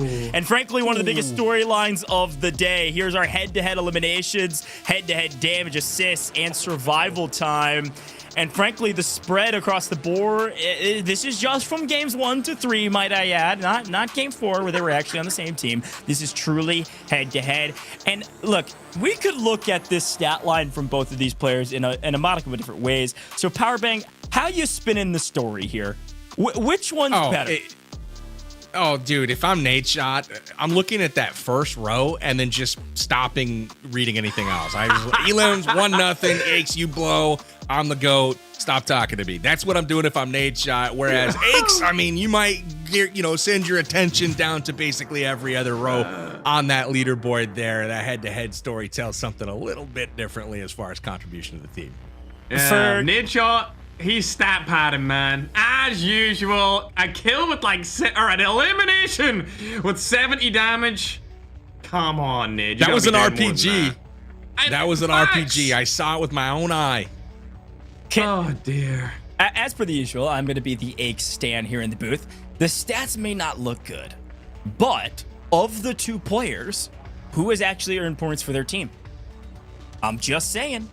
Technically, on paper, Nadeshot's the only player between those two that actually earned points for his team. So I know we're ragging on Nade, and I was cheering on Aches that entire time. Yeah, the damage doesn't look great, but the elimination that Nade was able to pull through means he's scored 2 points for his team, whereas Aches has technically scored 0. And if you take into account map 4, they're on the same team, so it's still even, except Nade has a slight advantage of 2 points. I might be the devil's advocate here in the booth, but I'm just saying. I might be on Nade's side for once during this broadcast here, Powerbag. Facts don't lie, 1-0, favor Nadeshot. And like I said, if I was Nadeshot reading that chart, I'm reading that first row, and that's it. Because that's what equates to points on the scoreboard. And ultimately, Aches will have something to say about that here in game number 5. Because remember, as we saw, they were on the same team, so they should gain the same amount of points. So their margin should be around 2 points between those two squads going into this last game. So it kind of comes down to this to see which one of those two finishes ahead of the other. And, barring a Herculean effort, it doesn't look like they're going to be in a spot to potentially win. But you never know. They're close enough to where it could happen if they go absolutely crazy. Yeah, I mean, it definitely can. And again, I think this is such a great call out, and I love this stat line because of exactly what you just said. It's still going to be a 2-point margin. And that 2-point margin is going to be the difference maker between potentially winning and losing this event, depending on how this last one goes, if their teams truly step up. Do you both still stand by? I'll start with you, Fer. Do you both still stand by with the fact that Nadeshot's team will come out on top, even after seeing that graphic, because you know the team's going to carry? Ferg? Absolutely. Nadeshot on top. I'm sorry, X just was not my favorite when I was a youngster, so I'm sticking it out with Nadeshot for now. Powerbang, how about you? I'm sticking with my my pick from the beginning. I haven't changed anything, and despite Aches taking the lead here after 4 games of play, it looks like we'll see. Nade's gonna have to come up with something, maybe delegate, to the team, something a little different this time. We'll see what happens, but they're gonna be looking to turn it around here in our last map of the day. I get to just argue the counterpoint every single time because I'm cheering on Nade on his stat line because he's the only one that earned points, but I am still standing with Aches at the end of the day against both of you gentlemen. So we'll see who comes out on top here in the booth and also on the map. Folks at home, we've got a lot of rewards obviously in game for our players, a trophy, $10,000, but we've got more rewards down the line for you all as well. So it is time for your third hint. The third word in your passphrase to potentially earn some UC and get you entered into that giveaway. The third word is FPS. What were the first two? I hope you were paying attention. You could also just rewind this broadcast if you're watching on YouTube. Another incentive to hop into our YouTube chat and chat with us. But our third word in our passphrase, our hint, is FPS. FPS. That is going to be your next one. So we've had 2 before this, add them all together, and we've got 1 more down the line and some instructions on how to submit them. So excited to see who wins that UC. I think there's $1,000 worth of UC being given away, by the way. So make sure you enter this. You could be one of the lucky few that does end up winning quite a bit of UC. So excited about that. And speaking of all of those rewards you've been working toward, yeah, we've been giving away a lot of iPads. I want to re-explain how this works because this Pick'em sweepstake is so dang cool. There's actually a QR code on your screen right now. So if you don't feel like typing in amg.gg/all-star pick'ems, and that's been the limiting factor for you getting involved in these pick'ems and potentially winning an iPad, if you just screenshot this and click the actual QR code, you actually just go there if you're on mobile. And if not, you can scan this on your monitor if you're watching on PC. So head over to that website, go get your pick'ems in, because you can still enter your pick'ems now for our drawing in this last map. And by the way, if you're very good at math in our broadcast, in our audience, you know that if we drew another only 4 winners, again, we would not reach our 23 total winners, which means we are pulling 7 winners to win a 128 gigabyte iPad 11. Big chance this time around, so make sure you get your pick'ems in so you can see if you're maybe one of the lucky 7, literally a lucky 7 to win that iPad 11. Now, Powerbank Ferg, I don't think either of you or anyone that you know well is going to win those iPad 11s, but I've really enjoyed giving these away to all of our audience members, and it's been fun to do these pick'ems. This is a very unique way, Powerbank, to do giveaways here in the broadcast. So I'm having a blast, and I hope all of our friends at home are having a blast too. 100%. I'm actually working, so I haven't been able to enter any of these sweepstakes, right? But I'm jealous, I gotta say. I could use a new iPad right now, actually. So again, those of you in the chat, this is not a sweepstakes to sleep on. Make sure you go get yourself entered, and best of luck to you. Obviously, make sure that you pick the right racehorse here going into our final game. Not sure what the pick'em is, but oh boy, that's going to be an interesting one as you get yourself a shot to take home a brand new iPad 11. So best of luck. I'm jealous. Enjoy them. And back to you, Coach. Yeah, well, let's go back to all of our creators. Ferg, before they swap off of this too quickly, we're about to drop into Rondo. Who's looking the best right now? Who's looking most excited? Legion. Yeah, that's right. That's my eyes are drawn to Legion for sure. He knows it, and they're all. I think they've all figured out they're on broadcast right now. Look at the flex from Nade. Win, zoom in. Come on, Ferg. What else are you seeing on this board? Bottom right, I can't remember his name, but what was that? Oh dear. Oh, there's Ducky too on the top of the middle. And Win seems personal. Yeah, seems like Win's having a good club experience right there as well. Yeah, he's got a rave going on. Look at Win go. Yeah, no, I'm definitely eyes drawn to a few of these people. Farouk's got some sick dance moves going on. Shifon's doing something. It's good times all the way around. But what was that Rose Smith doing a little boogie? We've got some characters on broadcast for sure. Why is he showing his bald head, bro? I do not want to see that. Legion, bro, stop it. Oh, hell no, bro. We got multiple dancing on broadcast right now. I see you win. I respect it. I think Rose Smith doing a little bit of dancing as well. Shifon flexing. I mean, hey, I'm dying on him. This is great reactions. I got to give a shout. I don't know if they're watching the broadcast right now, watching us gas them up, but IceManIsaac was frozen solid in the bottom left on his own devices. He was just posing for us. Hey, MVP, you're my GOAT. Keep working hard, bro. Job's not done. I love all of our creators. And as a reminder, folks at home, all of our creators are streaming their own perspectives, obviously, or they wouldn't be dancing that hard right now. So go drop a follow on all of their streams. And also, drop a follow to these two gentlemen here. Ferg, Powerbank, they've done a great job at the booth thus far. Pure entertainment, as much as I'm giving Ferg a hard time, and he's giving everybody else a hard time. It's been a blast to have them both here in the booth. So drop them a follow, as well as all of our socials here at PUBG Mobile. Okay, Powerbank, it's time for Rondo. Give me the secret tips. We were talking about it briefly, but we're about to drop into this map. And there is an island. This is the themed game mode, which means there is an island where I believe it's infinite respawns, which means it's about to get real mixy at the start of this map, where you can earn a ton of eliminations, which again are worth 4 points instead of 2. Absolutely. I mean, this is typical of a lot of the themed game modes where you have your POI. This one happens to be floating. You want to make sure that you don't miss it, because there is a load of loot there and a ton of opportunity to actually, get those elims up front where people are a little less careful, if you will. So they're offering them up for you to take, and those elims are all worth 2, and game 5 is double in this one, so it's going to be super, super important. And then obviously once we hit the ground running, this is the biggest map inside of PUBG Mobile. It's got the most land area to play. It's got everything from beautiful meadows and flower gardens all the way to skyscrapers and actual cityscapes. So it's going to be really cool to kind of see this play out on PUBG Mobile's brand new map Rondo. And then also the new themed game mode that is going to be this particular game that we're playing. So excited to see it. I'm not sure who's going to have the upper hand here, though, Coach. I mean, it could go to anybody. You got to wonder if Sheaf can keep it up going into our 5th match.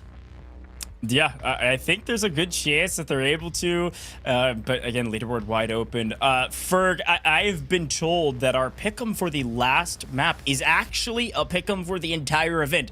Who is going to be the champion of the event? So a little bit maybe easier to guess. Now, you might not win an iPad for this wager, but your pick'em, sir. I need predictions. I need true predictions. The winner of PUBG Mobile's All-Star Face-Off, who is it going to be? No rewards besides maybe a bit more clout. Not that you need any more. You've got plenty, but who's your pick? Oh, I'm just going to go for Sheaf because he's on top by such a big margin. Too easy. I'm gonna play it safe, I don't really. I'm not gonna go anywhere else. I'm not gonna pick Nadeshot or Eggs. I'm definitely gonna stay with Sheaf. Taking the easy way out, Ferg. It is what it is. I respect it. Sheaf is up by like 16 points or something like that. It's a great choice. Power Bang, same question. Pick'ems. Where you headed? What are you thinking? Are you thinking the easy way out? Are you thinking some hard? You're thinking above the board. You're thinking who's going to be the expert at Rondo? I don't know. Powerbang, as we stare at Ferg's face. I want to watch it. I want to watch Ferg as he reacts to my answer here. So here's the deal. Ferg, are you ready for this? I agree with you. So if I'm giving I guess advice or instructions to people that are trying to do the pick'em here, go with Sheaf, right? You're playing for iPads, right? They're going in with a big lead. They got to do something to kind of choke that away here, so go with Sheaf. But if it's me, and being the bold, prediction guesser that I am, I'm sticking with my original pick, which was Team Nadeshot going into the final here. Wow. They're going to find a way to pull it out in this last map, come for the heroic victory, and then Nade can laugh at aches till the cows come home. So that's my bold pick. Probably won't come true if you're at home. Maybe Team Sheaf's the safe way to go. You both are storyline players, and I respect it. Obviously, we're playing into the stories we've been building all day today, and the Nadeshot pick's a good one. It's a strong team, and the Sheaf team is obviously a really strong team.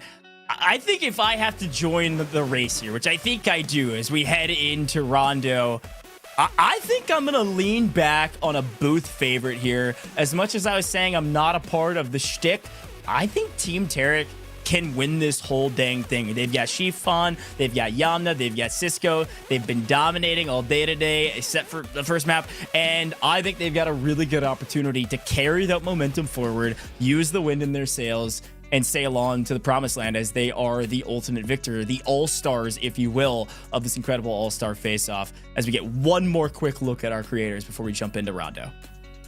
Bonus points if you could tell me which creator turned off their lights and is playing purely in the dark. It was Dream. No big deal. I was just saying, I'm looking around. I did not know the answer to that before she caught that light back on. But Dreamcase back with us here as we go into our final map of the day. It is Rondo. And I like the pick from you, Goj. I'm not going to lie. That's a bold prediction. It would be coming from, I'm not going to say worst to first, but it would be covering a lot of ground, put it that way. But I like the energy that Tarik comes into this game on, celebrating not once, but twice his victory in Santorini. We got match 5 of 5 live now. It's Rondo, and we've got 2 different plane paths at the start of this game, mixing things up a little bit. It's a new look here as we are diving in, and obviously our themed event, taking a peek for it. I don't know if we're, playing that mode. We'll see. We'll see if it's live here. Oh, this guy is just falling out of the plane. Where is the? All right. Oh, there we are. There we go. Into my favorite place on Rondo. This is gonna be chaos, Goj. Yeah, this is going to be nuts. The Gilded Palace. It is going to be absolute chaos. And frankly, it's absolute chaos with a lot on the line. Reminder, each of these eliminations is going to be worth 4 points in total at the end of this one. So you're going to see a ton of eliminations exchanging hands. And right now, it's Team Sheaf. Right now, I'm looking like the fool in the booth because they're making the other opponents look silly. Red Eyes blocks in and picks up another, but overextends his shoulder just a hair too far and will drop as well. Holy cow.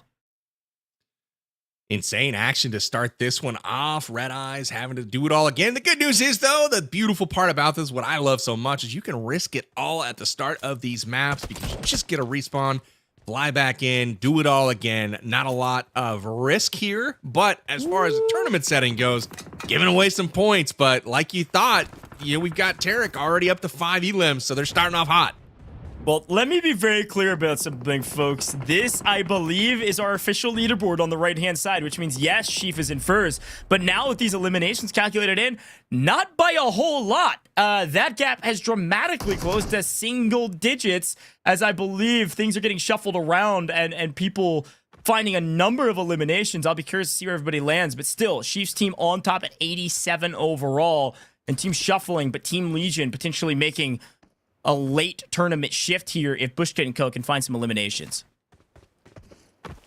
Yeah, that I'm not going to trust the leaderboard entirely just yet. They're working on it behind the scenes, but we'll make sure before we announce our winners that that's right. I know there's a bunch of folks calculating that manually. Sounds like fun for them, but we will stay tuned on that. We've got 4 elims now for HollywoodBob. So there's some good action happening early, and that's what some of these teams desperately needed and are hoping for. They're actually getting that here. Yeah, and if my mental math is proving me correct, I think I also went with a crowd favorite because I do think Tarik is likely in second overall, especially with those 10 points that they've already netted, calculated in. And it was really on the back of Chiffon there. You saw the angles of Chiffon's team being able to stay patient on kind of the high ground of the Gilded Palace and able to pick up a ton of eliminations and then get back into the mix. So here's a quick look at them. Looking very strong. It's actually Cisco that was able to pick up a lot of those eliminations at the end of the day, at least getting those points. Chiffon able to put down a sizable amount of damage. But Ferg, here's a quick look at where our players are at, and we do see Aches, all 4 alive. Yeah, they're starting off this game pretty strong here. However, it looks like... Wow. Unfortunately, never mind. Yeah, Rolex is going to go ahead and use a shotgun to get an elim here, but X might come through with the third party just behind there. They seem to be playing this more passive than what I was expecting, Goach. Yeah, I think the utter chaos that was the Gilded Palace to start things off on this map has slowly but surely died down as folks are getting eliminated and then flying into the rest of the map. But now that we have a power position, we'll hold this and let the bodies come to us. And that's exactly what happens. Ace trying to find a flank, able to find an angle, but not the right one. Cisco able to rip him down and pick up another elimination. This is massive points for the side of Team Tarik. I am looking no longer like the fool, but apparently the broadcast hero, and immediately as I say that, Chiffon's dead. Yep. Okay, I'll stop talking. Okay. Ferg, it's all you. Mods, take him down. Ban him. I'm banned. 8 elims, though, for the side of Tarik, though, to start off this fight. That's pretty good. They almost had a 9th there. Chiffon tried to get that nade off. Unfortunately, just not enough time to get that thing off. He gets taken down. Look at Nadeshot, though. Nadeshot and Win both, never mind, just Win, hanging out still nearby, and Win's going to try to maybe make something of his time left in the Gilded Palace before he gets eliminated. Absolutely, Powerbag, and it seems like everyone else has already been eliminated, and now they are landing on the rest of the map. Little B being one of the players, but he has been knocked from quite afar. And it seems like there's another team that's going to rotate in from the side of him, Goj, crossing the other compound. Yeah, this now is... like, do I do the fall damage? Yeah, might as well. Yeah, it looks like a lot of our teams still up in the Gilded Palace are trying to make the most of it at the very least. But you're right, I think that team is a bit in trouble. It looks like Ace trying to fight Win, and obviously wins that one. Not too much risk there of losing it. Teammate's still alive, so a big win and a couple more eliminations. It looks like Team Ace is going to be walking out of Gilded Palace with, what is that, 5 eliminations in total. So a total of 10 points here to start things off. This is a great start for this squad.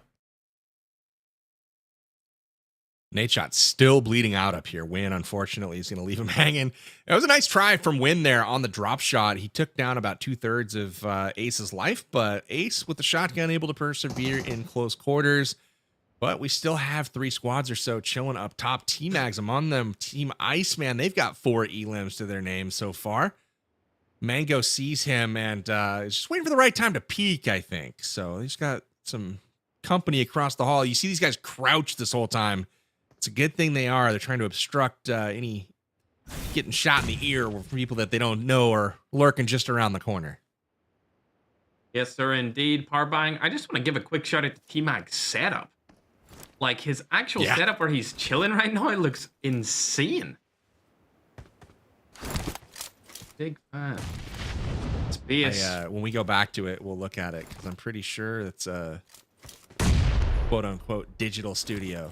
Oh, is it a green screen? Oh, man. You just got, hey, that's a good green screen if you just got duped. It's all because I do the same thing every time I see it. I'm like, dude, what a sick setup. Then I look at it some more and I'm like, wait a minute. Man. Yeah. I was actually pretty hyped over that. It looked like a really good upgraded version It's of a good mine. angle. Yeah, it's a good angle on that. So props on the setup, dude. There it is. Look, that looks legit. Yeah, he just got Damn. I can see it now with the screen. Yeah. Yeah, the screen on the right side. It's solid though. I gotta give him props on that. Because every time I think the same thing. Yeah, that's clean. Yeah, he's picked up 4 eliminations here as well, which is obviously a great number. I mean, again, that's 8 points. The whole team on the side of Team Ace and Team Aix here, they're just trying to find T-Mags. Aix is on the board. He's picked up an elim. So, hey, that's pretty cool. Finally. And the only took 5 games. Yeah, and his longest elim was, it looks like 8 meters. So quite close range is the name of the game for Aix. Barrel stuff and move on. We've seen it in a number of FPS titles. You'll see it here as well. And I think they're trying to do a lot of that. They've got player advantage, and they are going to get this elimination on T-Mag. So it looks like Team Aix are going to be your winners of the Gilded Palace, which is really impressive stuff. I mean, I don't know that we were, at least the 2 gentlemen to my right in the booth didn't expect it. Of course, I've been cheering them on since the beginning, so it looks like the turns have tabled, as it were, here, Mr. Ferg. Now that you've mentioned it, they're going to die. It's over for them. Eliminations imminent on the side of Aix. Watch it here and now, ladies and gentlemen. Once they get back down from this Gilded Palace, it's over. I do think they need to start moving here pretty quickly, though, because I mean, while there is some loot up here, they've got a long way to go. I mean, there's some ground to cover before they hit the top of that leaderboard. And as you can see, there's no other enemies up there to actually fight. So they need to get moving. And this is going to be over at NeoH's factory. Be curious to see what, of course, Team Noko on your screen right now can do under the likely IGL leadership of Mr. Rolex himself. We've seen him win 1. Can he win again? IceManIsaac is on the run for his life right now. WPGN knocked him. He's trying to get the little B for the revive. But the interesting thing is the third party at the test track over in the distance. You can see another squad chilling over there. And it does look like there's 2 squads, actually. So everybody's fighting right now. And we'll see if Farouk's able to defend here. Oh, a nade might work. He gets it up there. Ooh. Wow. It was beautiful. It just didn't cook it quite long enough. Yeah. Unfortunate. Man, one thing I wishes he had that one back. Yeah, one thing I'll say about Farouk is he's always kitted up with some great style in game. This dude loves a good cosmetic. He's got his pet ready to go. He's got some sort of flair on him, and he is ready to rock and roll. So I think if he can pick up a couple more nades, he'll land one of those. I believe in him. 100%. If you like cosmetics, definitely check out Farouk's channel. Big part of it is based around that. He's got loads of openings and cool stuff that he's got on the account, so definitely check him out. Rolex here, though, under pressure, but he is going to bank that nade, maybe. Ooh. Ooh. Okay, that's the Rolex I know. I had to get out of my chair for that one. That was gross. Good flick there. I thought for sure he was done. That nade, it stayed out for a lot longer than I thought it might, and he finally put it away when he realized, oh, Lil B's for real. He's really coming in here. This is working out great for Rolex. They're picking up elim after elim right now as they're getting pushed. IceManIsaac, the only one up right now, it looks like, for the team, and he's just trying to stay a little quiet at this point. Happy to just chill. About 5 elims on the board. I don't think that's going to be enough just yet to shit them up the leaderboards to the #1 spot, though, Goj. Yeah, likely not. Pending where they ended up landing after, our Santorini match. But even still, it's great points thus far and still plenty of map to be played. Luckily, it does look like there's a respawn beacon here. Unfortunately, it didn't even look like they were even camping it. It just was bad timing, wrong place at the wrong time. That is brutal for IceManIsaac and co. That's now 2 teams fully eliminated after such a beautiful performance in Santorini from IceManIsaac. They just could not quite get stabilized in this map here, Powerbang. Yeah, it's tough. We were at the Neox factory riding along with him just a moment ago. There's 5 squads around that exact spot on the map. This map is huge, and literally half the lobby's chilling in the same general area. So even if you think you're safe and kind of running away, odds are you're probably going to get third party from a weird angle. And outside of these buildings, there's so much open ground to cover to get to the next point of interest, the next hard cover, essentially. You can see the forests and the open fields here. Those are difficult to cross if you don't have a vehicle. So again, Iceman, Isaac just not able to kind of get it done, and unfortunately for them, taken out. Now there's 10 teams left, and 10 teams still have their eyes on that championship trophy. What is that car? I don't know, it's like some goo. I was gonna say, it's a supercar, baby. It's in my category of favorite vehicles, that's for sure. Yeah, seen, but I've never seen that Bugatti? before. Nah, there's no way is that Bugatti. I've never seen that. I don't know. Somebody in chat can help us out, I believe. I know a lot about PUBG Mobile. I don't think I know which vehicle that is. Anybody know which one wins driving? Pay attention to chat. I'll call it out if I see it. I mean, it looks sick nonetheless. There is a roll up onto Jacob. Let's see if he can clutch this. Looking unlikely. Close.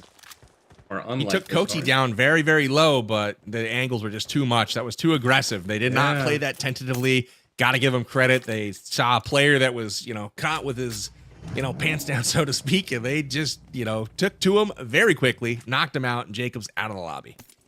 Hey, see you later, Jacob. Chat's got us. It's called The Ghost.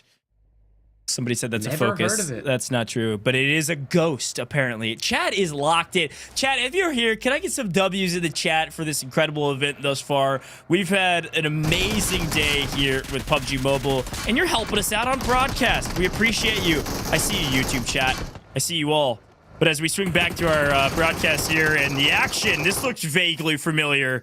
Team LEGIQN getting the better of their opponents to some degree as a car comes rolling up, full frontage, fully eliminated here on the hands of Ducky, who's got 1 HP and a dream, trying to fight for his life, and unfortunately down below, one of the best players that graced the game. Good luck, Ducky.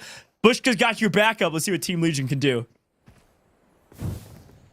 Bushka looking down with a beautiful vantage point right now. He's got HH24 covered. He knows where he is. And HH24 just trying to get a teammate back in the fight right now, trying to get some help, but he knows that's too much of a gap to try to cover. So he's going to need to go up this mountain and go win himself a fight, and I think he knows it. Absolutely, but unfortunately, I think Ducky's teammate's going to call out exactly where HH is, as he's currently knocked, but not eliminated, so he can third-person peek him right now.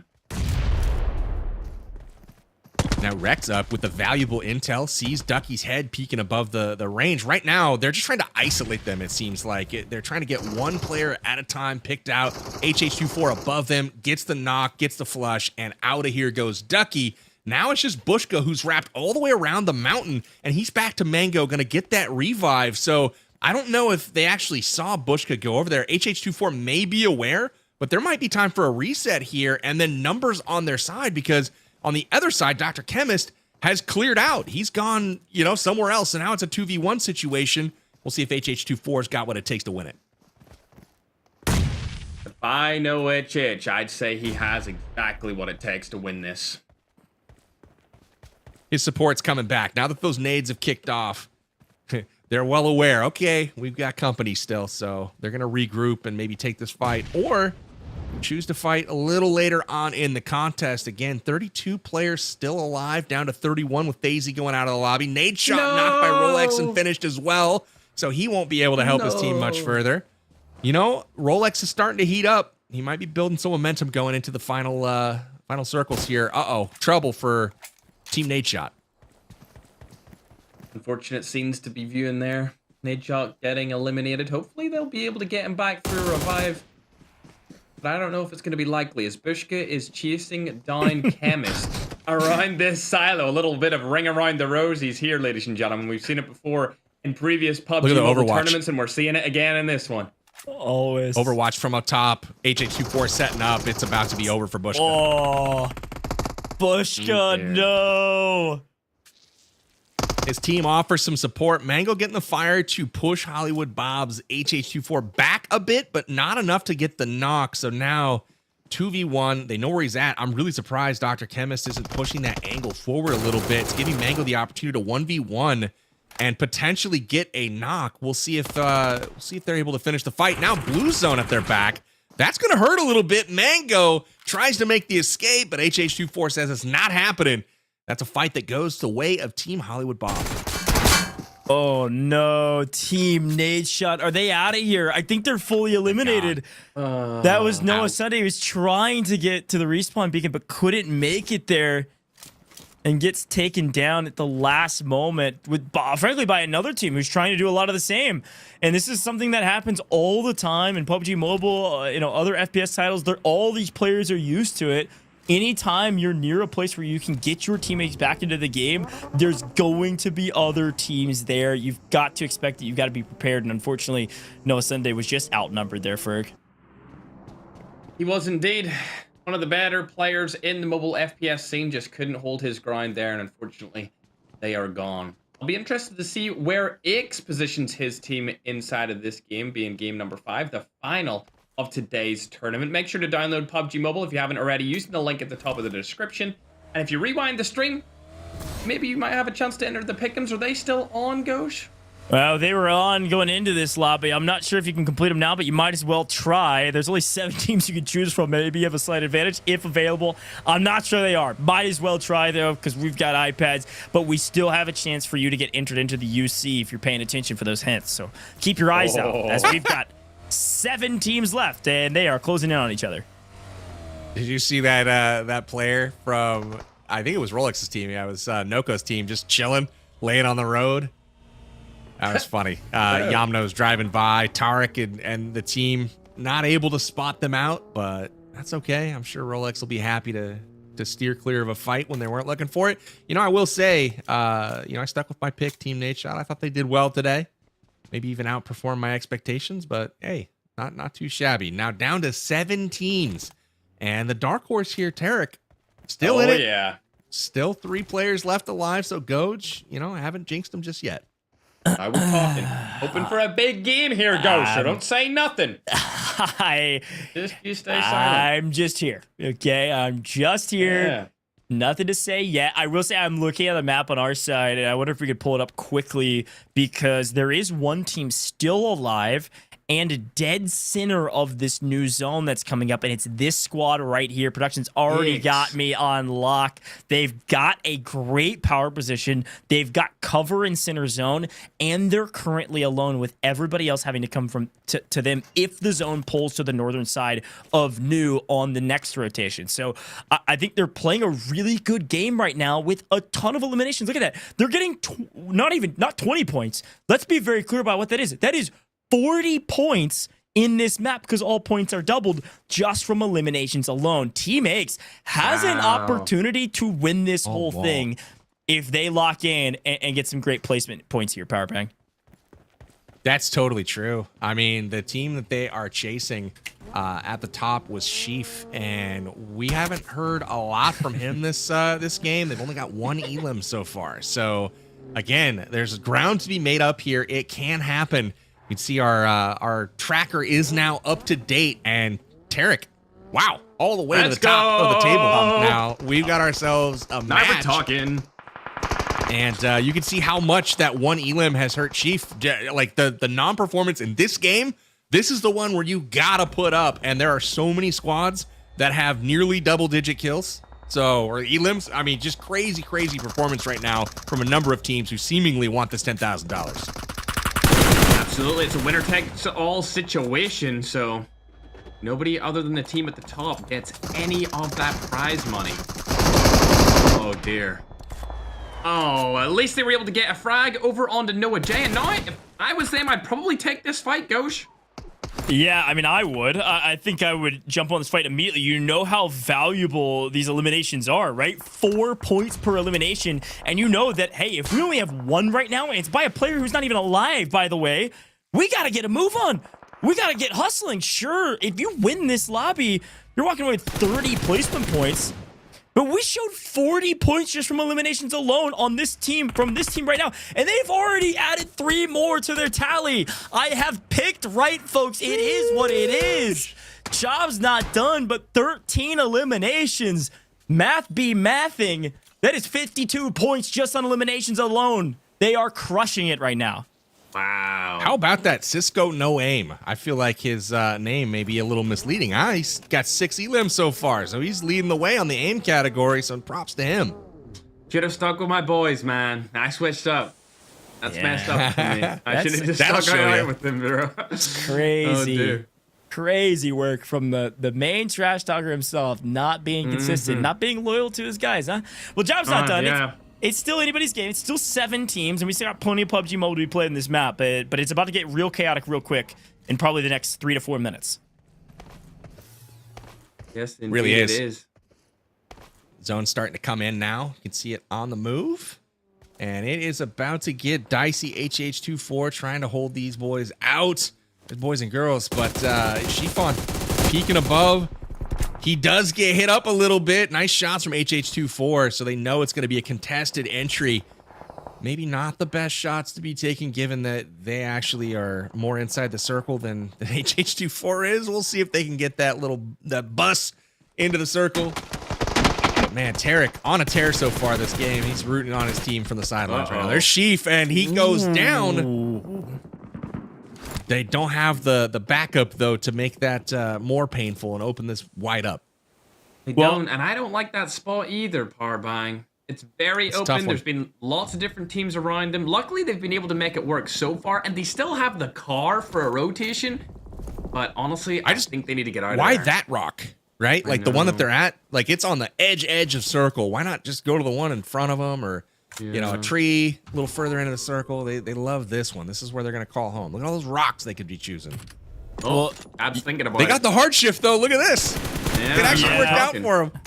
This zone pull is diabolical for Team Aches. You can see it in the elimination feed. Aches being fully eliminated. It was knocked by a player, but look at the rotate they had to take. Reminder, Team Aches was on the north side of the zone, and frankly, they were in the best spot if it had pulled north by a mile, but it pulls all the way to the bottom part of the zone, basically right on top of Sheaf's team.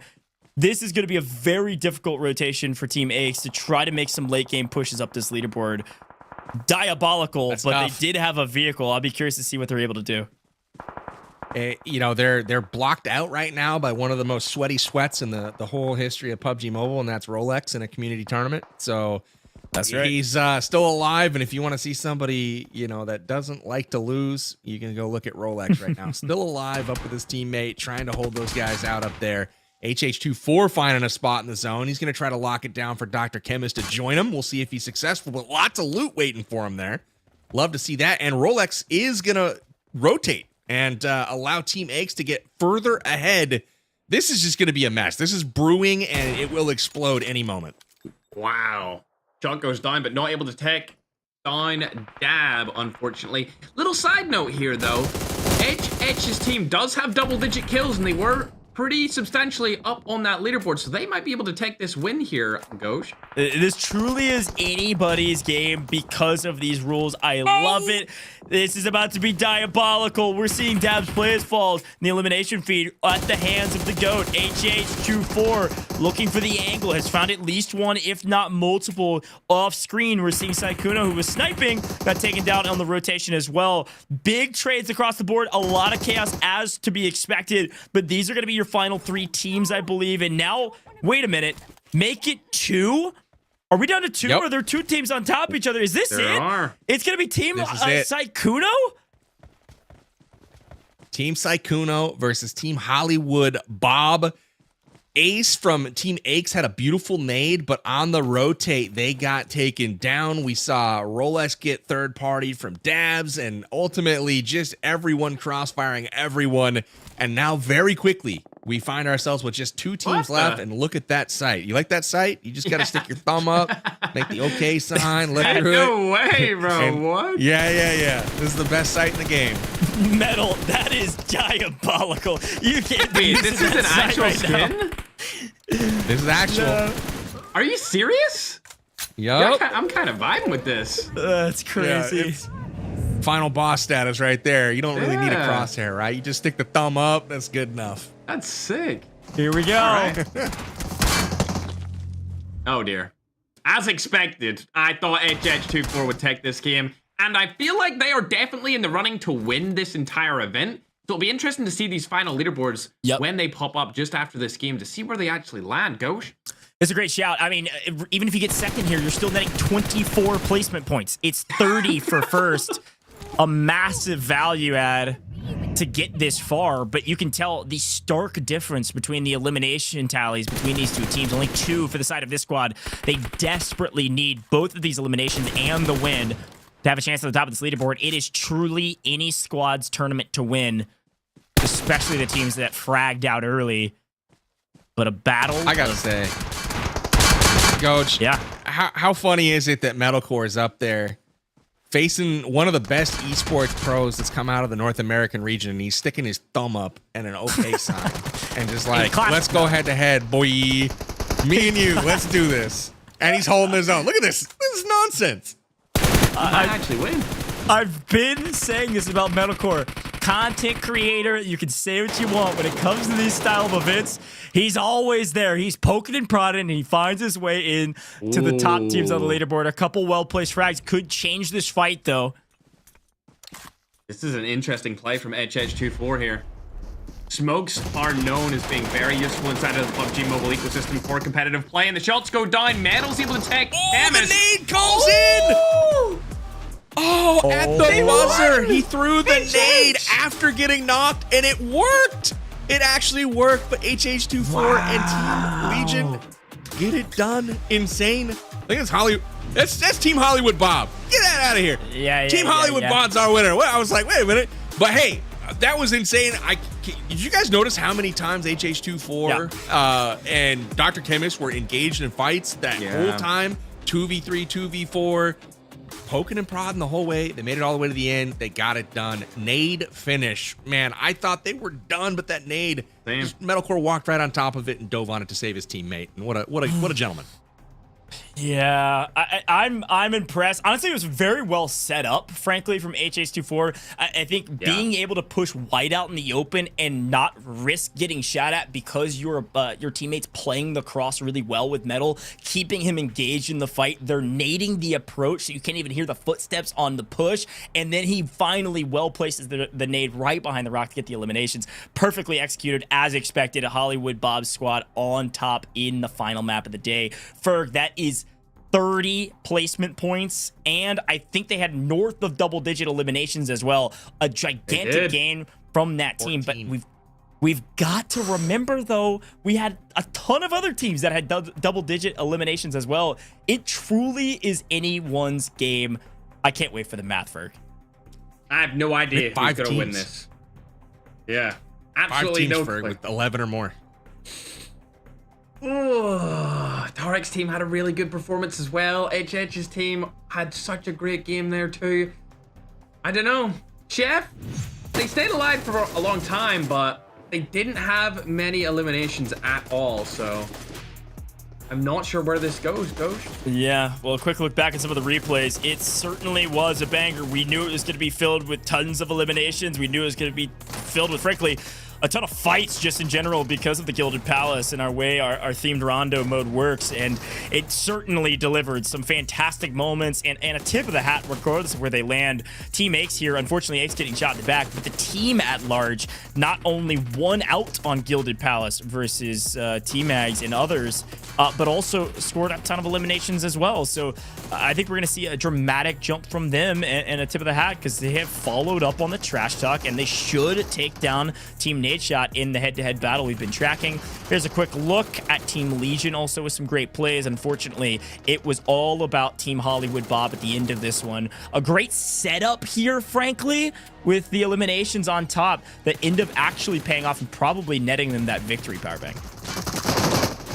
Man, what a game. I'm just watching all of this action. There were so many fights this game and a lot of teams. Like I was saying, 5 different teams had at least 11 elims. I mean, you talk about needing a clutch performance coming into the final game of a $10,000 tournament, and everyone basically delivered. So I have no idea how this is going to end up, who's going to win, who walks away with that gold-plated trophy. But whoever does, they earned it, man. And HH24 on the push here at the end with the heroic nade. Oof. As they fall to the ground. Just incredible stuff from Team HollywoodBob there. They get it done with 14 eliminations and almost 2,400 damage. So crazy stuff from them. But Goj, I don't know if you're of the same opinion, but I feel like whoever wins this, it was won at the very start at the Gilded Palace. We saw teams with 7, 8 eliminations coming off that island. And as we know, double points for the elims and double points for the final. So it's basically quadruple points. They could be walking away with 30 points off of that first island alone. Yeah, my brain wants to say that this is a 58-point game. It's way bigger than that. I mean, you got to remember, we had already each elimination as double points, right? And then everything gets doubled.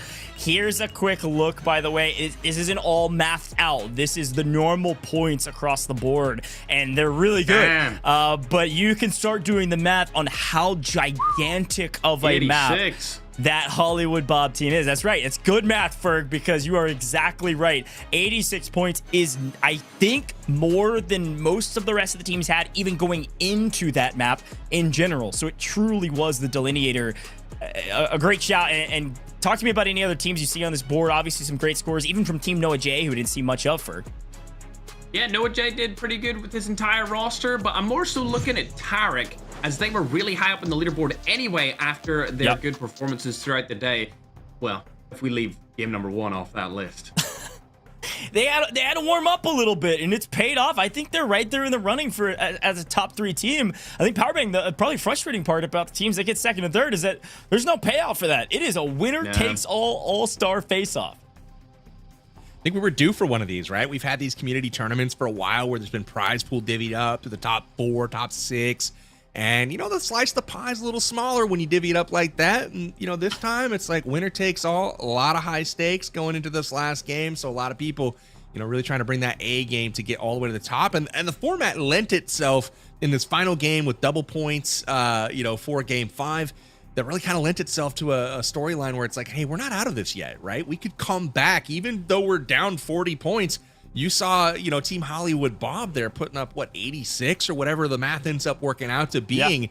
That's an incredible jump just in one game. So we'll see if they're able to top the tables. But again, a lot of other teams did a lot on their behalf as well. So I don't know how it's going to shake out, but I was really impressed with Rondo. Yeah, and again, I wanna show some love to NoahJ's team. I mean, they were a little ways down the leaderboard in terms of where they landed from that map and where they got eliminated. They had 15 eliminations, just on eliminations alone, not even doing the math on placement points. That's 60 points on just eliminations. I mean, that is ridiculous because of the way this last map was scored. So it really felt like everything was leading up to this, and it paid off. It was a great map to watch. We saw the action front to back, and it sounds like, according to our production team, that the math has been math, folks. The moment you've all been waiting for. Who is the champion of PUBG Mobile's All-Star Face-Off? Roll it. Oh my goodness. Wow. They've done it. That's First, crazy. They've done it in the final map. The winners of PUBG Mobile's All-Star Face-Off is Team HollywoodBob. Walk me through this leaderboard. For what are you seeing? I mean, they absolutely closed out and clutched up in that final double point situation. Tarik as well, also at the tippity top of the leaderboard. Unfortunately, since it's a winner takes all, they're going to be taking absolutely nothing home, along with Chef GG, Noko, X, and NoahJ. Interestingly, on the day, X does finish over Nadeshot once again in their careers, so not too surprised there. What are you thinking, PB? It's an impressive day from them, the way they closed it out. They had quite a gap. Remember, after the first 2 games, it was Nadeshot in first place and Aches in 8th place. And obviously, with Nadeshot not on the first page here, their day did not finish like they hoped. But if you look again at Team Tarik and Team HollywoodBob, they closed on an absolute terror. Just crazy performance through the last few games here. And shout outs to Team Noko as well, Rolex, and I believe it was WPGN really kind of carrying that squad over the last few maps as well. And again, here's your bottom of your tables. Legion, decent performance as well. Berg, I know you gotta say something. I mean, come on. I was waiting for it. Bro. That might be the worst performance I've ever seen in a tournament of a singular team. Oh no. Look at that. Oh no. Unbelievable. I respect everybody that competed in this amazing event, and a beautiful graphic for our winning team, because our prize pool was all about the team at the top. $10,000 in pocket for Team HollywoodBob and that All-Star trophy. Huge congratulations to this entire team. And again, that's HollywoodBob himself. He won this from a hot tub on Maine. I mean, you kidding me? That's a great way to win this whole tournament. Dr. Chemist, of course, HH24, and Full Frontage, all sharing that prize pool, and of course the trophy going to each of our winners as well. Gold-plated trophy for this event. What a way to finish this thing off. But folks, this might be the prize pool for our players, but I know you've all been waiting for who we know to be the winner, which is Team HollywoodBob. Were you listening to the broadcast? Because if you were, you got it wrong. You needed to pay attention to your inner intuition. Here are our 7 winners of the iPad 11. Wow. If you see your name on the screen, big congratulations. Pay attention to your emails, because you just won an iPad 11, 128 gigs. It's time to play some PUBG Mobile on a brand new device, folks. And we're excited to ship those out to you, all courtesy of PUBG Mobile. Big congrats to all 23 now of our winners who have taken home an iPad 11. Huge congrats, and Rondo pays, apparently, because my goodness, another 7 iPads going out. Power bang. A great day in the office. A lot of winners, but only one winner inside of our competition for the PUBG Mobile All-Star Face-Off. That's Team HollywoodBob, and frankly, they did it in the last map. Team HollywoodBob taking home this bad boy right here. They are going to be the winner of the All-Star Champion 2025 trophy. Congratulations. You guys earned it. Can't wait to talk to you guys soon. But, Goj, more announcements, my friend. I mean, we're giving all kinds of stuff away. We're talking about winners, and we've got more possible winners out there. If you've been paying attention, we have our final hint of the day, the final key to the passphrase that will unlock your chance to earn some UC. So I need you to roll it, folks. There it is, the final hint. Champions. Put all of these words together. All caps, no spaces, and combine them. amg.gg/all-star-UC. You can also scan this QR code on your screen to get to that link very easily. Quick fun tip, by the way, just screenshot and then click it. Your phone will do the rest for you. Your mobile device will do the rest for you. Great way to go potentially earn some UC, but you've got to type in the passphrase. So here's our final word. There was 4 total throughout the broadcast. You can always rewind through our YouTube broadcast and go check it out. Put them all together and go enter for your chance to win some UC. $1,000, I think, of UC being given away. You could be one of the lucky. I think there's somewhere around the neighborhood of 40 winners that we're going to reveal towards the end of this broadcast. So make sure you go enter that. Everybody loves some UC. Maybe you can pick up some amazing amazing skins that we've seen throughout the day-to-day, whether it's Ghost or other skins that you can probably go check out on all of our content creators, different socials. But a great day full of many winners besides the one team inside of our broadcast. And I'm really excited about how we're going to finish this thing out, because we do have an interview right around the corner. In Powerbang, we're going to have a chance to interview our winning captain. We're going to have a chance to interview the hot tub man himself, HollywoodBob.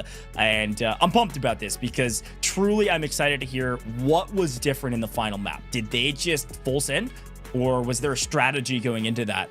Was it a bit of luck, a lot of skill, or some mix of the two? I can only imagine the latter.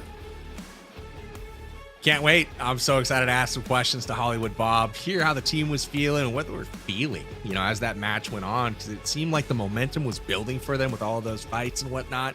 We'll see how that works out, but ultimately had a good time today with both of you fellas on the desk. Always great to see some awesome PUBG Mobile action. The PUBG Mobile All-Star face-off for me exceeded expectations as far as the quality of gameplay. The teams all battling it out, and I honestly had no idea who was going to win. A lot of times you kind of know, you know, it's going to be this team or this team. It could have been any one of a half a dozen teams today. So really appreciated how close it was through and through, Coach. Yeah, totally agree. And Ferg, I want to hear, while we're waiting on this interview, what your favorite moment of the day was. I think I know what the answer is, but we got to hear it from your own lips. And maybe give me two, if you can. One that's more gameplay focused, and then, of course, your favorite moment. Talk to me. What were you thinking? What's your favorite spot? I'm going to go with my favorite moment overall first, and it has to be X just dumping it on Nadeshot's body on Sandhawk. Unbelievable. Never thought I'd be able to witness that inside of PUBG Mobile, but here we are. Today, inside of the All-Star face-off, we've seen just that. As for gameplay, maybe a Bushka snipe in there, but yeah, honestly, it has to be Dab's 1v4 with the RPG. Ridiculous. Yeah. Those are great moments. Powerback, I'm going to ask you the same question. I definitely know mine. I thought you were going to go for the interview, and I love that you went for the storyline of him absolutely obliterating him after the interview. It was the perfect moment. Powerback, what about you? I'll take you know, some more obscure ones for sure. I like the dance off when we had all the cams up. You know, the little Brady Bunch box that we had going on. That was pretty cool. The interview was great, don't get me wrong, there's content there for sure, but gameplay, I got a kind of a toss-up between a couple. One was the plane, the jet getting rocketed out of the sky by Winsanity and having T-Max fall to his death from like 500 meters. That was pretty dope. And then the Bushka snipes across the map, they're getting that two-piece from those up on the ridge. I thought that was pretty well done. And then Dab had another amazing, like, not the four-man rocket wipe, the Mission Impossible Dab from map number 3, where he went crazy and was 1v4ing multiple teams at the same time. So Dab, just in general, for me, MVP of the day as far as gameplay is concerned. Unbelievable stuff. Yeah, the two that come to mind for me, of course, Dab comes to mind. He's been really a great asset to that Chief team the entire day. But, you know, I think I'm pulled to the Captain Santorini match. That was so fun to watch. The Sykkuno Nadeshot 1v1 sniper battle, where Nadeshot's breaking every FPS rule known to existence about quadruple peeking the exact same corner over and over again, and Sykkuno won that matchup, was unbelievable. And obviously Sykkuno has got plenty of experience in the FPS space as well, so makes sense. He was clicking heads, as it were. But yeah, that was a good one. Obviously, IceManIsaac, good friend of mine and a great content creator, able to get that MVP on that one, even though his team a little bit struggled on the big maps. But that's a big one. And then I think, frankly, any clip with a mech in it, I'm in. I thought that was fantastic to see our mech users, Aches, and I think it was, I want to say it was Dr. Kibbis at one point that was just sprinting around the map, just had no clue or care where anybody was. He was just running, and it was a blast to watch that. I think Payload might have been my favorite map of the day. That was hilarious. Payload was wild. How about the Valak clip from that map as well, with him going his team jump out the window, wrap around, grenade up through there with the launcher, ultimately just kind of outplaying in a 1v3 scenario, and Valak really kind of putting a stamp on things and showing why he's one of the best esports players in the region.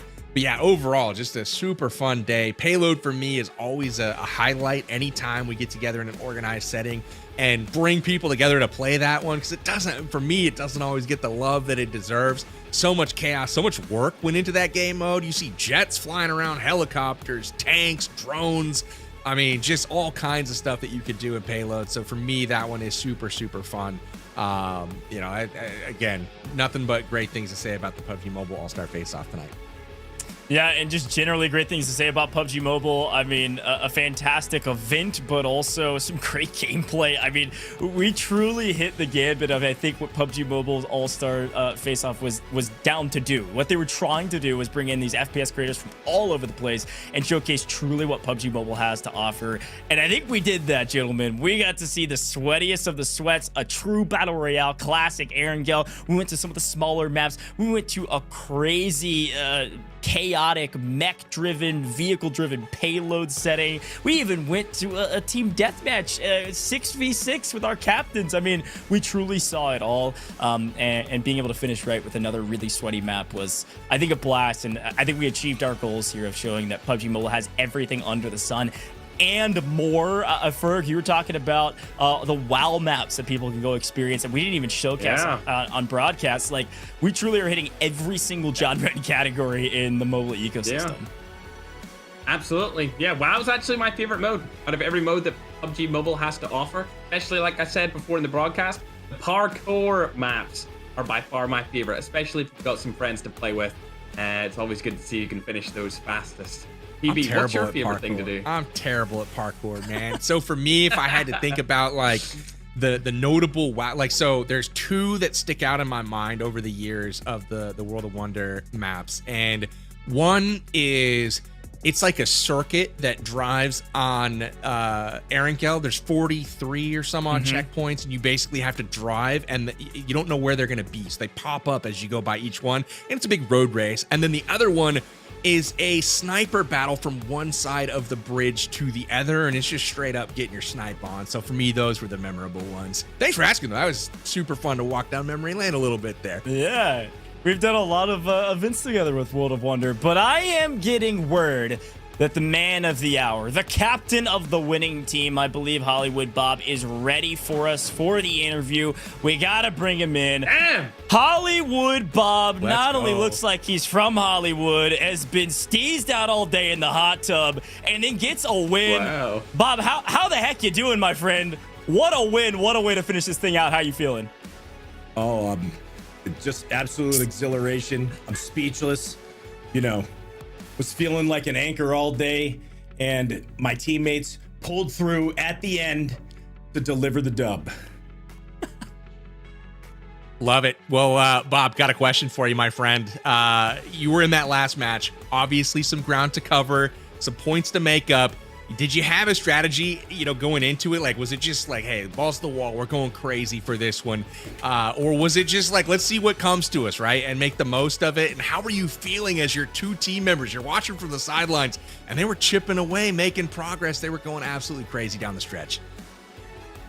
Yeah, the last game was absolutely insane because we knew we had a bunch of ground to make up. So we came up with a little strategy. And since I was the weakest link, I was lurking back and just playing the recall while my teammates were trying to find action, and then I would call them back. Well, I got caught somehow. I died, and so we were just down. And so the crazy thing is that H hadn't had any experience on Rondo, but playing on PC, I did. So I kind of was just helping them navigate through the final circles and play the zone, and it, just fell into our lap. It was crazy. That's incredible. If you had to pick a mode that you enjoyed the most, HollywoodBob, what mode would you pick out of today's tournament? I really liked the classic Erangel, I have to say. Although the mech mode and the tanks, if I played it a couple times more, it was so fun. I got obliterated in a shack by a tank. I just didn't realize what was going on. But maybe if I played that a couple more times, it seems pretty exciting. But the classic Erangel, you can't beat it. Yeah, absolutely. Dude, we were talking before the broadcast right at the top of the show about all the different teams, all the different FPS creators from all over the place. And if you having played on PC, you came up amongst the category of Tiggleton who had played on PC and now came over to mobile to really show what you had. And apparently, like you just described, it paid off. I mean, you guys literally won Rondo because of that last map, and you won the tournament because of that last map. So it all pays off. Any words for your other PC veteran that maybe didn't have as much of a success as you did, as you have won the entire event? Unfortunately, I think they were at the bottom of the leaderboard according to Ferg. So any words for any of your competitors today after a great day in the office for you? Oh, any words? Smoked by the worst. A phrase to live by, smoked by the worst. Yeah. HollywoodBob, it has been a pleasure having you in the booth. I want you to shout yourself out. Where can people find you? Thanks for joining us. You've got a trophy coming your way that I think Powerbank's holding. And a ton of cash, but I want to give you the floor, man. Any final words here for the broadcast? And definitely tell people where they can find you. Well, you can find me on Twitch, HollywoodBob, on YouTube, The HollywoodBob.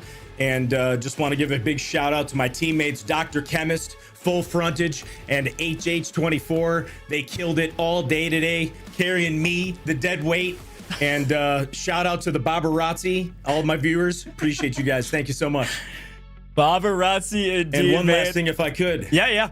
One team, one dream. Rated R. Incredible sign off, my man. Thank you so much for joining us in the booth. Have a great rest of your night, and congrats on the win again. Yeah, Thank you, Bob. Big win. Congratulations. Thank you guys so much. Yep, see ya. Man, smoked by the worst? That's crazy. I love it. What a vibe of a guy, Powerbank, to win it all and have a great attitude. And, with a feathered boa to boot. This man came prepared, kitted up with skins in real life. He delivered the goods. And the worst, I'm not so sure about that, man. They delivered and they got the dub today. Gold-plated trophy and 10 grand headed their way. Yeah, definitely. Well, Ferg, it has been an absolute blast having you in the booth, albeit you have been trash talking all day, and I respect it to some degree, and I've tried to play devil's advocate, and it's not really worked out for me. None of us really won. It was HollywoodBob winning. But any final words for the broadcast here after a great day in the booth? Honestly, happy to be here. It was my pleasure, and this exceeded expectations. I wasn't expecting much considering it was a community event, but like Powerbank said before, the gameplay was actually stellar, although some players like Nadeshot were getting carried a little bit, but as opposed to everyone else, everyone was great, and I had a ton of fun, especially watching that last Rondo match, but my favorite would probably still be the Payload one. That was just absolute chaos. Respect. I love it, Ferg. You know exactly where to find Ferg on all major socials. That dude is inevitable at this point. Powerbank, any final words for the broadcast as well? Oh, no, always a pleasure to be here with PUBG Mobile, deliver the most amazing mobile gaming content on the internet. So cool, the action tonight of the PUBG Mobile All-Star Face-Off. Congratulations once again to HollywoodBob and squad. You guys really did a number on everyone in that final match to get the job done. And to everyone else that participated, well, you tried. Hey, you showed up, we enjoyed it, had a great time. Lots of great clips tonight and had a great time both with Ferg and you, Goach. Well, thank you so much, gentlemen. It has been an absolute blast, and thank you for your heavy hitting and great analysis and, frankly, great trash talk. I appreciate you both, and I'm sure we'll see you in the future with PUBG Mobile. Of course, always looking forward to it. Peace, gentlemen. All right, chat. It is just me and you, and I've got a few more things to close this broadcast out. This is the worst part of the broadcast because I do have to close it. But we've had a great day with a lot of rewards and a ton of cash given out to, of course, our winning team. Some iPads dropped in chat, basically, if you got the right pick'ems and you were selected. But we also had 40 UC winners, and I believe we've got those ready. If you see your name on the screen, congratulations. You're walking away with a ton of UC headed to your account. I'm not going to read all of these. You see your name, you can read. Make sure you paid attention to your email. Big congrats to everybody that was a winner here in chat. This means that you picked up our 4 hints, you created your passphrase, and you typed it into our link. So big congratulations. And I am sure that there are going to be more of these down the line. And so again, big congrats to all of you, all of our winners. We had 23 iPad winners, I think 40 total UC winners, and then 1 winner of the PUBG Mobile All-Star Face-Off. Folks, before I go, I've got to remind you to download PUBG Mobile. If this was not a vibe, if this is not something you want to get your hands on, I don't know who you are, go download PUBG Mobile right now. It's 100% free to play. It's available on iOS App Store and Android Google Play Store. PUBG Mobile is literally the best in the business at providing AAA gameplay and constantly releasing new content and updates to the game, as you could definitely tell from today's competition. So go check it out and download the game for free right now. And finally, drop the follows. If you haven't dropped them already, now's the time. You tune in to the end of the broadcast and all you hear is me talking. It doesn't matter. Drop the follows wherever you are watching. There is opportunity potentially in the future to get involved in events. Pay attention to events like this so that you can win giveaways like iPads and so much more. A lot of news, updates, patch notes, and everything in between. Drop a follow. It takes about 5 seconds and it is super, super easy. And I believe all those links down in the description below as well. But folks, that's all I have for you. And a quick reminder that we couldn't do it without you, the viewer. This has been the PUBG Mobile All-Star Face-Off. And I've been your host all day today. My name is Goj.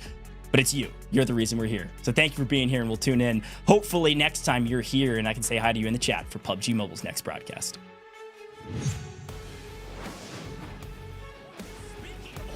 Position. My goodness. Finishing above X. What a surprise. Either way, looks like Surfing Boy is gonna get goes down. Bushka having a bit of a game here right now.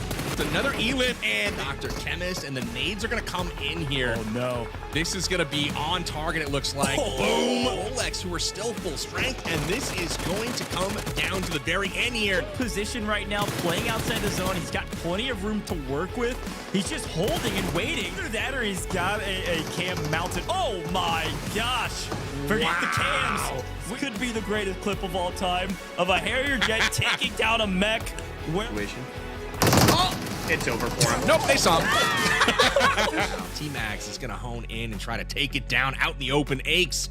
Oh, wait, what? The compounds are great kind of early on, but as things get, you know, a little bit closer in, you start seeing machinery like this that can lock on. You know, here it is, the squad wipe for Dab Plays. Just everyone except for one person.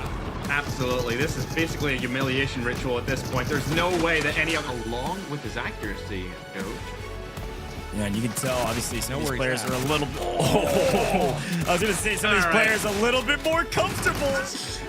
Please, dude. Shh. Yeah. A little bit of damage. Caster cars. Now we're talking. Yeah. Oh, look away from the way. Same exact thing, and I wasn't even looking at the player cam. Oh, man. W production. Oh, man. He just needs to grow. It's a style thing. It's the feel. I mean, you look at that. Massive swing with the vehicle. Out the window we go, and it nearly pays. Now to take that vehicle, does get naded out. Red Eyes down, Dabs down. Is playing a little bit slower. Hit firing not quite as clean, but so lesser death. I see you.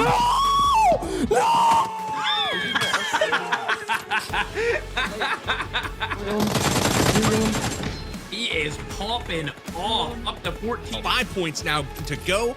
Red team nearing completion of their goal, and look at that nade. Make the most of it at the very least. But you're right, I think that team is a bit in trouble. It looks like Ace. Rolex here, though, under pressure, but he is going to bank that nade, maybe. Ooh. And you're helping us out on broadcast. We appreciate you. I see you, YouTube chat. I see you all. But as we swing back to our broadcast. That prize money. Oh, dear. Oh. Circle. Man, Tarik on a tear so far this game. He's rooting on his team. This is just going to be a mess. This is brewing, and it will explode any moment. Wow. Smokes are known as being very useful inside of the PUBG Mobile ecosystem for competitive play, and the shots go down. Mandal's able to take Hammond.